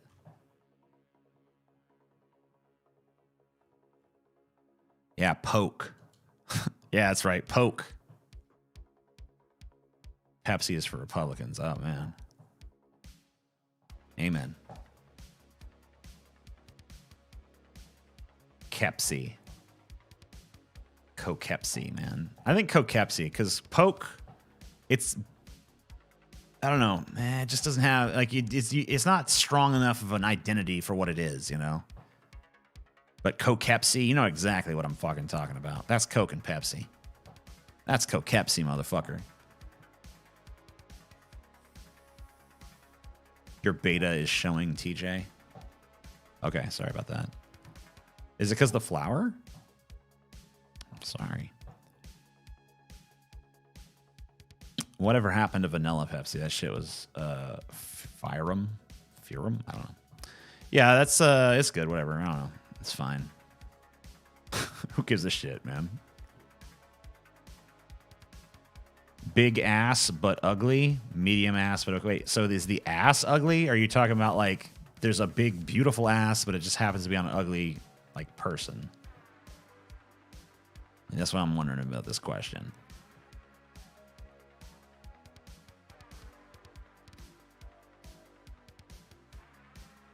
Lol, just messing with you. Bullshit.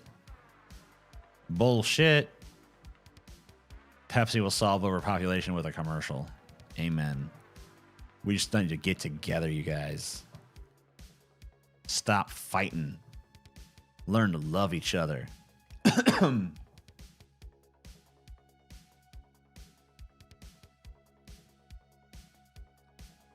I just hopped in this bitch. Your makeup is on point. Looks sick. Thanks. Yeah, I like when I do this. This one was a kind of a unique thing. I don't know. I've never done this stuff on the side before, which I kind of find I like. I like the flower. Yeah, the flower's cool. It's like a flower, but it has a reptile eye in the center, you know. People like this third eye shit, so I figure I'll keep doing that motif for a while. Pepsi Man to the rescue.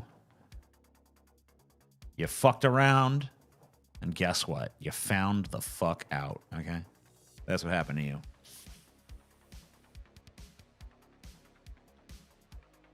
What's impressively good? The makeup? Thanks. Yes. My parents are different brands. Yes. That's going to be the new women are from Mars, men are from Venus, or whichever way it goes. I think it's the other way around. But still, it's going to be like men are Pepsi, women are Coke, or something. That's going to be the new understanding. That's going to be the new order.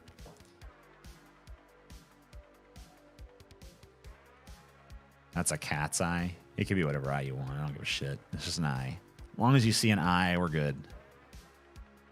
It's a yassified R. It's the yassified R of Samanam. I'm going to put this fucking down. Oval, jiggly ass, or firm, round, and bouncy ass? Jiggle. The ass gots to jiggle. I don't want no... I mean, firm is okay, I guess. I'm not going to fucking turn it down. Just do some juggalo makeup. That's so uninspired, though. Their makeup is kind of boring to me. It's very limiting because it's always kind of the same.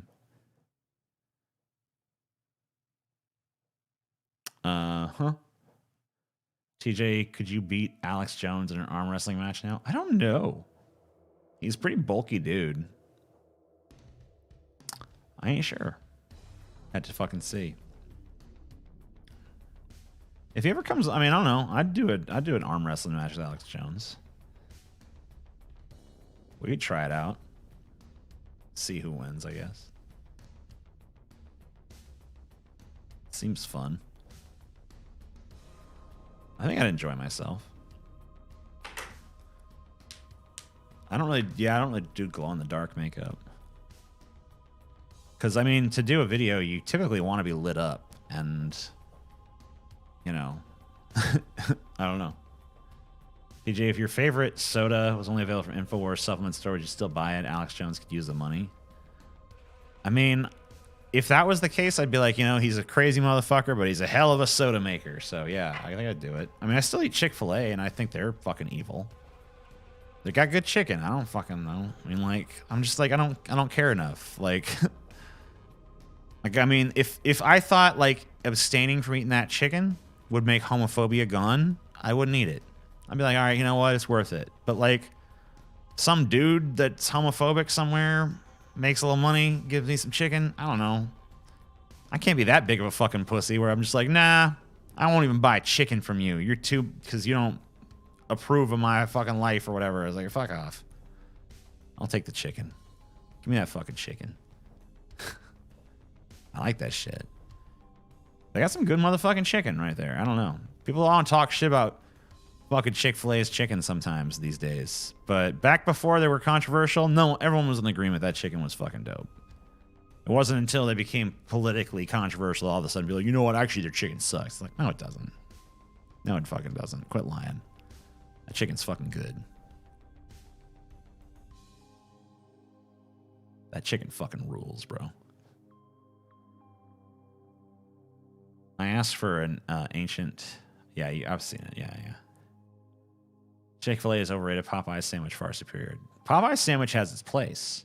Popeyes has a good fucking sandwich. I'm not denying it. But, like, the Chick-fil-A sandwich and the Popeye sandwich, them sandwiches scratch different itches, man.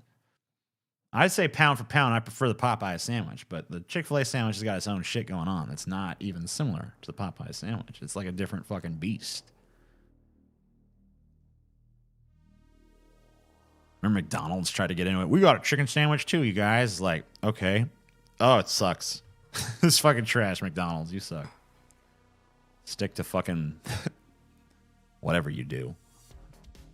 As far as I'm concerned, the best thing you can get at McDonald's, like, honestly, you fucking, the Big Mac sucks. Used to be fucking okay, but now they don't put no meat on it. It's like the beef patty is shrunk down to like a fucking dime, so there's no point in that fucking piece of shit no more. Quarter pounder, it's almost like too much of their meat. You're almost like, this is like, I'm like realizing too much how low quality this is when I eat this sandwich. The best motherfucking sandwich you can eat is the double fucking cheeseburger or the McDouble or just the regular cheeseburger. Because there's the amount of cheese, the cheese to meat ratio on any of those is spot on to where it needs to be. That's when it's good. My opinion.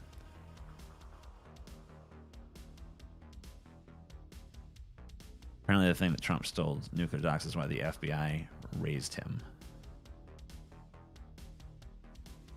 Dude, that motherfucker stole, like, nuclear shit, and he doesn't go to jail. Like, that's bullshit if that happens. Like, you know, if that's fucking true that he stole fucking nuclear codes or, like, launch codes or some crazy shit like that, his ass should go away. Like, no fucking question at that point. Like, anybody who fucking fights me on that is a piece of shit. Like, there's, like, you know, you want to fucking, who agrees with me on socially? It's like, fuck that. He's got to go. But I don't know if that's true, so I'll see. We'll wait. I'll wait and see. I'm not going to jump to conclusions just because I hate the dude. But that's pretty nuts if that's even remotely true. But I don't see it being reported widely or anything, so I'm assuming that maybe this is just some like rumor mill shit. Dun, dun. Oh, here we go. Yeah, actually I do see it here. Here's a report of the Ace reporting it. Searching it for nuclear docs. Jesus fucking Christ. Oof. What a nut job. Yeah, I don't know. Have to see what's found.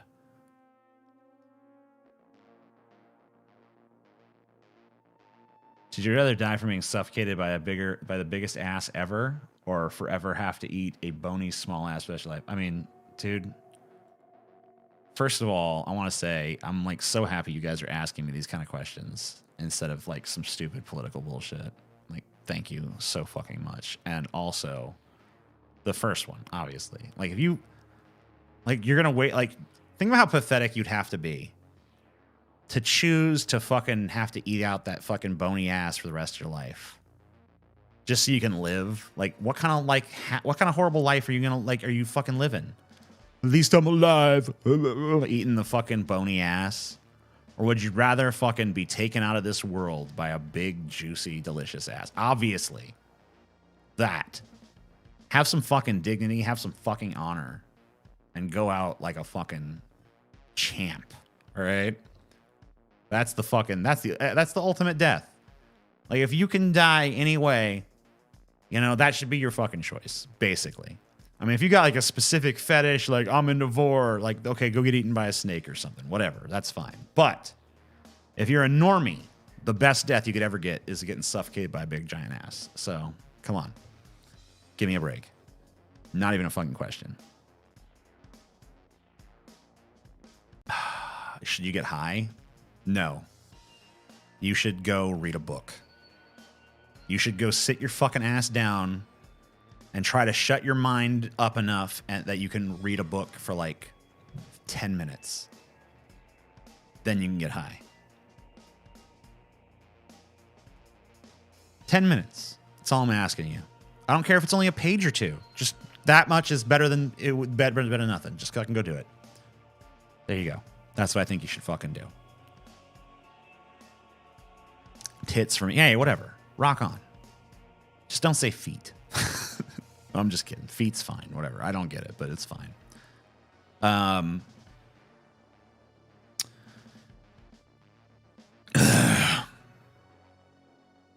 It wouldn't be the launch codes. More like R&D department. Yeah, I mean, whatever it is. Because obviously, yeah, they probably changed the launch codes between fucking guys. Books should be burned if you don't agree with their views. I mean, obviously. Any book that doesn't fucking toe the line, get out of here. You fucking book. Trying to talk your shit against us. Fuck you. Book's trying to fucking teach me a new way to do something. Fuck off, book. You fucking piece of shit to burn. I mean, hey, yeah, absolutely. Yeah, you gotta fucking fuck that. You can't be having no books try to tell you how to fucking live, bro. The fuck kind of life is that? That's even worse than eating the bony ass forever. I'm gonna be pushed around by some cockamamie book. Not on my watch, damn it. Tired, bye. Night.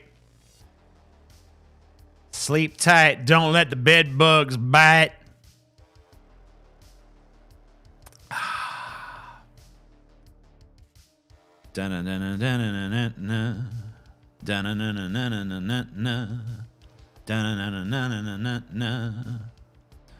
What's the last song I listened to? I mean, aside from the 13 Undead song we just heard, I don't know. Probably some 80s bullshit. I listen to the same 80s songs over and over again. Probably like You Got Another Thing Coming or fucking Breaking the Law or some shit.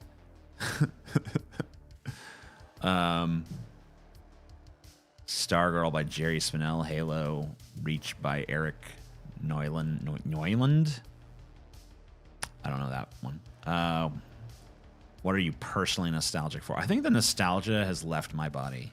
I don't think I have any nostalgia left. I'm pretty sure that them mining my nostalgia has made me realize that I no longer have nostalgia for the things of the past because it's been so exploited to death that my brain now rejects it. So like, you're not gonna get me into the theater by being like, look, remember Ecto 1? Remember the Iron Giant? Like, that's just not enough. This is not enough anymore. Like, you can't get me with it. You know? Now, if I see a trailer for something that actually looks good, that's fine. But you ain't getting me on pure nostalgia no more. You can't do it. I'm over it. There's nothing I have that much nostalgia for. Nostalgia is a liability we can no longer afford because it has been weaponized against us. So, fuck that. I'm done with it. Yeah, it's member berries. I don't know why. Dude, the member berries shit with South Park, didn't it feel like that was when I knew those guys were running out of fucking steam? Because, like, the member berries in and of themselves were funny, but they never did anything with it. It's just like they existed in the universe for a while, and then they didn't. And it's like, that wasn't leading to some kind of point? There wasn't some kind of, like, you weren't doing anything with it? It was just like, yeah, nostalgia's dumb. I don't know, I feel like South Park would have once had a little bit more to say than just like, this phenomena is stupid. Like, huh? Okay.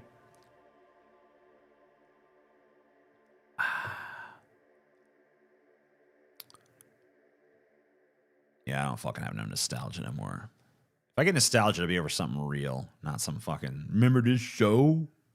They've already mined all my childhood nostalgia. Everything I ever liked has been fucking exploited. There's nothing left. There's literally nothing left.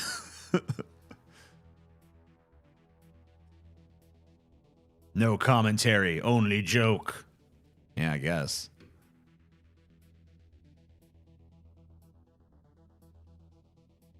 Do any South Park episodes have a point in the grand scheme of things? Dude, South Park used to be one of the, like, people used to make fun of South Park for being like the preachy show that always had to have some kind of fucking point. But that's why I like that about South Park. And, you know, I don't know. I feel like less and less has a point. But I guess that they don't want to have a point anymore or whatever. I don't know. Or maybe they do. I'm not sure. Maybe they're just not as good at making them.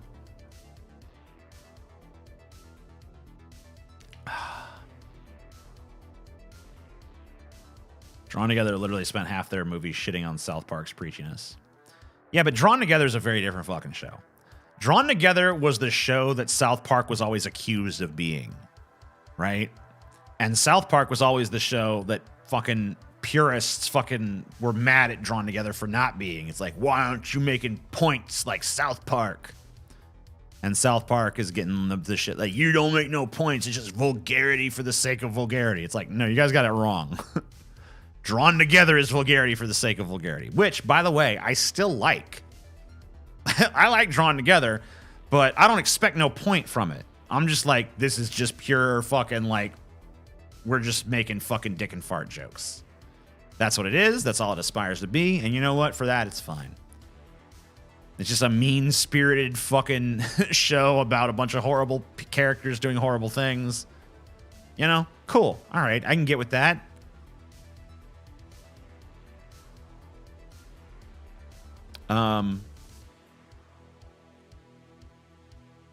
The point of Drawn Together is for Adam Carolla to be tolerable. Hey, yeah, that's pretty much the last time he was, huh? Yeah, I always liked Drawn Together. I don't know. Because it just, you know, they just do anything because they had no morals or anything. There was no, like, we need to make sure we're socially responsible. It was just like, hey, whatever. We'll just do whatever the fuck we want. Piss people off. That's cool. Disgust people. Yeah, sure. Why not? Show them some titties. I don't know. If we can get away with it, we'll do it. Whatever we can do.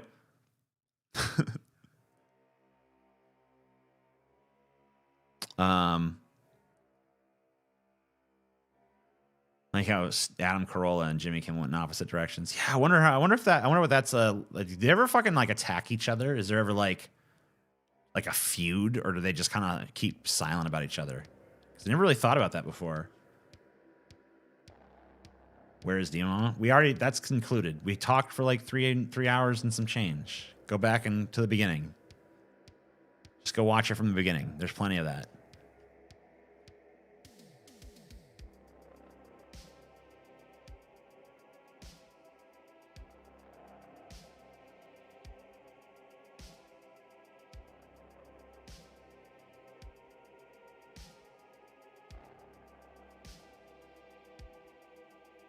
TJ, you think mindless self-indulgence tries too hard? I mean, the mindless self-indulgence songs that I know I like.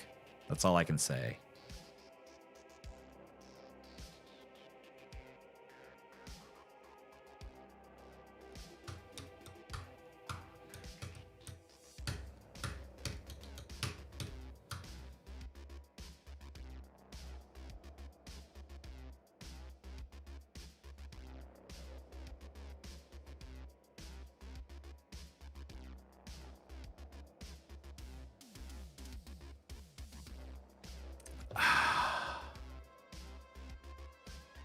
Is Jon Stewart training to be POTUS?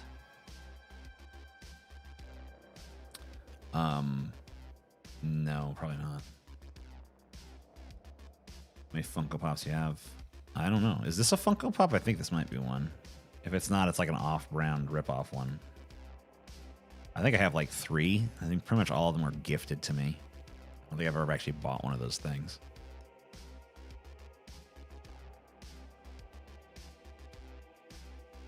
MSI is a satire band. They suck, and that's the point. I don't know about that. I like their shit. At least I've heard. I don't know. This is like the reverse Primus. Silent TJ. Yeah, John is the real. Is the for real Bernie? Okay, I get you. Bernie was the for real Bernie. You were too stupid to fucking see it. What's your favorite brand of ice cream? Bluebell. I don't know.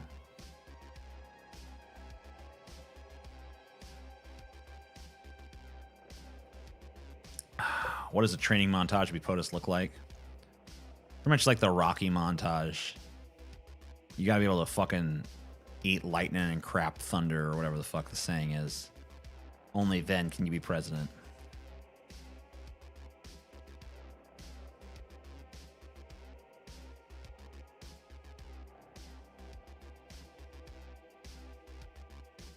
Lame. Sorry.